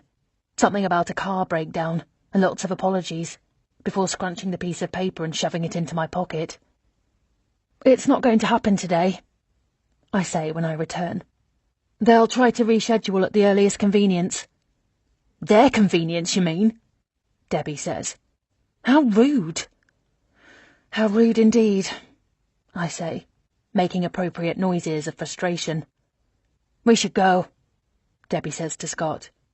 Yes, we should, he says, slapping his hands on his thighs to haul himself out of the armchair. Time to feed the monster. Everyone agrees it's outrageous that the reporters didn't even show up, and that I had to call to find out they weren't going to make it. Debbie is picking up Leo's toys from the living room floor, and Scott is getting his coat from the rack. For one moment, the two of us are alone, and to my horror, he raises a hand to my cheek and gently brushes under my eye with his thumb. You've got an eyelash, he says softly. But he lingers, and I grab his hand to pull it off me just as Debbie walks in. She stops and gives a little gasp. He whips his head around, and a blush creeps up his neck. He fumbles, muttering something about Leo's coat. I should defend myself, but I know anything I say will look like a pathetic excuse. He was just brushing a stray eyelash. I didn't know he was going to do that. It's not what you think. Scott has put Leo's coat on and is dragging him towards the door. See you Monday, he mutters. Debbie walks past, looking me up and down with contempt. Even Ruth throws me a confused look. Well, that's that then. It's out of the question that I should work for Mackenzie and Son anymore. What happened tonight was certainly not ambiguous. If Scott thinks something is going to happen between us, I need to make it clear that he's dreaming. Every time I think about what Debbie saw, I groan with embarrassment. The next morning, Ruth is up early. I'm going out now, she calls out. I quickly run down the stairs and find her almost out the door, shrugging her coat on. Where are you off to? I'm going to work. If you go out today, can you make sure the back door is locked? You left it open yesterday. Did I? Sorry, Ruth, I'll be careful. Please do. Tyson will run off otherwise. I will. Have a nice day, Ruth. I'll see you tonight. She gives me a curt nod and closes the door. She's just given me the cold shoulder, and it squeezes my heart. Chapter 25. Hello, Liz Miller. Hello, Fabrizio. I'm standing in his shop, and he's behind the counter, cutting large strips of paper. Did you come to buy some flowers, or did you want to take more photos of my little flat? Neither, I'm afraid. That notice in your window. The notice? I point at it. Do you still need an assistant? Yes. Why? Do you know someone? Well, I hesitate. I'm asking for me, actually. You? He tilts his head at me. But you're working at the estate agency. I sigh. Not anymore, although I haven't told them yet. I'm sorry, I probably should have done that first. Can I ask why? Or is the question impertinent? Let's just say that it's not working out. He nods. Have you worked in a flower shop before? No. Do you know anything about plants? No. Have you worked in retail before? Not exactly. You make a compelling case, Miss Miller. He smiles without looking up from his task. I know, but maybe you could give me a try. For free. Just for a couple of days. He thinks about it for a moment. We could try, but I'm only looking for someone 2 days a week. 2 days a week is perfect. But there's one more thing. What is it? Unfortunately, I still haven't sorted out any paperwork. So I'm kind of, looking for cash. I'm afraid so. Is that a problem? I completely understand if it's a problem. I really do. It's not a problem. Really? Are you sure? I'm sure. Let's do a day's trial, paid, of course. Then I will decide. When would you like to do a tryout? I close my eyes in relief. You have no idea what this means to me. Today's Friday. I could do it Monday? All right, Monday. We'll see how we go. Thank you, Fabrizio. I really appreciate this. You've got no idea. No promises. We'll see how we go after Monday. Thank you. I'll see you then. I immediately go to the agency. Mary shoots me a funny look when I walk in. I didn't think you were working today, she says, one eyebrow raised. I can't tell if it's a statement or a question. I'm not. I just wanted to see Scott. Is he in? She turns back to her computer. No. I wait a beat. Do you know when he'll be back? She shrugs. Not really. I don't keep tabs on him. She won't even look at me. I wait for a moment while she ignores me. Is there a problem here, Mary? She looks up then. You tell me, because I have a friend, Christine, who works at the King's Arms. The King's Arms. That's the pub Scott took me to the other day. Oh, God. She's a waitress there, Mary continues. She told me. I raise a hand to stop her. Okay, I get it. I know what you're going to say. I just want you to know it's not my fault. We don't appreciate women who steal other women's husbands in this town. That is what I was going to say. It's gossip. I am not... You might think you're a bit of a star around here with the accident and all that, but that doesn't give you the right... I didn't do anything, I plead. That's not what I heard. And from what my friend told me, everybody else saw you. Holding hands over the table, heads close together, goodness me. What about Debbie? She's a respected member of this community, you know, and we look after our own. Is everybody blaming me for this? Am I responsible for Scott's behaviour? I cross my arms on the counter and lean forward. Firstly, it's not my fault. And secondly, I've come to quit. I'm not going to continue working here, Mary. I hadn't actually meant to blurt that out.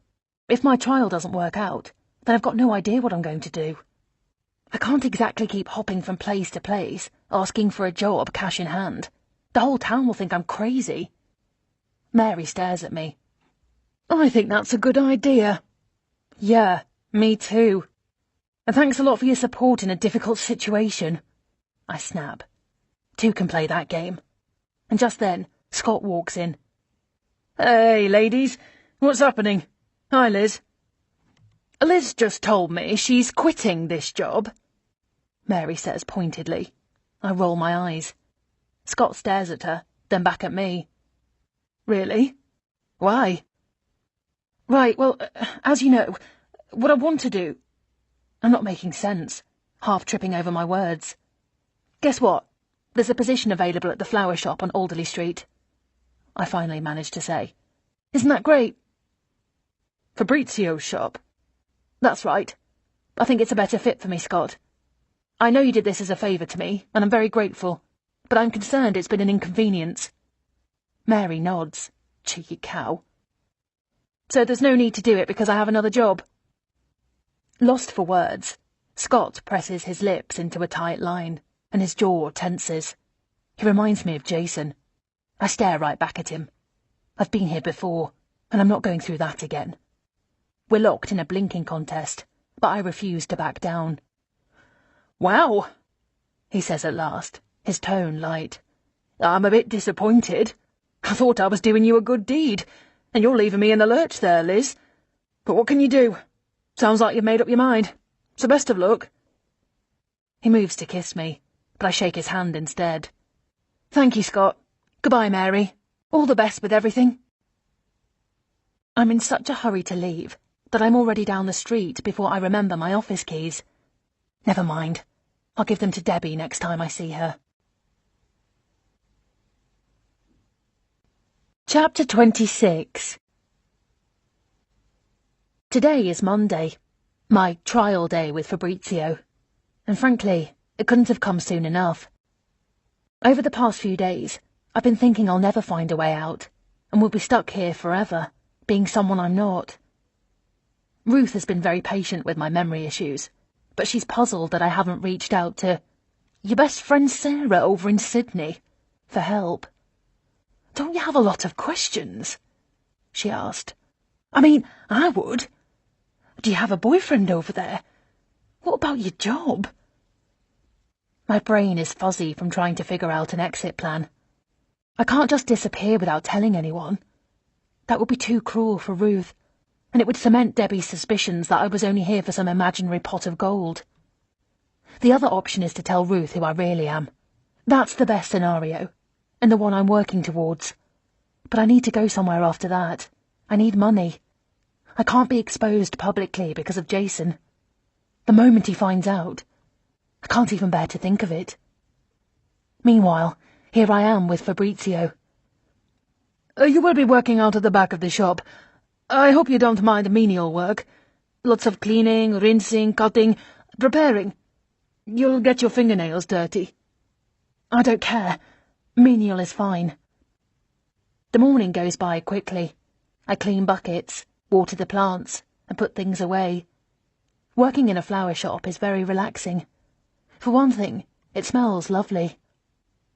Fabrizio is preparing an arrangement for a function at a restaurant. He has selected a dozen different varieties, which we load up in the back of the van. In the restaurant, he tells me to pick out what I like and have a go. What? Create something for the long table over there. It's out of the way, so it can be as tall as you like. I'll work on the main centerpiece. Needless to say, I fail abysmally, and he has to undo my work and start again. A good flower arrangement is a combination of color and structure, he explains. You have to mix textures also. Use greenery like these ferns here. They make the vista more interesting. I usually start at the back with the taller stemmed varieties and work my way to the front. Also, you'll find that color looks better in clumps. In clumps? You don't spread out the color too thin. You keep it in one section, and you work like it's a mosaic with some very specific barriers. Mosaic? I can't even recognize the varieties. I can barely tell a tulip from a rose. Fabrizio says he will show me how to prepare simple bouquets next time. There's going to be a next time, then? Of course. That's wonderful. Thank you. I will do my very best to live up to your expectations. I promise. I finish early, in the middle of the afternoon, so I stop by the small organic grocery store and buy ingredients for a salmon and leek risotto, thinking Ruth will like that. Getting everything I need takes me another hour. When I get back to the house, the front door is open. Ruth? I call out, then close the front door. Silence. I try again. Ruth? Are you home? I set my groceries down on the kitchen table, just as she rushes in from the back garden. There you are! Where have you been? At work, then the shops. Why? Tyson is missing. Tyson? What happened? You left the back door open. That's what. I came back and my Tyson was gone. The back door unlocked, so of course he pushed it open. I told you, Liz. I asked you to be careful. You know you're supposed to lock him in the house. Her pitch rises with every word, and she's almost shrieking. Debbie has appeared in the doorway and stands there with a look of disapproval, her arms crossed over her chest. I don't understand, I mutter. I locked the door when I left this morning. I know I did. You didn't lock it. I just said it was open when I came home. The back door was open, and now Tyson is nowhere to be found. I called Debbie because I couldn't reach you, and we've been calling out to him for an hour. Ruth, I promise you I closed the door. I made sure he was inside. I even filled his bowl with fresh water. For Christ's sake, Liz, Debbie says sternly. What's the matter with you? I know your memory isn't that great, but you keep doing shit like this. You make plans you forget about and leave messages you forget about. Now you've forgotten to lock the door and you're trying to deny it. Obviously you flat out forgot. So don't lie. It's not helping. Oh my God. I raise my arms in the air and let them fall in frustration. I'm not lying. I locked the bloody door. I repeat for the umpteenth time. Ruth rubs her forehead. Never mind. I should have done it myself before I left. What's done is done. Arguing about it isn't going to help. Then I catch Debbie's eyebrows rise in a little triumphant flick. Again? Really? She let Tyson out so I would be blamed for it. This woman just will not give up until I'm run out of town. I put both hands over my face to stop myself screaming in frustration. She's still got a smirk on her face as she stands there tapping her foot, looking at Ruth as if to say, I told you so. I told you she can't be trusted. Not even for something as simple as closing the back door, for goodness sake. Ruth, I swear, I locked the door. Just stop. Both of you, it doesn't matter now. He's gone. We have to find him. I'll help. Tell me which way to go, I say, following them outside. Debbie calls for Tyson, and the two of them set off down the road. Keep calling him, Ruth calls out over her shoulder. They walk off, leaving me standing there, not quite knowing if I should go with them. No, of course not. I am to look for Tyson in the other direction, on my own, excluded. Okay, I've got my mobile with me. Call me if you find him. The words are barely out of my mouth when I realise I made a mistake. You have a mobile phone? Debbie asks, incredulous. I only just bought it, I stammer. This is the truth. Sort of. I didn't think to give Ruth the number since I was only going to use it to call Melissa. Actually, I didn't give it to her because I was afraid she would give it to other people, like Sarah from Australia. I was going to tell you. I'm sorry, I forgot. You forgot? I've been trying to track you down all afternoon, Liz. I even called Fabrizio's shop, but there was no one there. Yes, I was helping him set up for a function. Never mind that. Ruth snaps. Come on, Debbie. Let's find Tyson. We can talk about all this later. Tears well up in my eyes, so I turn around and I wipe them with the back of my hand. I repeatedly call out Tyson's name, praying that he will appear, bouncing happily from the bushes and into my arms. But no such luck. I return empty-handed. We found him! Ruth squeals. Oh, thank God! Where was he? At Debbie's house. I called Scott at the office to come and help us out, and he went to get his car and Tyson was there, in the back garden. Can you believe it? He must have gone there looking for Leo. You know how Tyson adores him. Scott is bringing him home right now. Look, there he is. And indeed, there he is. He steps out of the car holding Tyson under one arm. Ruth runs to him, and I catch Debbie gazing at the scene. She won't even look at me.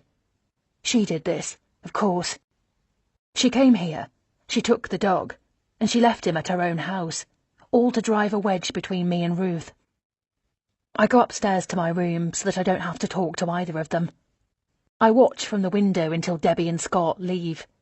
No one looks for me or yells out goodbye. Later, I do my best to explain again to Ruth that I know I didn't leave the back door unlocked. Then who did, Liz?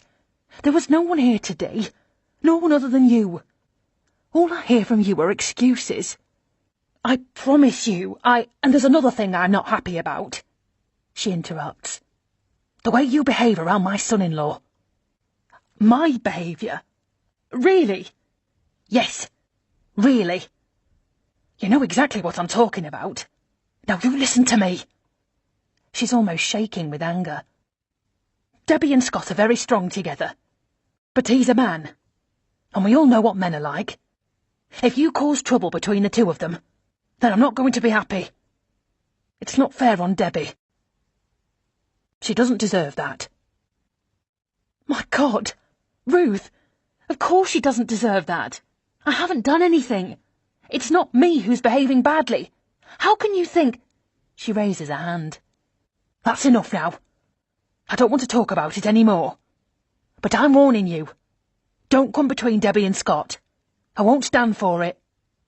Clearly, it doesn't matter what I say or how much I insist I don't want to come between them. Nobody believes me. I'm angry and shaking, but I stop myself from saying anything I might regret. I was going to make some dinner, I say finally, thinking of the ingredients for the risotto still sitting unpacked on the kitchen table. Would you like that? I'm not hungry. All of this drama with Tyson has just upset me. I think I'll have an early night. She hoists Tyson in her arms and goes upstairs. Good night, Liz, she says, without turning around. Chapter 27.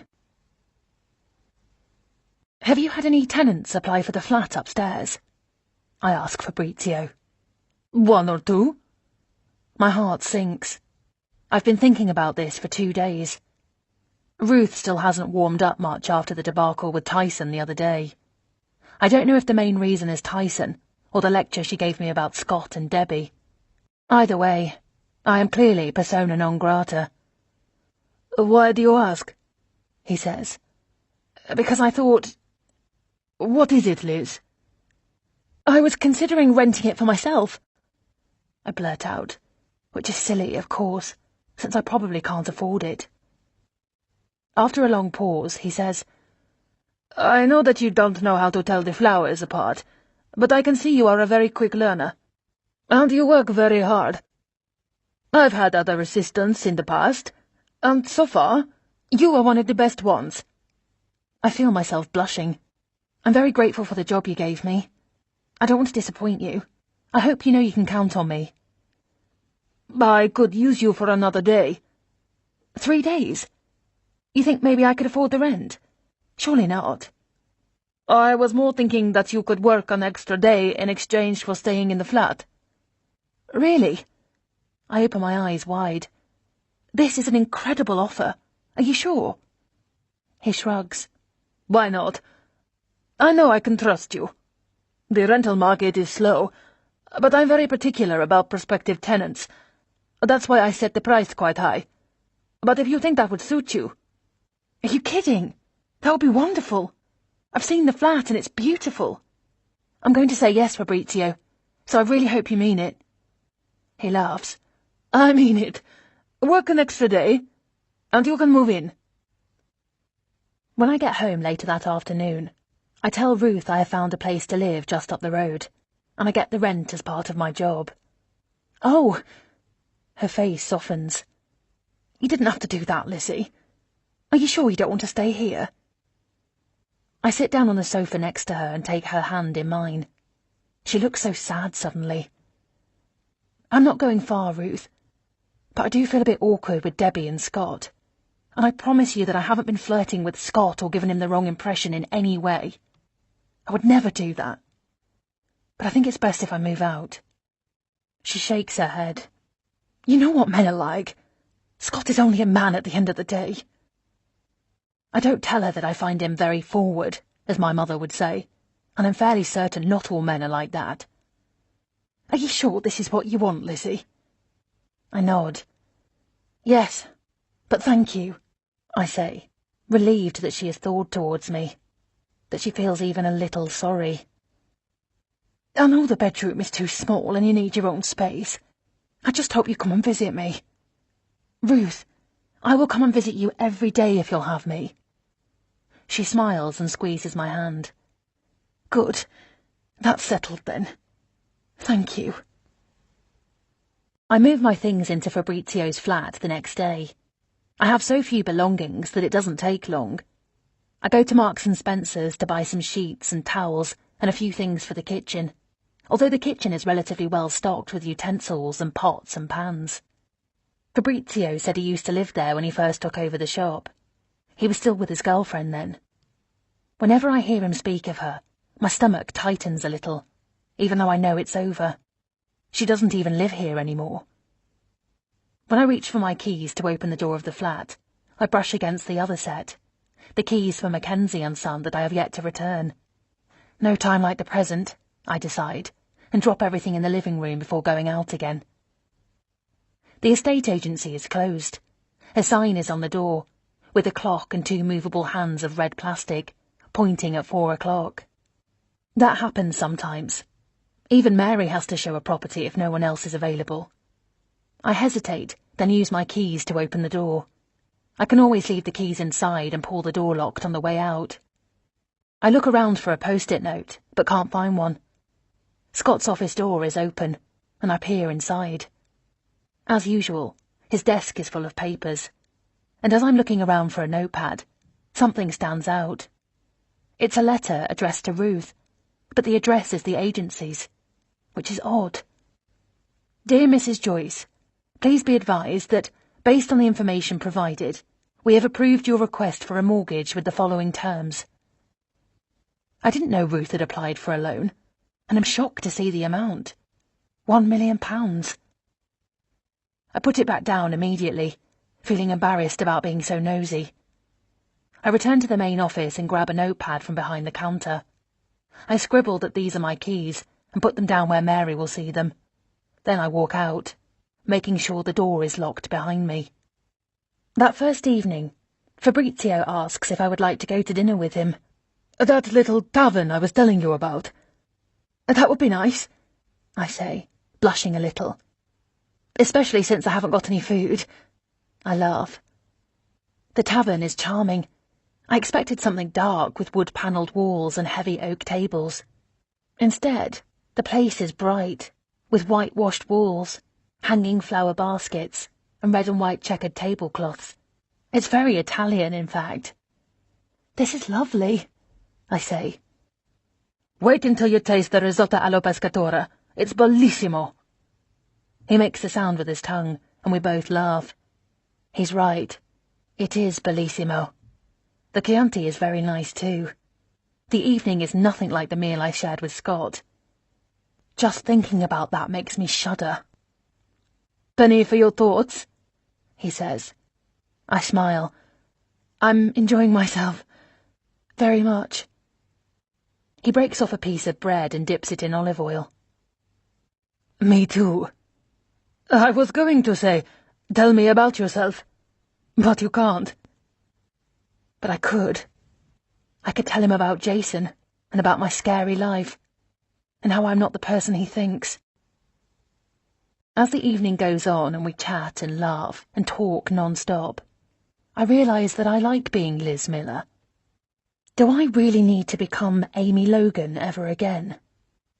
Would it be so terrible if I remained Liz, free to spend a lovely evening eating a bellissimo risotto with a nice, even kind man? The wine keeps flowing, and I'm quite light-headed by the time we leave the restaurant. Where do you live, Fabrizio? On the edge of town. I bought a little farmhouse on 5 acres of land. I've been renovating it for a year. It's a project of love for me. That word again. Love. Every time I hear it from his lips, I turn bright red. I don't know what's wrong with me. I need my head examined. Chapter 28. Every day I think of calling Melissa, and every day I put it off. I tell myself it's because I'm scared of what she'll do when she finds out I'm still alive. I also have to consider that she wouldn't believe me, that she'd think I was some kind of scammer. Everyone else does. And that she'd tell Jason. After all, she thinks that he's a knight in shining armour, that he'd do anything for me, that he loves me. Your yummy Jason. I shudder. But that's not why I don't call her. It's because I want to stay Liz Miller for just a little while longer. I want to keep pretending this is really my life, and nobody is missing me back home except for Mel. Over a week has passed since I moved into Fabrizio's flat, and on impulse, I decided to drop in and visit Ruth. I have my own key to let myself in. I know she's your daughter, Mum. I freeze at Debbie's voice. I had looked for her car outside, but she must have walked over. If I'd known, I wouldn't have dropped by, that's for sure. I know you want a relationship with her, I get it, but that doesn't mean I have to like her. But why not? I don't know. I just don't, that's all. You've seen her around Scott. I don't trust her. She may be my half-sister, but I bet she'd go after my husband in a heartbeat. Really? Is that what all this is about? She doesn't trust me around Scott. All this time I've been so stressed that she had some inkling I wasn't really Liz, and now it turns out she was just acting out of some kind of garden variety jealousy. Well, that's good. I step back, open the door again, and close it loudly this time. Hello? I sing out. Silence. Then, we're in here. I walk into the living room. How are you, Liz? Ruth asks. This sounds ridiculous, but the fact that she doesn't call me Lizzie hurts. I kiss her cheek, and she takes my hand and squeezes it. I exhale in relief. I just came by to see how you were, I say, sitting down on the sofa next to her. That's nice. How are you getting on at the shop? Really well. I enjoy it. Must be a change from computers, Debbie says with a smirk. Yes, it is. I chat about the job and the new flat. I tell them that they should come over for dinner when I've settled in properly. But try as I might, the atmosphere remains cool. I do suspect Ruth would be warmer if Debbie wasn't here. She must be torn between the two of us, and that's all my fault, really.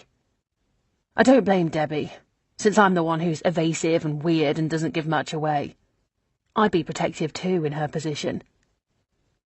I think of what things would be like if Liz was here, getting to know her birth mother and her sister. They would be close and getting closer every day. Why can't I have that? Would you like to get a coffee together sometime?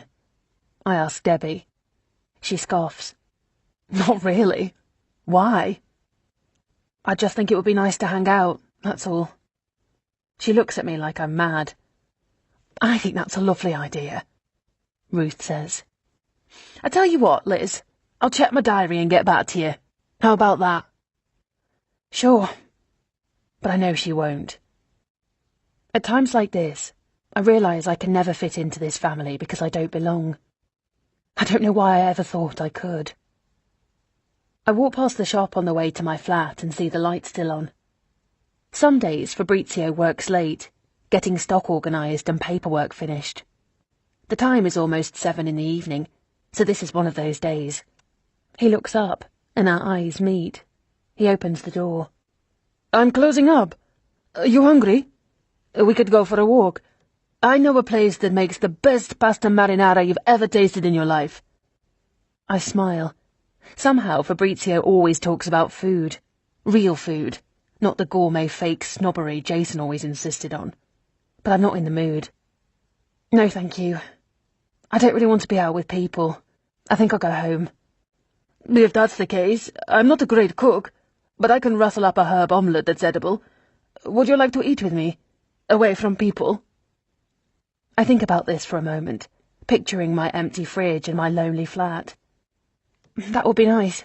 Thank you. Fabrizio's house on the farm is beautiful. It is large but warm and comfortable, with honey-coloured floorboards throughout, with bright rugs and pale walls with lots of artwork. A caramel and white spaniel bounces into the house. Fabrizio bends down to pat him. This is Aldo. He's very sweet but very slobbery, so watch out. Aldo bounces onto me next, his front paws on my jeans. Doesn't he get lonely here? Probably, but he has plenty of room to run around. The garden is fenced off just for him. Why don't you bring him to work with you? I've tried in the past, but I get busy with customers, and he can be a handful. You should bring him now that it's the two of us, I say, scratching Aldo behind his ears. I'll look after him.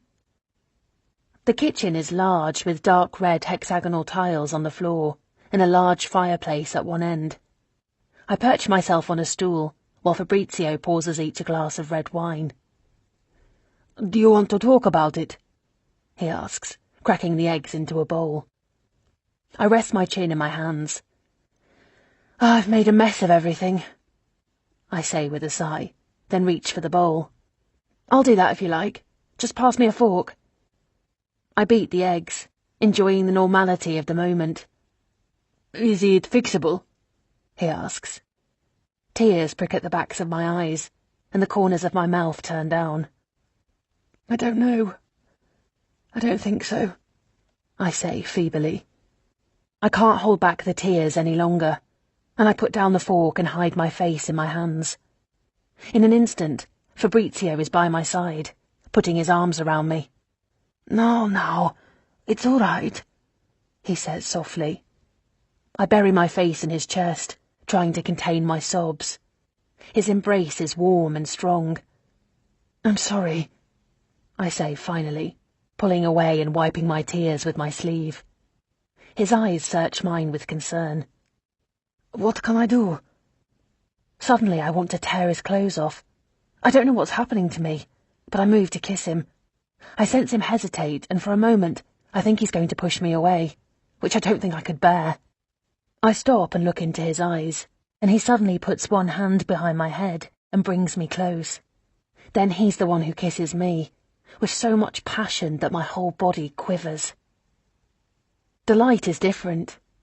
That's the first thing I notice when I open my eyes. But it's not just the light. It's the feeling in my heart.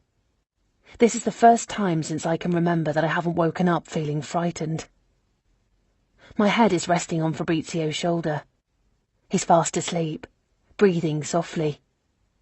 I put a hand on his chest, feeling his soft hair under my fingertips, and he doesn't even budge. I wonder what time it is. I gently move the covers off myself and swing my legs out of the bed. The room is cold, and the tiles under my feet make me shiver. I quickly walk to the rug. I'm naked, and I don't remember where my clothes are. But the memory of the night brings a smile to my lips, and even a little blush to my cheeks. A thick checkered shirt is hanging behind the door, and I grab it and slip it on. It's too big for me, coming to just above my knees. I walk into the kitchen where I'm greeted by Aldo. He gets up from his bed and stretches his long body. "Hey, you. Did you sleep well?" He leans against my legs as I scratch him between his ears. Then I rummage through the cupboards until I find an Italian-style coffee pot, the kind you put on the stove. I fill it with ground coffee I find in a tin. On the table is the empty bottle of wine we shared last night, along with the remnants of the omelette we somehow managed to cook and eat between floods of tears and half-told stories. I clock my ordinary beige bra hanging on the back of a chair, and fully remember myself sitting on his lap, kissing him so hard that my lips are still tender, and opening my shirt to unhook my bra. It's not even a nice bra. It's my ordinary, everyday, non-matching, not expecting anything to happen, so why bother underwear? I feel embarrassed just looking at it. As Fabrizio walks in, I quickly gather my scattered clothes into a bundle. "Hi!" I say too brightly, feeling like I've been caught out. He's wearing boxer shorts and a t-shirt, and his hair is all messed up. He rubs a hand over his face. "Hi, you," he says. "And you're making coffee. I could smell it all the way up in the bedroom. You are perfetto." He takes the bundle from my arms and puts it carefully on the top of the kitchen bench. Then he draws me closer and kisses me on the lips. I lean against him, putting my arms around his waist. "Did you sleep well?" "Very. I slept like a trunk." I bury my face in his chest to stop myself from laughing. "What?" he asks. "You sleep like a log, not a trunk." He smiles at me and runs his hand through my hair. "Okay, good to know." I turn to gaze out the window at the chickens wandering around their pen, picking at the grass. No wonder Fabrizio is happy here. This place is like an oasis. After breakfast, we feed the chickens and check on the goats.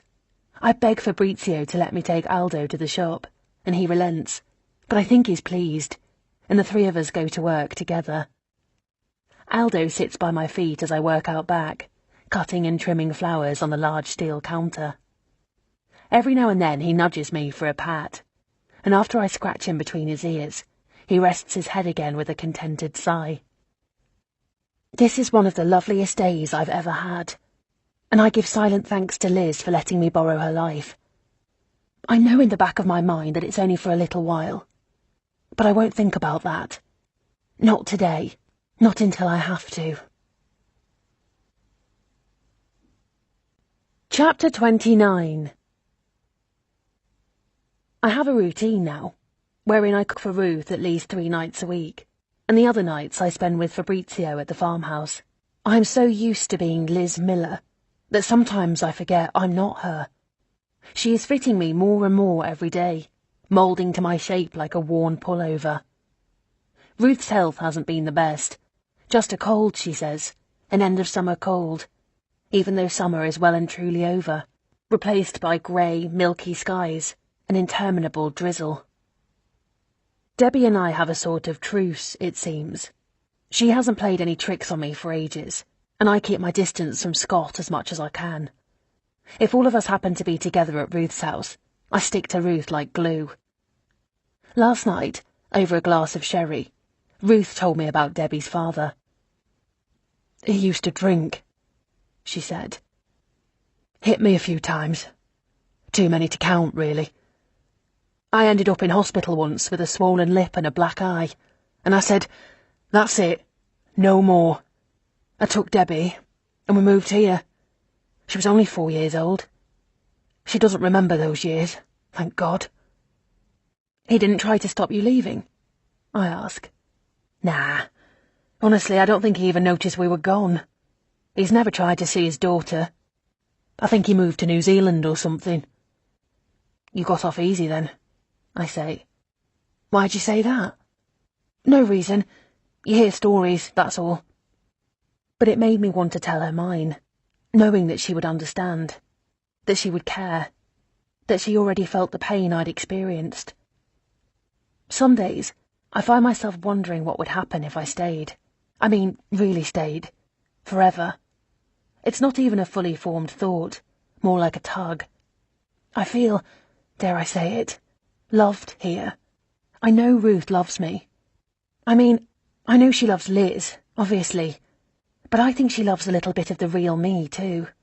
And that might sound crazy. It certainly does to me.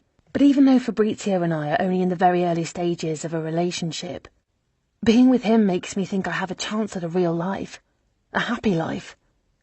After all, people make new lives for themselves all the time. They move countries, change their names, and start over. Why shouldn't I? On another note, I noticed you haven't been limping at all lately, Ruth says. I smile. Did you know Fabrizio was a physical therapist before he came to England? Really? No, I didn't know that. How clever of him. He specialised in rehabilitation. He's been helping me. It's made a huge difference. I never even feel a twinge of pain anymore. She gives me a cheeky look. So, you and Fabrizio, it's going well then? I feel a blush bloom on my cheeks. You could say that. She takes my hand and squeezes it. Oh, Lizzie, you have no idea how happy that makes me. You're really staying here then, aren't you? We'll see. This morning, Ruth and I are walking to the shop arm in arm. She wants to buy some flowers for the church, and I promised I would prepare a special arrangement for her. The shop is still closed when we get there, and I fish around in my bag, looking for the keys while she admires the window displays. Oh, this is beautiful. He's very talented, your Fabrizio. I love that she calls him my Fabrizio. I heard that, he says behind us. We laugh, and he kisses Ruth on both cheeks, and puts one arm around me to give me a gentle kiss. Good morning, Liz Miller. Inside I select white asters and dahlias, and a small bunch of Queen Anne's lace, then proceed to design an arrangement while Ruth and Fabrizio chat behind me. There you are, I say. What do you think? She puts both hands on her cheeks. Oh my, that is just beautiful, Lizzie. Thank you. I feel myself blush with pride at her reaction. She pulls out her purse to pay, but Fabrizio shoos it away. Please, Ruth, it's on the house. Then he leans closer to her and says, She's very good, isn't she? I laugh, and Ruth is clearly delighted. I take the arrangement to her car and say goodbye. On the way back to the shop, I hear someone call me. Liz? I glance behind me and see Ruth drive by, waving at me. In the shop, Fabrizio is bringing flowers out to display. But I know that voice, and my legs turn to jelly. That rich, timbred voice, even with only one syllable, Liz, still betrays its American accent. Barbara is here, and she might think I'm Liz, but in a few moments, she will see I'm not.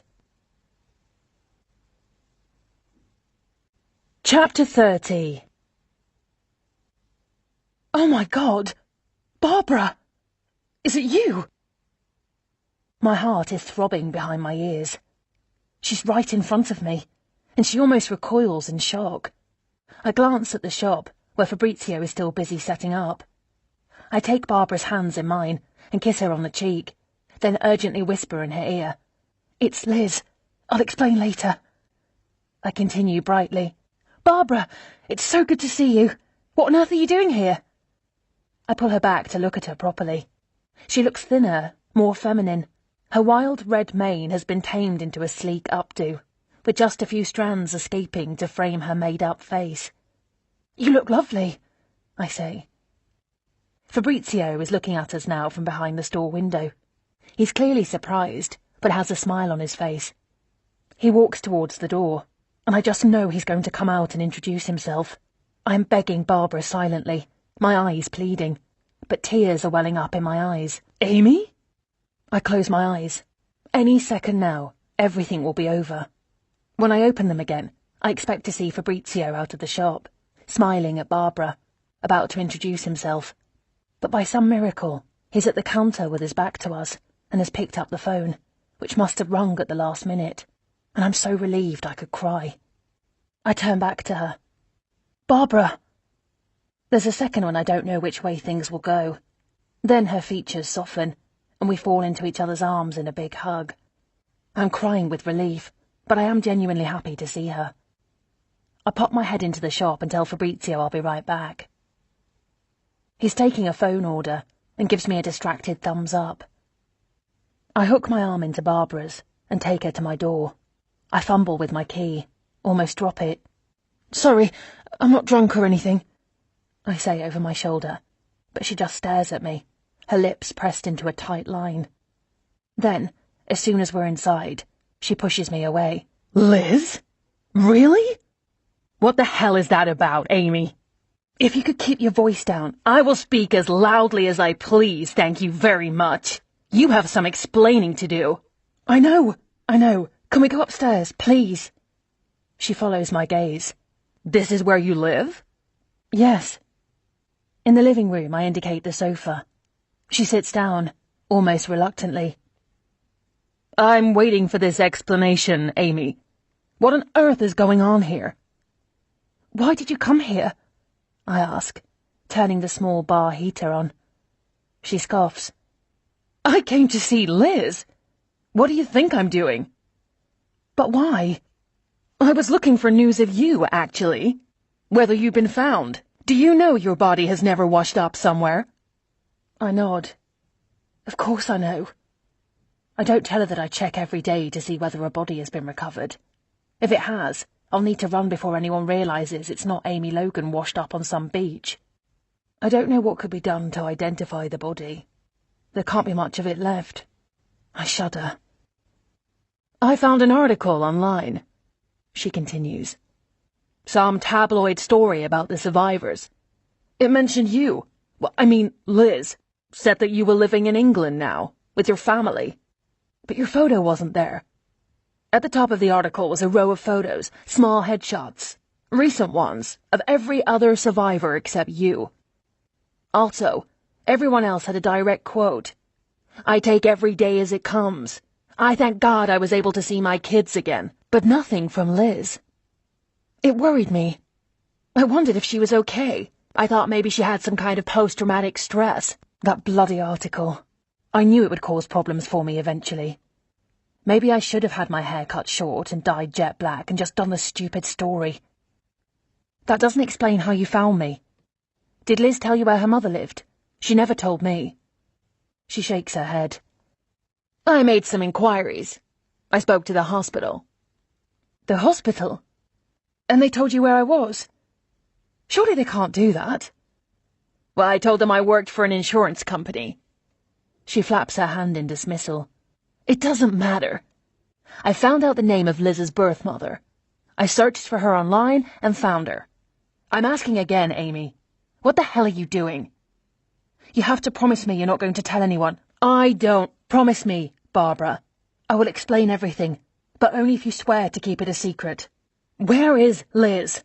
What did you do with her?" "I didn't do anything with her," I wail. Then softly I add, "She didn't make it." Barbara's jaw gapes open. She swallows. "She drowned?" I feel a prickle of tears behind my eyes. "I believe so. I'm sorry." She looks away as if she can't quite believe it, and has to process the words one at a time. She turns back to me abruptly. "I thought you drowned." "I didn't, obviously." I smile weakly. "I don't understand. Why are you here as Liz?" "It's complicated." "I bet it is. And who was that woman in the car who waved at you? Does she think you're Liz?" I stare at her for a moment. "Yes, that was Ruth, Liz's mother."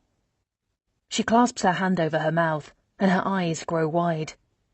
"Her mother thinks you're Liz." I feel my cheeks burn. I can't bear to look at her. I open my mouth to say something, but no words come out. "Oh no, Amy. Don't tell me, please don't tell me." She needs more than what I'm drip-feeding her. I understand that. She needs to hear the whole story, but it's too risky. I can't tell her my story and trust she won't tell anyone else. Nobody knows who I really am. I've been safely ensconced in my little bubble, but now Barbara is holding a pin. Everybody here thinks I'm Liz, Fabrizio included. That's the man I spoke to downstairs in the shop. I work for him and rent this flat from him. I put my fingers over my mouth and start to cry. I'm sorry. I'm really so sorry. Everything got out of control. It's got out of hand. I didn't mean to take it this far, I swear to God. So why did you? I don't understand. What about your husband, your mother? I sit down next to her on the couch and squeeze her hand. I feel like I'm on the edge of a precipice. Then I take the leap. My husband wants to kill me. She snatches her hand away. Don't be ridiculous, Amy. You told me yourself what a wonderful, generous, beautiful man, etc., etc. he is. You said you loved him. And I lied, okay? Who wants to hear that story? He tortured me, had me virtually a prisoner. She laughs. Prisoner? I met you on a week-long cruise, remember? I was only there because he thought I was going with my mother. So what? Mother or no mother? You were on a cruise without your husband. Doesn't sound like a prison to me. You don't understand, I snap. So tell me. I pace the room. He's violent. Very violent. And he controlled everything I did, from the way I dressed to where I went and who I spoke to. It doesn't sound too bad when I say it like that, but trust me, it was awful. After the ferry accident, I woke up in hospital, and they thought I was Liz because I was wearing her jacket.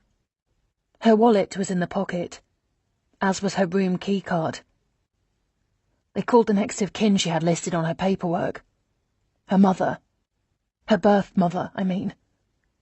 Ruth arrived, and I was still unconscious. And when she saw me, she didn't hesitate. I was Liz. Of course I was. Who else could I be? You said yourself we looked alike. You said we could be sisters. Weren't you confused yourself? No, I wasn't. In that moment I saw an opportunity to get away from Jason. I tried to leave him before, but he made it clear that wasn't an option. He would find me, and he would hurt me. He would have killed me. I still believe that. She is silent for a moment, trying to process everything I've said. The thing is, they all think I've lost my memory. Everyone believes I remember nothing of my past life. I don't remember my friends, and I'm just waiting in limbo. All I remember is the cruise. And I thought that I could use this time away in hiding to come up with a solution. Once I figured out what to do, I was going to recover my memory. That's been my plan for the last 3 months. Except I'm stuck. As you can see. You're gonna tell all these people that all this time you thought you were Liz, except you weren't? You think that they'll believe you? When you put it like that. I bite the side of a fingernail. You won't betray me, will you? I'm not promising anything. I came to see Liz. I was worried about her. Turns out I was right. She adds, not looking at me. It wasn't my fault. I saw the story in the paper, and I decided on impulse to come over here. I didn't know how to contact you. I mean, Liz. Oh, shit. Anyway, I just came over. And where are you staying? The Parkmore Hotel on the edge of town. Just for a couple of days. What are you gonna do, Amy? Because it doesn't seem right to me. It's not just that these poor people think their long-lost daughter is back. What about your husband? As I'm about to argue, she raises a hand to stop me. I know. I heard you. He's big and scary. But he thinks you're dead. Everyone thinks you're dead. I have no idea what to do, Barbara. I say simply. Tell everybody you messed up. Tell them you woke up this morning and remembered. She points at the lamp in the corner. I can hit you over the head if that helps. I manage to let out a small laugh. Then get a divorce. He won't let me. She scoffs. He can't stop you. Do you have savings, any assets? I shake my head. I had some money. Lots of it, actually. I was hit by a car one night on the way home from a performance. I woke up in the hospital with a broken hip and a fractured leg. It was so bad that it would never heal completely, and I couldn't dance anymore. She's silent for a moment. That's tough. About the accident, I mean. I hope the driver got what he deserved. I shrug. The car didn't stop. We never found him, or her. I even hired a private detective for a while, but I had insurance and it paid out. It would have been better if I'd been able to claim against the driver, but still, it was a significant amount of money, and Jason said he would invest it for me so I'd have a nest egg for a rainy day. What's wrong with that? It wasn't true. He didn't invest it. He just took it. I thought I was signing documents to open an investment account with his firm. Turns out I signed it all away to him. It's gone. It's not mine anymore. Chapter 31. The next morning, I get to work early, so that I can use the office computer. Fabrizio isn't here yet, and I turn on a coffee maker, whose aroma immediately fills the room. I want to track down the article from the Star, the one that brought Barbara here. I read it when it came out, of course, but I want to see it again. I find the article easily, and stare at the photos of the 6 other survivors. I thought I was so clever to avoid having mine taken, but it had the opposite effect. It raised suspicion, for Barbara at least. I scan the article. Like Barbara said, it's all very sensational, but of course it would be. It was one of the worst tragedies to hit the UK in years. A list of names is included, passengers who were on the cruise but didn't board the ferry that day, presumably so that friends and families can check whether their loved ones were spared. They're couples mostly. A lot of them were children. Mr. and Mrs. Warner, Catherine and Joe Price and their 2 sons, Robert and John. Further down is a name, a single name, not attached to a family or even to a couple, and my stomach lurches. Bob Pine. I know a Bob Pine. He's a senior accountant in Jason's firm. Jason once described him as his right-hand man. I met Bob at an office Christmas party. He was charming, tall, thin, and completely bald in a handsome, confident way. He had a trimmed dark beard and round glasses, and he wore nicely cut suits like Jason. By that stage, I'd already figured out that, starry-eyed, I had walked myself into a nightmare. I was walking on eggshells, being charming to his colleagues, but not too friendly. I had to look the part, and not be too clingy. And the whole time I watched my husband flirt with another woman. She was the client's wife, and I knew exactly what Jason was doing. But she was as beautiful as a movie star. She had a smile like a ray of sunshine, that lit up herself and everything around her. I remember thinking that if he fell in love with her right then, that night, maybe he would leave me, and I would be free. I kept watching them, unable to intervene. Bob Pine was there that night and came to talk to me, charming as ever, and he leaned over so close that I could smell the martini on his breath. You have nothing to worry about, Amy. You're the most beautiful woman in this room, he whispered. I almost laughed. Does he really think I'm jealous? Doesn't he know the man he's working for? But I just smiled, thanked him, and went off on another round of mingling. I called Barbara immediately. Jason was on the boat, I blurred. What are you talking about? I tell her about Bob Pine. His name is listed as a passenger, but he couldn't have been on the boat because I would have seen him. I had my eyes trained on everyone around me. If Bob Pine had been there, I would have spotted him. He wasn't there, but I did see Jason. I tell her about that day in the gym, and how I caught sight of him on the TV screen. He must have borrowed or stolen Bob's passport and passed himself off as Bob to get on that ship and keep an eye on me. Does Bob Pine look like your husband? Otherwise, I don't know how he would have boarded with a passport or any kind of photo ID. She's right, of course.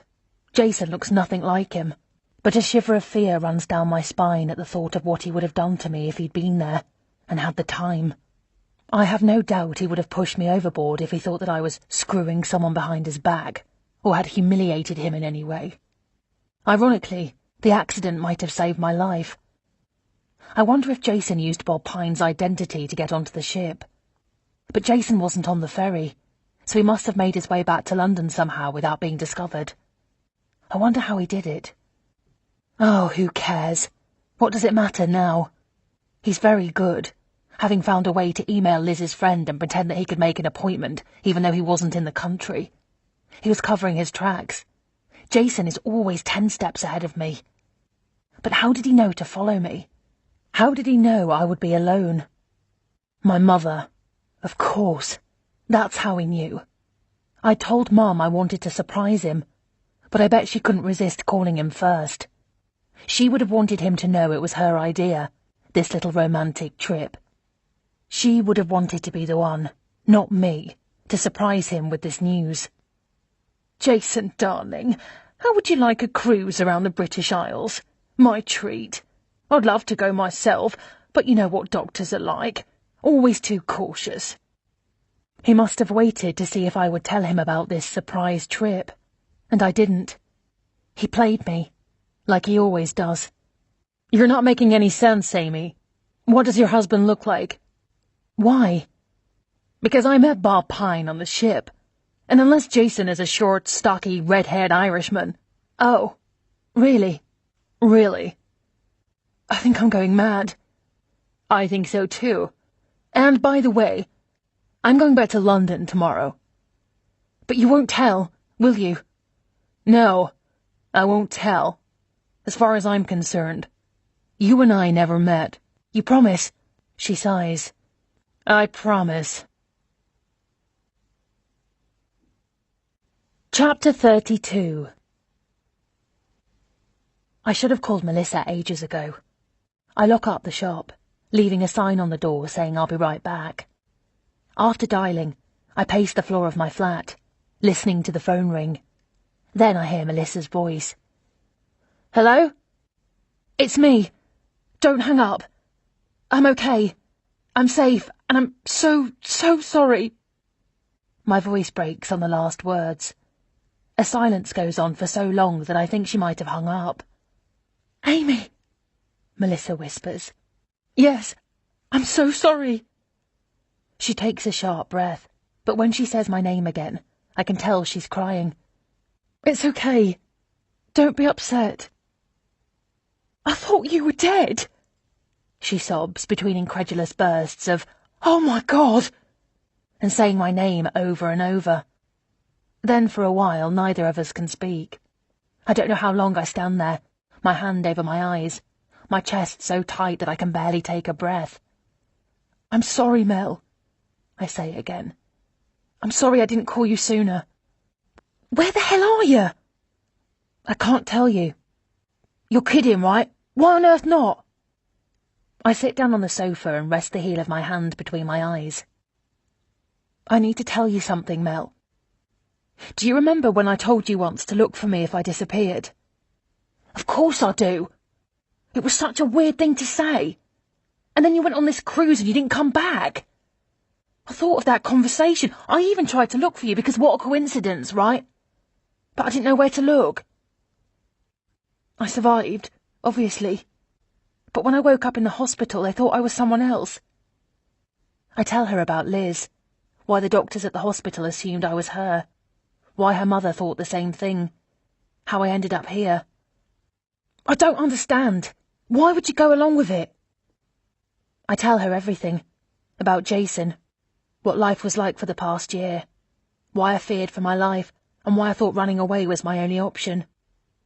I wouldn't have disappeared if I'd had any other choice. I hope you believe me.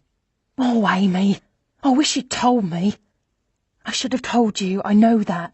But Mel, listen, have you seen Jason at all? Have you spoken to him? Not since your funeral. I had a funeral. More like a memorial since, you know, you weren't there. God, what do you think? Everyone thought you were dead, Amy. I stood in a church filled with people who were devastated because you were gone, and me more than anyone. Except maybe Jason. He did seem inconsolable.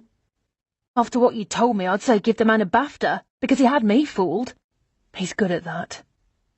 You should have told me. She sniffs. I was inconsolable. I cried for 3 days straight, Amy. I know. I'm sorry. The silence feels resentful, but then she softens. I thought something was not right, she says. There was something about you.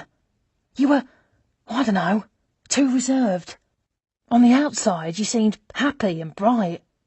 But I felt something from you, something heavy. You changed. I couldn't put my finger on it, but you were always so jumpy. I should have known something was wrong. You couldn't have. The whole point of my existence was to hide it. You couldn't have known, and you could not have done anything. But Mel, I really need to ask. Other than my funeral, have you had any contact with him at all? No. But a month ago I saw your mother. She told me Jason was engaged. Wow. Hang on a sec. Where did you see her? On Liverpool Road. Outside Marks and Spencer. She was going in. I was leaving. It took her a moment to place me. I explained who I was. I even tried to hug her. But, you know, your mother. I know. I asked how she was holding up. And? She said she was devastated, and that Jason was moving on, and who could blame him? She said that. Uh-huh. He's engaged to be married, and according to her, they're very happy. Engaged? Already? But it's been almost 4 months. Don't people need a body, or 7 years or something? That's what I said, but apparently not. Anyway, your mother didn't seem too overjoyed about it. She blames you. She's more upset about losing Jason than about losing me, I say. It looks that way. But maybe this isn't all bad news. If I'm declared officially dead, maybe I don't need to go back. Maybe I can just stay here and be Liz forever. You will come home, won't you? Mel asks, as if she heard my thoughts. As soon as I figure out how to get myself out of this mess. Do you know who it is? Jason's fiancée? No idea. Sorry. Could it be someone from work? Some secretary, maybe? Did he ever come home with lipstick on his collar? Not that I noticed. It could be anyone. There was no shortage of women fawning over him. Like I said, he's very good. We should find out so you can warn her. Oh, God, can you imagine that? Dead wife comes back from the grave to warn bride-to-be about psycho husband. We both laugh. But at least that means he's not looking for me. He has no suspicions about my situation. Still, it nags at me. What if it was the opposite? What if, in order to have me declared dead, he had to show he tried to find me? What if he did the same thing Barbara did, and decided to track Liz down just to talk to someone who was on the ferry? I'm worried he's going to try to find me. Do you think you could find out? Why would he? You're supposed to be dead, remember? You don't know Jason. He's paranoid. He always thinks I'm tricking him. After a pause, she says, maybe I could run into him, strike up a conversation. Or maybe I'll call him and say something about the scholarship. I'll tell him we've got a student that might qualify. Someone very talented, but not able to work with us because of their financial situation. Seriously, I couldn't believe he didn't give it to Tash's school. I was truly shocked. Tash and I even wondered if he got the wrong place and really meant to give it to us. She laughs. He didn't get it wrong. He knew exactly what he was doing. Even when I'm dead, he finds a way to punish me. Asshole, she mutters. Let me try and get a read on him. I'm sure he has no suspicion that you're alive, but I'll see what I can find out. Thank you. It means the world to me. We're both silent for a moment. Then I realise with a start what the time is. Fabrizio must be wondering where I am. I have to go, Mel. I'll call again soon. Don't say anything about where I am, to anyone. I won't. Love you, Amy Lee. Love you right back, Mel. I hang up and rest my forehead against the window. I should have called Melissa sooner. Finally talking to her felt so good. I just hope she can get something from Jason, some indication of where he's at. Clearly, if Barbara found me so easily, although accidentally, he could readily do the same. He might think I'm dead now, but anything might trigger his suspicions. I take a deep breath, wipe away my tears with both hands, and make my way back downstairs. Chapter 33. Who was your friend? Fabrizio asks. My friend. He tilts his head at me. The woman, outside. You hugged her. Oh, her name is Barbara. I met her on the cruise. Really? He studies me for a moment. You should have brought her in here. I would have liked to meet her. That's okay. She's not staying long. He gives me a confused look. She has come all this way just for a hug. I'll see her again tonight. Oh. He waits. I know he wants me to invite him along, but I don't. I just can't. Is everything all right? He asks. Yes, absolutely. Everything is fine. He nods and doesn't ask again. We barely speak, in fact, which is not like us. Normally we check in on each other, ask each other's opinions about a particular arrangement, crack jokes, and talk about what we might do that evening. He'll often sing a song. He loves doing that while he works. But not today. Today, the atmosphere is awkward and stilted. A few hours later, I'm sweeping the floor out back, when my mobile phone vibrates in my pocket. Only Melissa has this number, no one else. And if she is calling me, it means she's spoken to Jason. Fabrizio, I need to get something upstairs. I'll just be a minute. This feels like the 10th time I've slipped away over the past 3 days, but he doesn't reply. The phone has stopped vibrating, and I rush up the stairs, push open my front door, and drop onto the sofa, the phone already out of my pocket. Melissa, I say, breathless. She launches right into it. Okay, I waited outside his office, discreetly, of course. I pretended I was looking at the shop next door. Just hearing that makes me nervous. Jason is very suspicious, Mel. You have to make sure you're looking after yourself at all times, okay? That's very important. You can't ever underestimate him. Honestly, it looked completely accidental, I swear. I literally bumped into him as he was coming out the door. I was holding a takeaway coffee, and some of it spilled on my hand and on his shoe. He wouldn't have been very happy about that. No, I can't say that he was, she says in a tone dripping with understatement. And when he saw it was me, he looked even more pissed off. Bloody hell! I used to think the guy liked me. That's a trademark trick of Jason, making people feel like he likes them. Tell me what happened next. Well, I put on my saddest face and asked if he'd heard anything more about you, if your body had been found. His whole demeanour changed. It was really weird, like a mask had fallen and been replaced by a completely different one. He looked really pained and sad. He said no, and he'd come to terms with that, but he would always honour blah blah blah. And then I asked him if he would consider setting up a new scholarship in your name, this time for the Tash Gilmore Dance Studio. God, you should have seen his face, Amy. He tensed right up and got really annoyed with me, so I milked it a bit. I couldn't help myself. I almost laugh. I said to him, I think Amy would like that. I think she would like that very much. I could help coordinate it, and I could talk to Amy's mother as well. She might have some ideas. He couldn't wait to get away from me.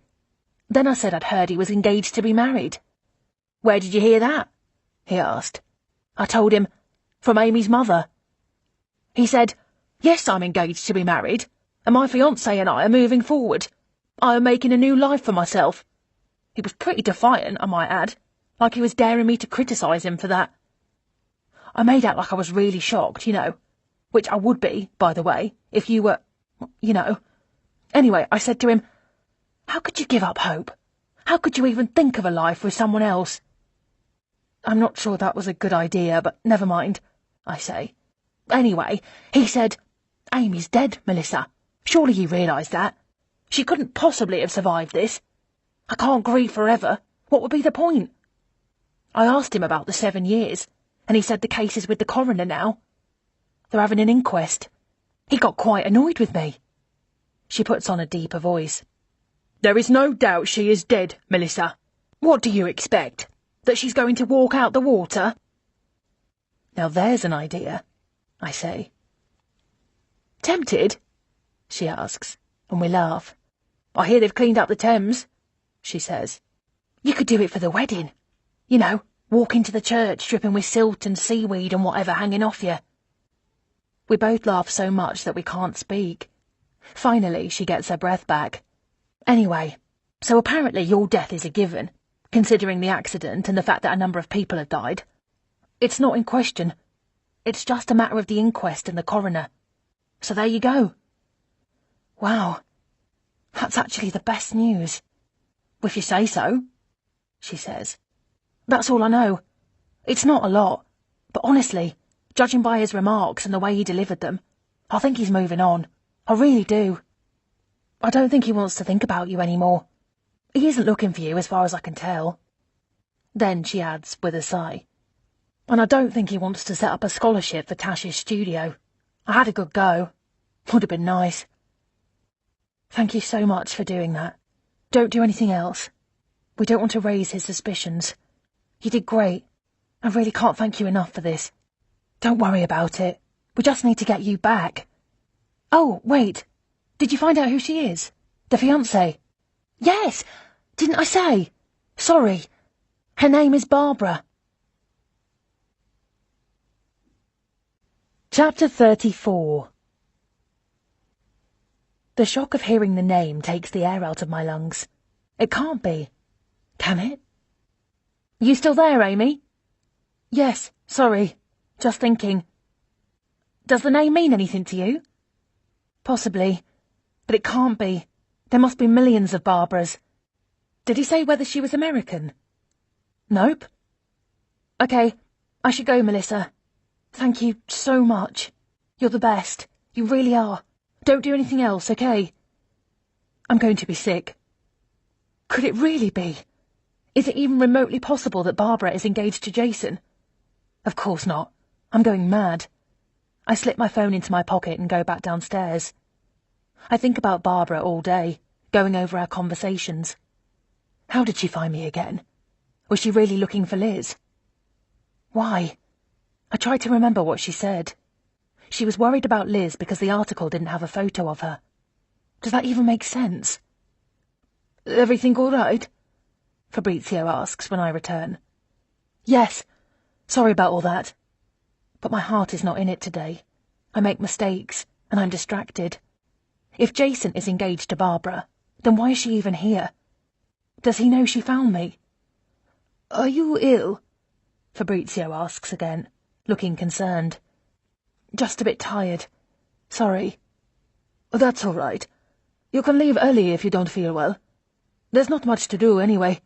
It's very quiet today. Not at all. Thank you, though. I'm perfectly fine. Really. He looks at me funny and continues to throw occasional sideways glances in my direction that I pretend not to notice, but I can't avoid the look of worry in his eyes. The minutes tick by until finally we close up.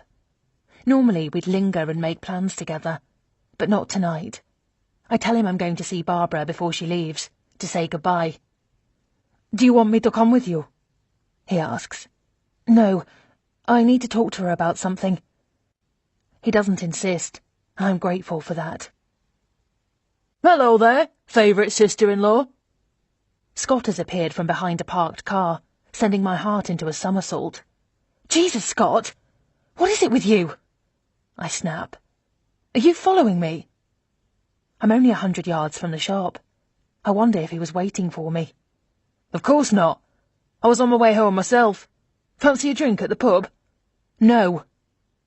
I walk briskly away without waiting for an answer. I'll buy you a shandy, he yells behind me. I ignore him and go straight to Barbara's hotel, where I find her packing. Hello, Amy. I wasn't expecting you. I flinch at the use of my real name. You said earlier you're going back to London. She folds her shirt carefully and puts it into the suitcase. That's right. So you're not going back to America? I thought you were only here because of your ex-husband. I have a life here now, Amy. I haven't lived in the US for many years. I see. Tell me something, Barbara. Have you ever met my husband, Jason? A patch of crimson rises up her neck, and in that moment I know. The betrayal I feel takes my breath away and makes my eyes water. I groan in frustration, grab clumps of my hair in fists, and look wildly around the room. Where is he? Is he here? My heart is in my throat. The door to the ensuite bathroom is closed, and with blood rushing in my ears, I open it wide and step inside. Jason, you can come out now. Don't be ridiculous, Barbara says behind me. Of course he's not here. Still, I slide open the shower curtain and check behind the door. Despite my bravado, I'm shaking uncontrollably. Is he coming here? No. He doesn't know I found you. He just thinks I'm here with Liz. I nod. And you're engaged to him? She blushes again and fiddles with her amber necklace. What is it to you anyway? She says. Are you serious? You're engaged to my husband, and you're asking me what it has to do with me? You don't want to be with him. You told me so yourself. At length. You can't stand him. So what do you care if I'm engaged to him? He's a psychopath, Barbara. Have you not listened to a word I've said? I almost yell. Then I take a breath to control myself. He's a very sick, angry man. Oh my God. This is so bad. Tell me the truth. I'm begging you. Does he know I'm here? I told you already. He doesn't know. I came to meet Liz, and I found her. That's all he knows. She comes closer. I don't want him to know. I'm engaged to marry him. I love him. You're the psychopath, Amy. Leave us alone. Get on with your own life. I drop my face into my hands. I have to run away, I mutter.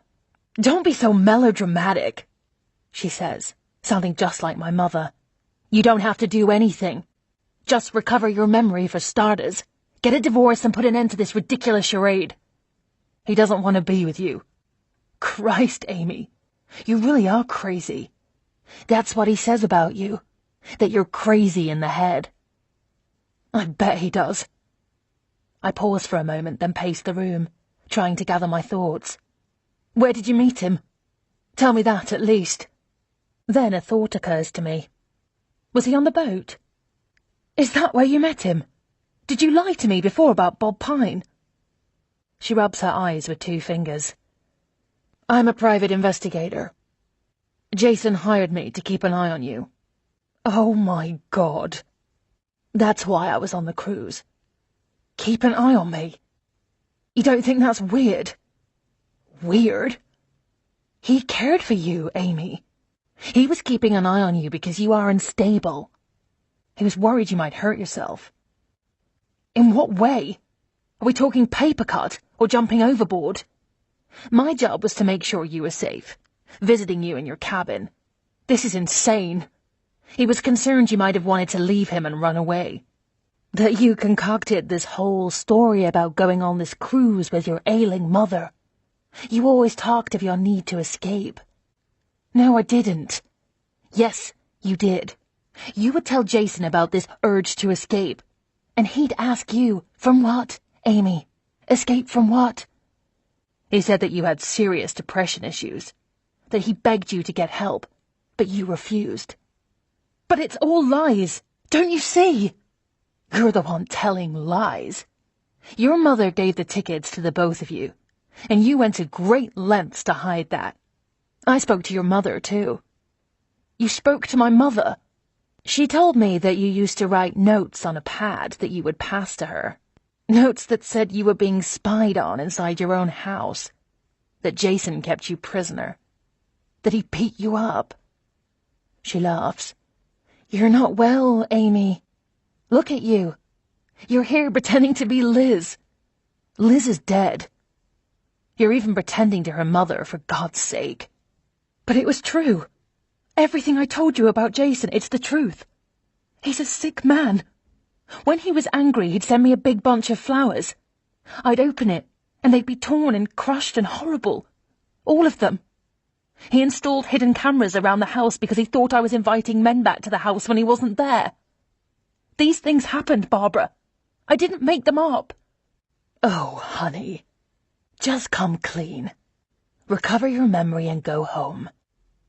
Give Jason a divorce. You don't deserve him. He's been nothing but caring towards you. He has done everything in his power to make you better. Even as far as hiring a private detective to keep an eye on you. And all you can do is spread lies about him. I laugh. And you believe him. He hired a private detective to make sure I didn't jump overboard. Come on. But she won't listen. She's still going on about how wonderful Jason is. He has given you everything you wanted. You didn't want to work. That's a lie. You just wanted to sit at home all day. You let go of all your friends. He didn't want me to have any. I shout. Why do you keep hanging on to him if you don't love him? Why not just leave him? Because he's going to kill me. You know what? I don't have time for this. She checks her watch. You really do need professional help, my friend. You're not right in the head, Amy. I just can't believe this. I can't believe you lied to me. Really? Look who's talking. You've been lying to everybody for months. What about your ex-husband? All those lies you told me about him running off with his secretary. You made it all up just to make conversation. Actually, no, that part is true. There is an ex-husband, and he's a prick. Anyway, that's irrelevant. Do what you have to. I'm going home tomorrow. You can't tell him where I am, or that I'm alive. Promise me you won't say anything. I want to take her by the shoulders and shake her. It's going to come out eventually, Amy. What do you expect? That you can hide out here for the rest of your life, pretending to be someone else? Someone dead?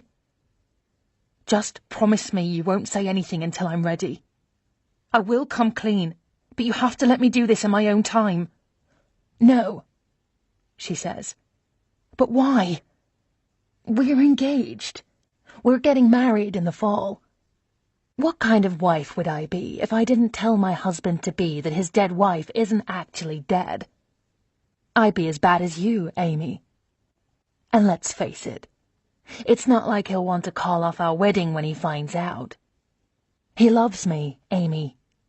He thinks you're crazy, paranoid, self-centered, and unstable.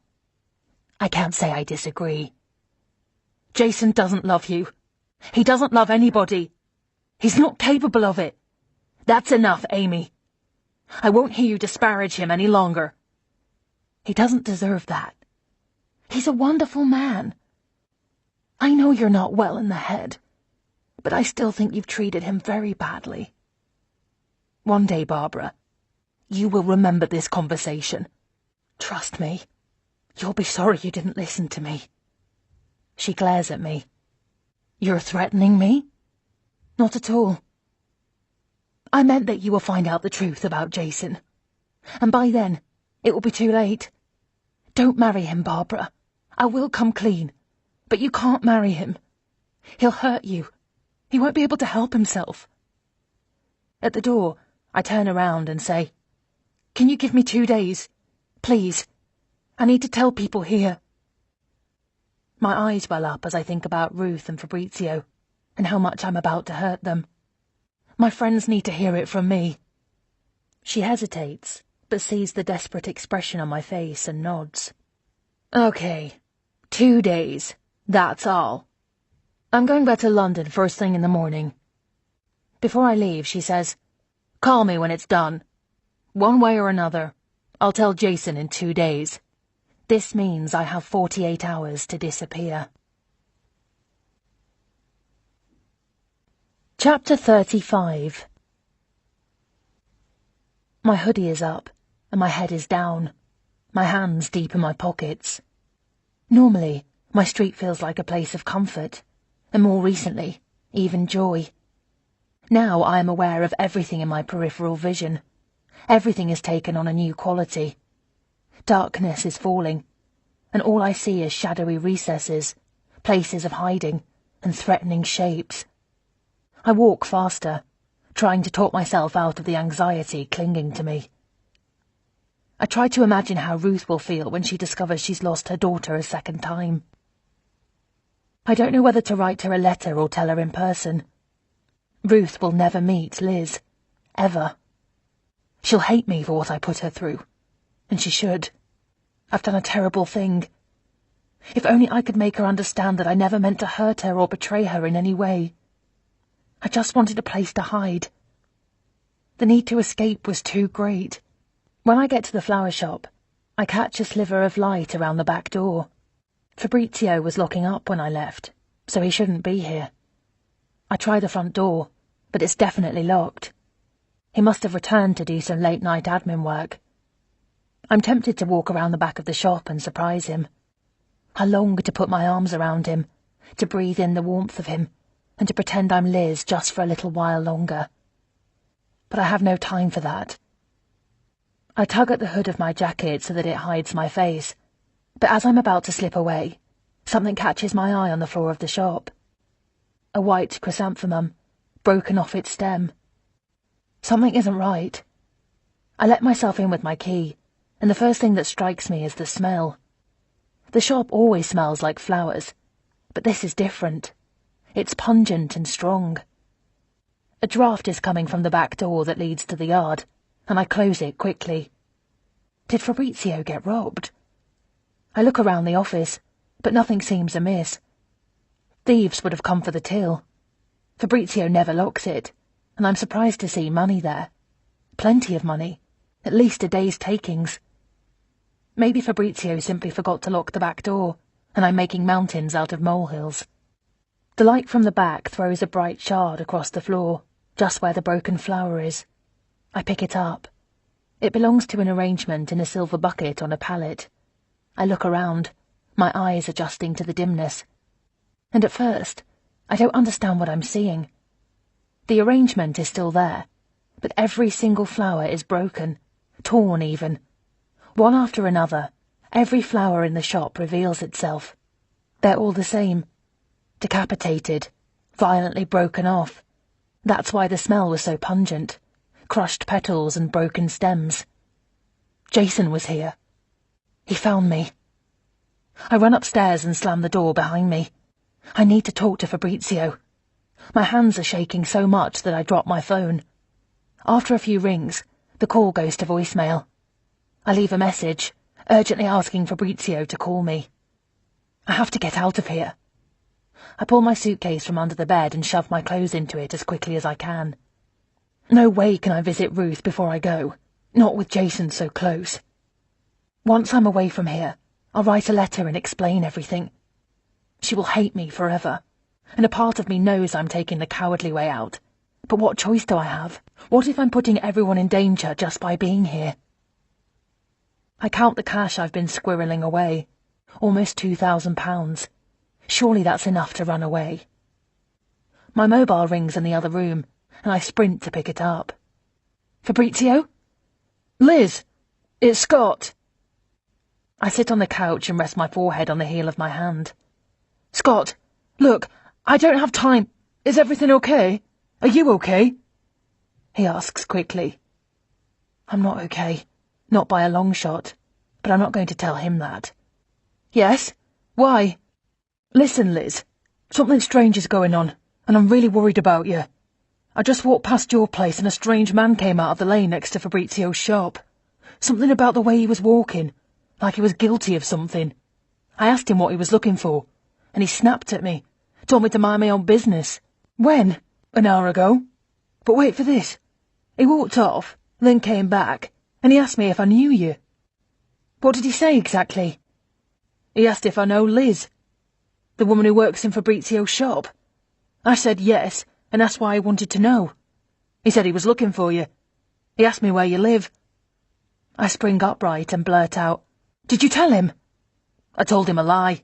I didn't like the look of him. I said I didn't know exactly, but somewhere near Station Street. Station Street is a mile away. What did he say? Nothing. He just walked off. Do you have any idea who this might be? I don't know. Oh, God. I've been trying to reach Fabrizio, but he's not answering his phone. I don't think you should walk around alone, Liz. I'll come over now and drive you over to Fabrizio's. Would you? That would be great. Thank you, Scott. Sure. Hang in there. Don't answer the door to anyone. I'll be there in 5 minutes. A dog barks nearby, and for a crazy moment, I think Jason might already be here in the flat. I peer around doors and check the bathroom. I'm so scared that I'm getting dizzy. I should get out of here. I finish packing in 30 seconds, then call Barbara. You lied to me! I cry into the phone. You said Jason didn't know about me. You said you hadn't told him. What the hell are you talking about? Where are you? Oh no, I'm not telling you. Why do you want to know? So you can send him over? Don't be stupid, Amy. I'm packing up the car so I can drive home first thing in the morning. I haven't told Jason about you. I gave you my word I would wait 2 days. I don't believe you. He sent you to spy on me. You said so yourself. You're still doing his bidding, aren't you? Is he with you right now? For Christ's sake, Amy. What are you on about? Jason isn't here. I told you already. She sounds so reasonable that I'm doubting myself. You need to calm down. You're not well. Stop saying that. Did you tell Jason where I live? No. And anyway, I just spoke to him. He's in London, at work. He's not here. I don't know how else to say it. Go and lie down or something. Someone knocks on my door. I think I'm going to cry. As I'm about to whisper to Barbara to call the police, a man says, It's me, Scott. Open up, Liz. Breath fills my lungs again, as I put a hand on my chest to stop my heart from hammering. He knocks again. Let me in. I'm about to tell Barbara I have to go, but she's already hung up. I open the door. Hello, Amy. Chapter 36. Scott is leaning against the door jamb, hands in his pockets and a smirk on his face. I'm too stunned to react, and he closes the door after himself. Did he just call me Amy? What did you say? You know what's funny? Debbie always said something wasn't right about you. That you were hiding something. That you couldn't be trusted. I have to say, I agreed with her, but I didn't tell her that. I pretended to defend you, make excuses for you. Your memory, your tragedy, your problems. I knew you were after Ruth's money, but I still believed you were who you said you were. But boy, you are a whole other level of con artist, Lizzie. Or should I say, Amy. He sits on the couch and crosses his legs. How do you know? You shouldn't be so rude to your friends, and even less so to your family. I wanted us to talk and just have a nice drink at the pub earlier. I'd heard from Ruth, you see, that there was a woman in town who knew you. Imagine that. Someone you'd met on the cruise, she said. Ruth told you. Apparently Fabrizio told her. He thought you were being strange and he wanted to know if she knew what was wrong. Well, I was curious, as you can imagine. I thought to myself, I wouldn't mind finding out more about this mysterious woman. Maybe even have a chat with her myself. Maybe she knows something about my secretive sister-in-law. I think I'll have a nice cold beer with Aunt Lizzie. Ask her about this new visitor to our little town. You know what your problem is, Amy? Your attitude. It's your undoing. You think you're so much better than me. I ask you to join me for a drink, and you brush me off the way you always do. You're not even polite about it. You think you've got everyone fooled, but I know you, and we are a lot more alike than you realise. You still haven't told me how you know who I am. I followed you. Simple. I knew you were in a big hurry, and I wanted to see where you were going. I figured you might be on your way to see your mate, Barbara, so I followed you. Saved myself the price of a shandy. Those country hotels are not very private, you know. I stood outside the window and overheard everything. And I have to say, hats off to you, Amy. And your husband sounds like a right psycho, by the way. That little story you told about him sending you flowers all torn up to shreds. That's another level of crazy. What a dick. It takes me a moment to understand what he's saying. You did that. I just wanted to have a bit of fun. I don't like you, Amy. I've never liked you. I know your type. You're a fraud and a liar. I hired you to work with me in the shop so I could keep a close eye on you. I scoff. You never even paid me. He waves a hand. I wasn't going to pay you if I could avoid it. I wanted people to think we were having an affair, especially Debbie, so Ruth would turn on you. I wanted her to see you for what you were, selfish and manipulative. Did you call Debbie about the lunch that day? Leave a message pretending it was from me, to change the time we were supposed to meet? He shrugs. That, and I took Tyson to my house and left Ruth's back door open, knowing you'd get the blame. Just, to hurry things along. Get Ruth to kick you out one way or another. You did those things. I thought it was Debbie. Really? You don't know my wife. She might be a hard nut to crack, but she's the most honest person you'll ever meet. Anyway, it didn't work, did it? You're still here. Poor little Lizzie. All lost and alone with no friends, no money, no job, no memory. What a joke. So, when will you strike? Strike? What does that even mean? Make your move. The prodigal daughter returns, bonds with the mother she's never met. But you're just after her money. You took Liz's place because you knew that you could make at least $1 million out of this little escapade. How did you know about the inheritance? I'm curious. Did the real Liz tell you? I have no idea what you're talking about. You need to leave. Don't be stupid. I'm not going anywhere. Has Ruth added you to the will yet? I just said I don't know what you're talking about. I know nothing about the money or a will. Please go, Scott. Oh, come on. You and I both know that's why you're here. You found out somehow that Ruth inherited a couple of million from her aunt, and you thought, hey, I could use some of that. That's when you decided to take the place of her real daughter. Is it taking too long? I would have thought you'd be done by now and out of our lives. Or is it because you're in love that you're sticking around? Anyway, I've got bad news for you, Lizzie. Most of the money is gone. So take a piece of advice from me. You're wasting your time. No, don't worry. I'm not going to stop you from leaving. Or maybe I will. Just for a little while. Just so we can have some fun, you and me. He looks me up and down slowly, making my stomach lurch. He pats the space next to himself on the sofa. Come on, Lizzie. Okay if I keep calling you Lizzie. I'm not used to this Amy business. Come and sit next to me. He takes my hand and pulls me towards him. Don't touch me! I snap, with more bravado than I feel. Come here. Don't be shy. Maybe give me a little show, eh? He licks his lips. Take your clothes off. Are you out of your mind? What do you think you're doing? Let me see. How about blackmailing you? Oh, no. Get out, right now, or I'll scream. Come on, Lizzie. You know you want it. You flirted with me all the time, ever since you first met me. Come on, don't be a tease. My eyes land on my mobile phone on the coffee table, and I twist away from him, but he tightens his hold on my wrist, making me yell in pain. I drop to my knees. Shut up. His finger is right in my face. I mean it. You do as I say, and I won't tell anyone about you and what a fraud you really are. I just want to have a bit of fun with you. Just a bit of good, clean fun. He fumbles with the belt of his trousers. I'm kneeling on the floor next to the coffee table, bent over and holding my stomach. Please go, I cry. Suddenly, someone slams on the door, and I hear Debbie's voice. Liz! I know you're in there. I know you both are. Then Ruth says, Open the door, Liz. We know you're in there. Something happens to Scott. He looks scared like a little boy. I sprint to the door and open it so quickly it hits the wall.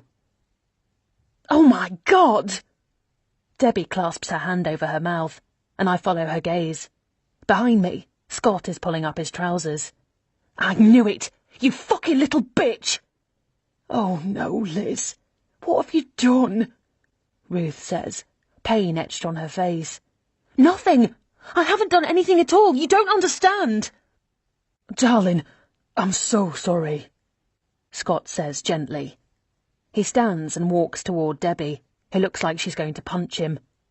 Where's Leo? He asks suddenly. With his friend Tom and his mother. Don't try to change the subject. What are you doing here? I'm sorry, darling. I am weak.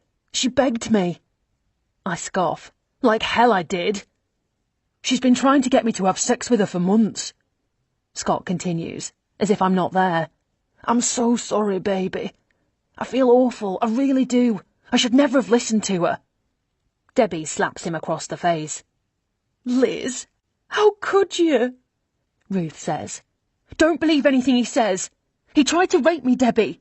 He would have if you hadn't arrived. That's a lie, Scott snaps angrily. No, it's not. Bullshit, Debbie says to me. Everybody knows you've been after Scott ever since you got here. I've let you off the hook because, you know. She turns to look at Ruth, sighs, then focuses back on me. Even when Paula told me how badly you behaved.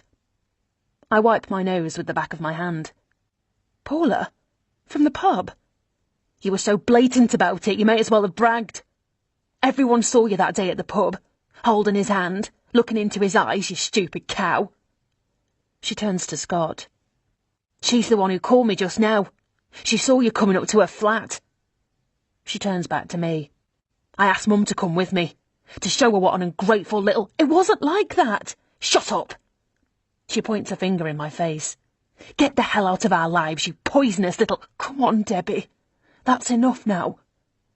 Ruth puts a hand on Debbie's arm. I'm sorry, babe, Scott says. Let's go. You're right. She is poison. She is a horrible human being. Thank God you got here when you did. I swear she had me bewitched. Debbie looks at him like she doesn't believe it for a second, but he puts an arm around her shoulder and leads her away. Ruth looks like she could cry. I'm so disappointed in you, Liz. I really am. I think maybe you should leave our family alone. I'm sorry. But I didn't do anything, I wail. He tried to rape me. Stop it with that nonsense. It's over, Ruth says. Just stop it. I swear I'm telling the truth. He wanted to have sex with me. He was going to blackmail me. Everyone stops, like someone pressed pause on a movie. They all turn around and stare at me. Blackmail you how? Debbie asks. But Scott stands there with a smirk on his face, like he's daring me to tell them the truth. Ask him about the money, I say to Debbie. What money? She's lying, Scott says quickly. Let's go, babe. Let's get out of here. What money? She asks again, this time looking at Scott. Scott told me about your inheritance, Ruth. He's worried I'm after your money. And I'm not. I didn't know anything about it. And I don't care about it anyway. I really don't. Like hell you don't, he shouts. What on earth is going on here? Ruth asks. Debbie stares at me like I'm dirt off her shoes. Ask him what he did with it, I say. Because he just told me it didn't matter to him if I was after Ruth's money. There's no money left. That's what he said. There's no money left. Then I remember the letter in his office, and everything becomes clear. Scott borrowed money on your behalf, against your inheritance, I say. Scott's face turns bright red. You're a liar. What does that mean? There's no money left, Ruth asks. She's lying. She's a fraud. You can't trust anything that comes out of her mouth. Wait a second, Debbie says, putting a hand on his arm. We got that call from the bank. Remember? She turns to Ruth. Someone called asking for Scott, but he wasn't there. I took the message. It was something about a loan. A document was missing your signature. My signature? Ruth asks. Yes. She turns back to Scott. You said it was a business thing, that it had nothing to do with Mum, that they'd made a mistake. Scott looks distinctly uncomfortable. It was a mistake, babe. I told you. But remember that letter? Ruth says. The one that came to your house addressed to me. What letter? Scott asks, looking distinctly pale.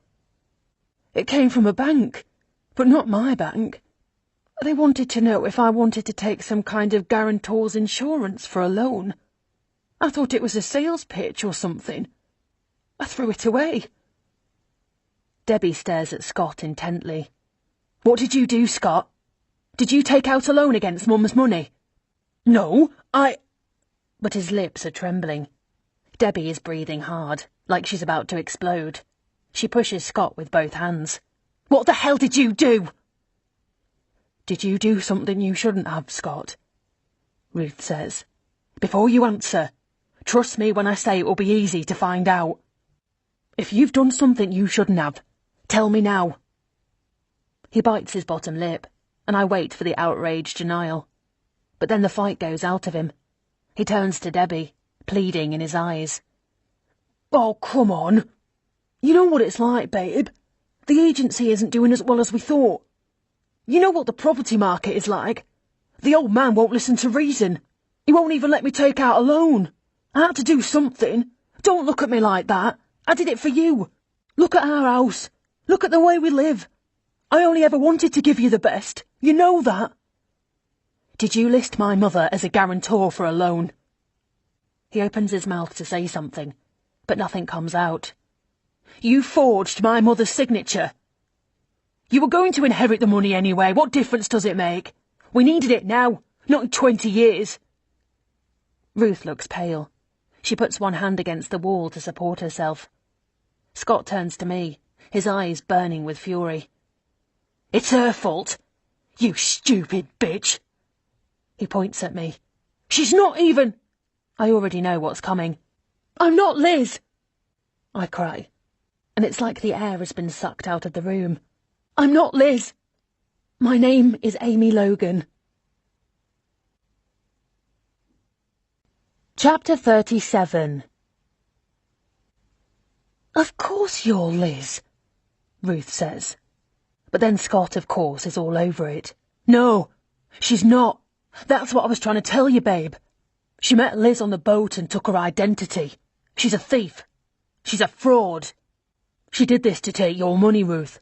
Do you see now? She's poison. Ruth's face morphs from puzzlement into despair, one feature at a time, her eyes never leaving mine. Is that true? I am not after your money, Ruth. I'm not Liz. That's true. I did that because I was running away from someone. Oh, for goodness sake. Scott scoffs loudly. What next? I ignore him. I woke up in hospital, and everybody thought I was Liz. You arrived, and you thought I was Liz. Everyone did. I saw an escape route, and I took it. My voice breaks. I am so sorry. You have no idea how much you mean to me. In the few months I've been here, you have been more of a mother to me than my own ever has. You are the last person I want to hurt. She keeps shaking her head, like she can't understand what I'm saying. Then Debbie asks the question I've been dreading ever since I arrived in this town. So where is Liz? I might as well have taken a knife to Ruth's heart myself. She didn't make it. She drowned. She hasn't been found. Ruth is gasping for breath. I'm calling the police, Debbie says. I don't care at this point, but Ruth looks like she might faint, and Debbie takes her away. I've never had anyone look at me the way Ruth does, and my heart splits into two. I can't say this to her, but I feel like I'm losing my mother, the mother I wished I'd had. And it's over. I can never ever make this right again. After they've gone, I sit with my arms around my knees. I can't even finish packing. I sit like this for what feels like hours, rocking in place. Then I call Fabrizio, and he answers this time. Fabrizio, it's me. I can't speak to you right now, he says. No, wait. I have something to tell you. It's important. I already know. My chest is too tight. I can't take a breath. What do you mean? Your brother-in-law called me. I mean, Scott. He's not your brother-in-law.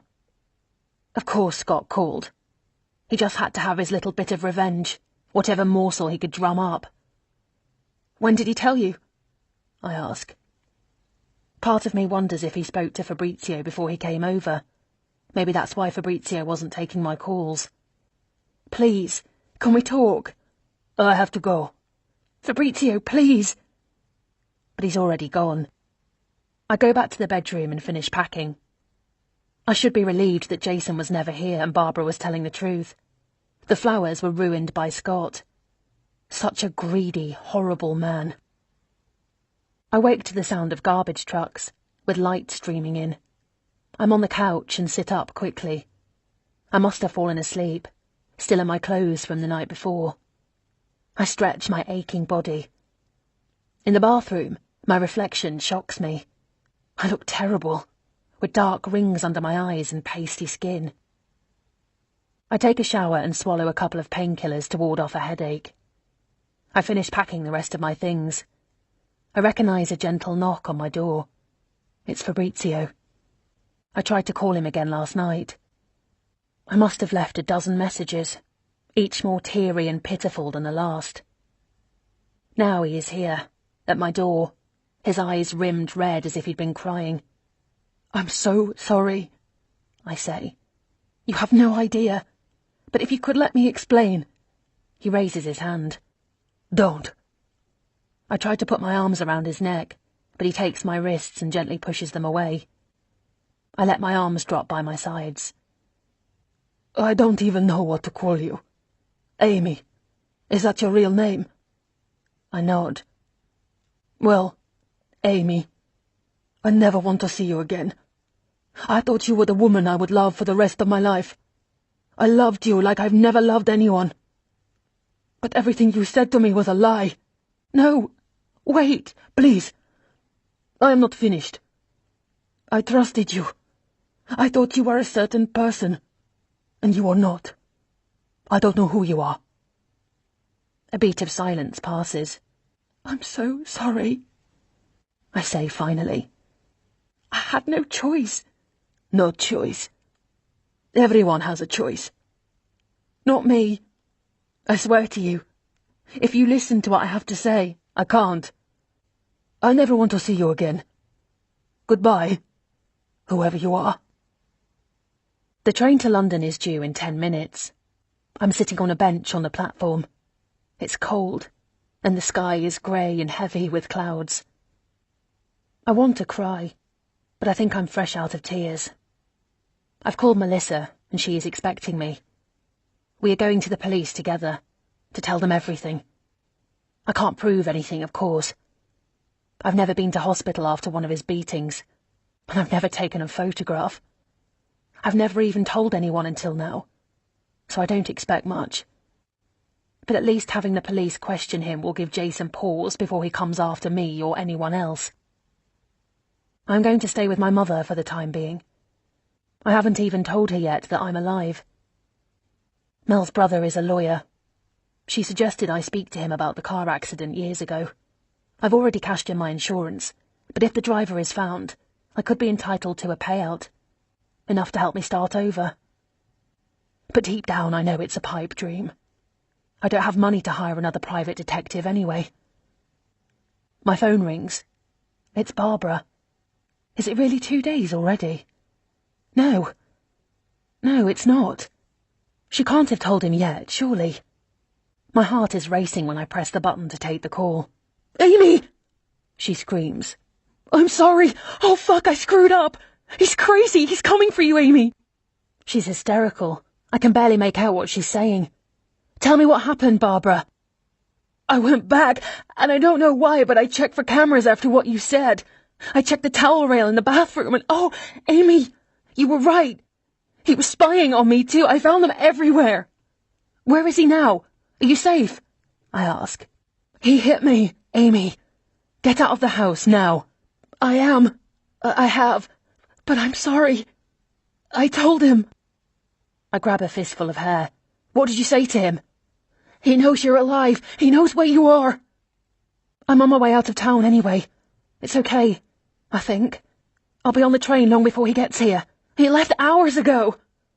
I snapped my head around, scanning the platform. He knows where you work. He knows about your boyfriend. I'm standing, my eyes darting. Hardly anyone is on the platform. He knows about Fabrizio. I'm sorry, she wails. You need to call the police. I don't wait for the rest. I don't even call Fabrizio. There's no time. I run out of the station just as the train comes in. I don't care. I'm outside, looking frantically for a cab. A blue bicycle is leaning against a brick wall. I leave my suitcase on the pavement and grab the bike.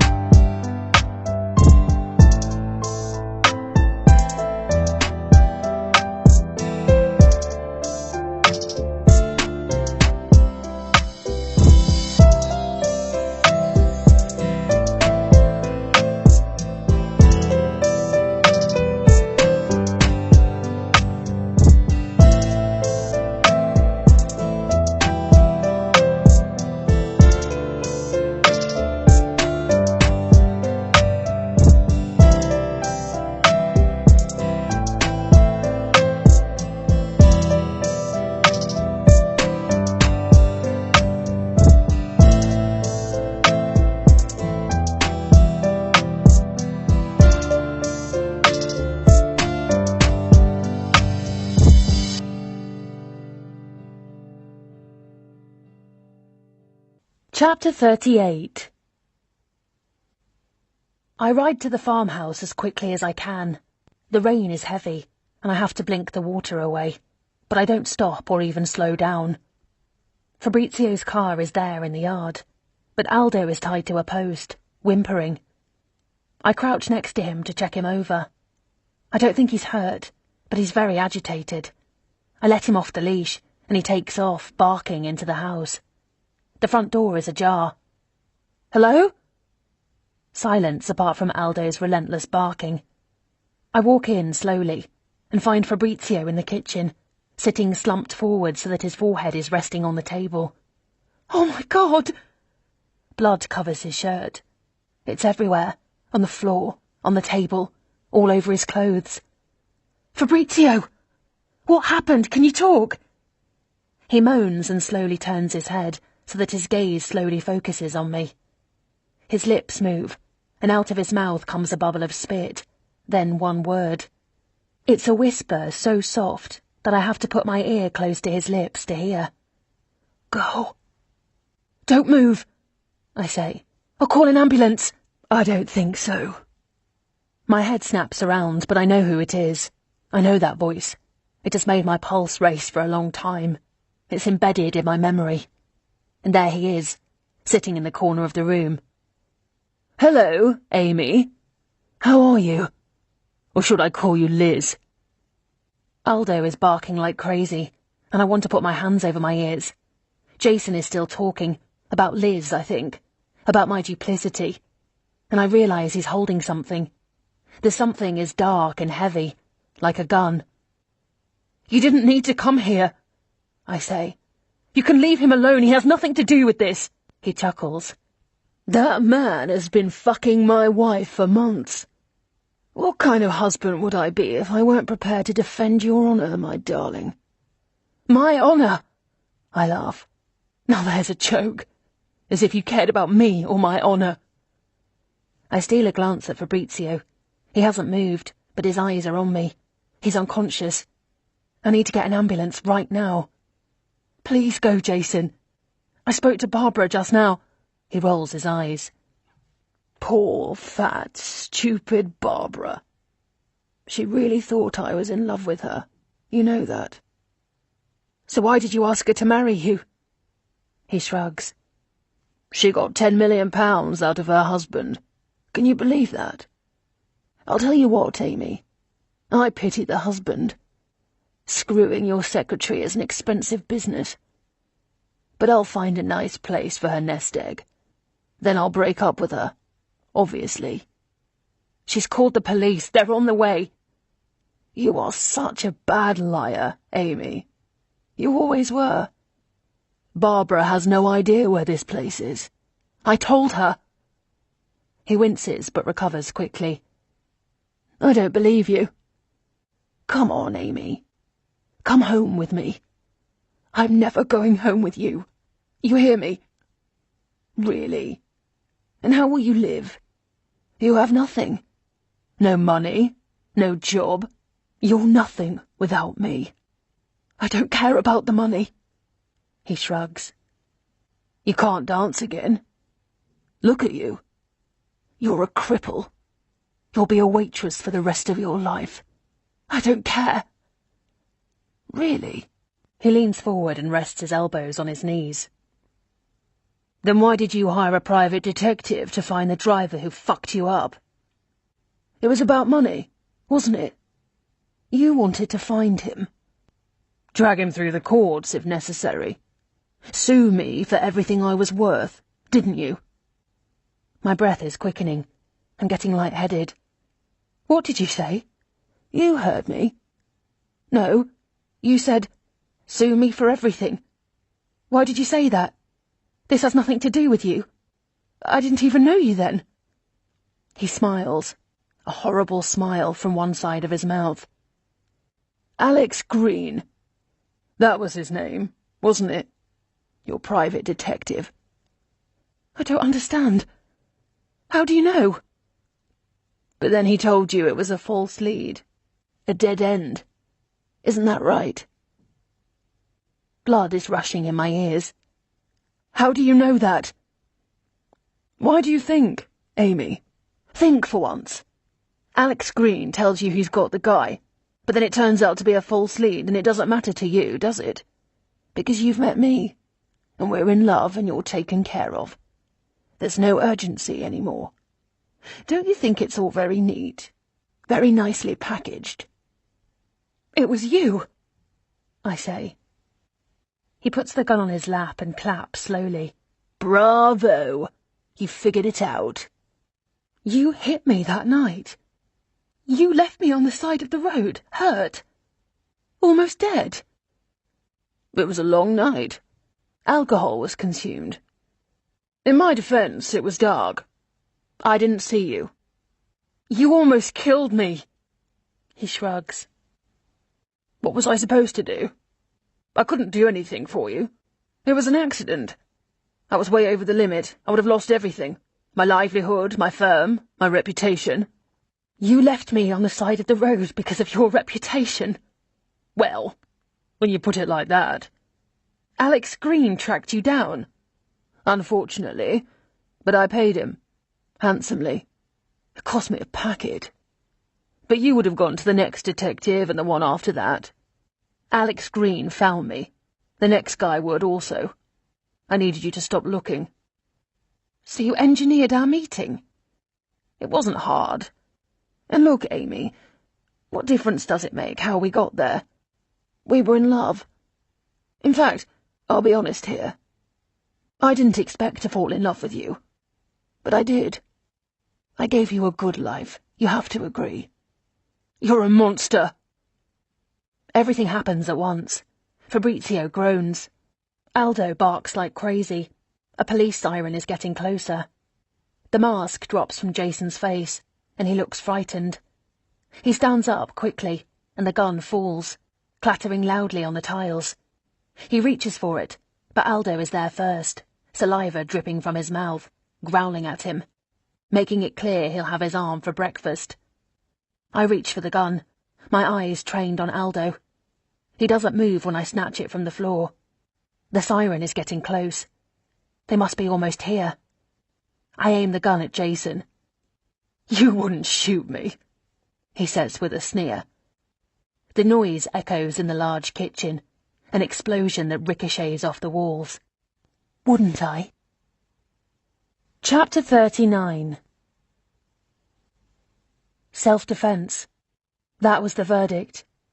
Fabrizio was the only witness, and Barbara's testimony supported my evidence. It was all over the news. Lots of people attested to Jason's psychotic behaviour. He was a bully at work as well as at home, and people were lining up to testify to that. He had a funeral, but I didn't go, obviously. Incredibly, my mother went. She told me afterwards that it was sad and it was my fault.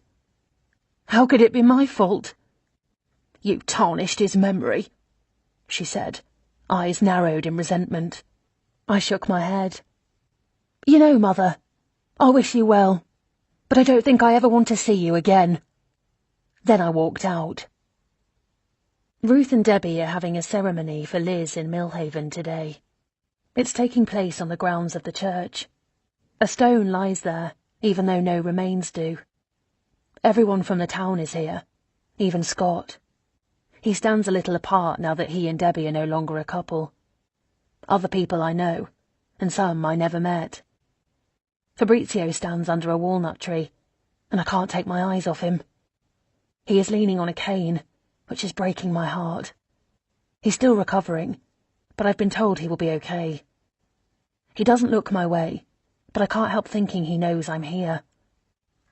I am not among the mourners. I stand apart, further away than Scott, but not so far that I can't hear what the vicar says. I tell Liz in a silent prayer how much I love her, and how grateful I am to her. You saved my life. I am you, and you are me. We are forever bound, and I will never forget you. When it's over, I turn around to leave, and a woman walks right up to me. You look like her, she says in an unmistakable Australian accent. You must be Sarah. She nods. She saved my life, you know, I say, my voice breaking. She takes me into a hug.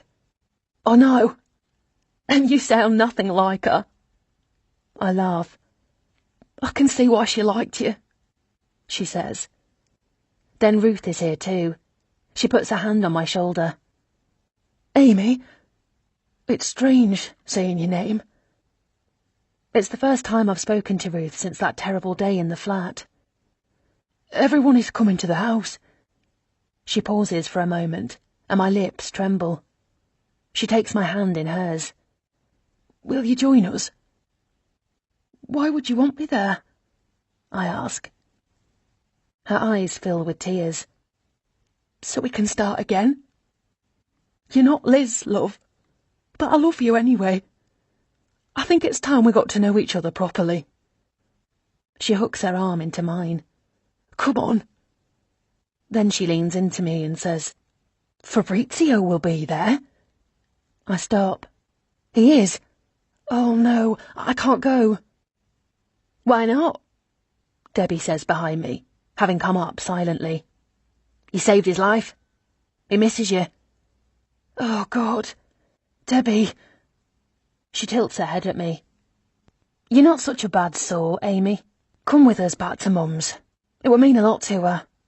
Then after that, maybe we could have coffee sometime." Aldo comes bouncing over and jumps up at me. We all laugh, and I catch Fabrizio's eye. He's smiling at me. It's going to be okay. I hook my arm back into Ruth's. Could I stay here, in Millhaven? Could I come back and be among all these people whom I have loved? Yes, I can, and I will. I'll have work to do to regain their trust, but I'm done with running away. My name isn't Liz, it's Amy, and for the first time in my life, I am exactly where I want to be.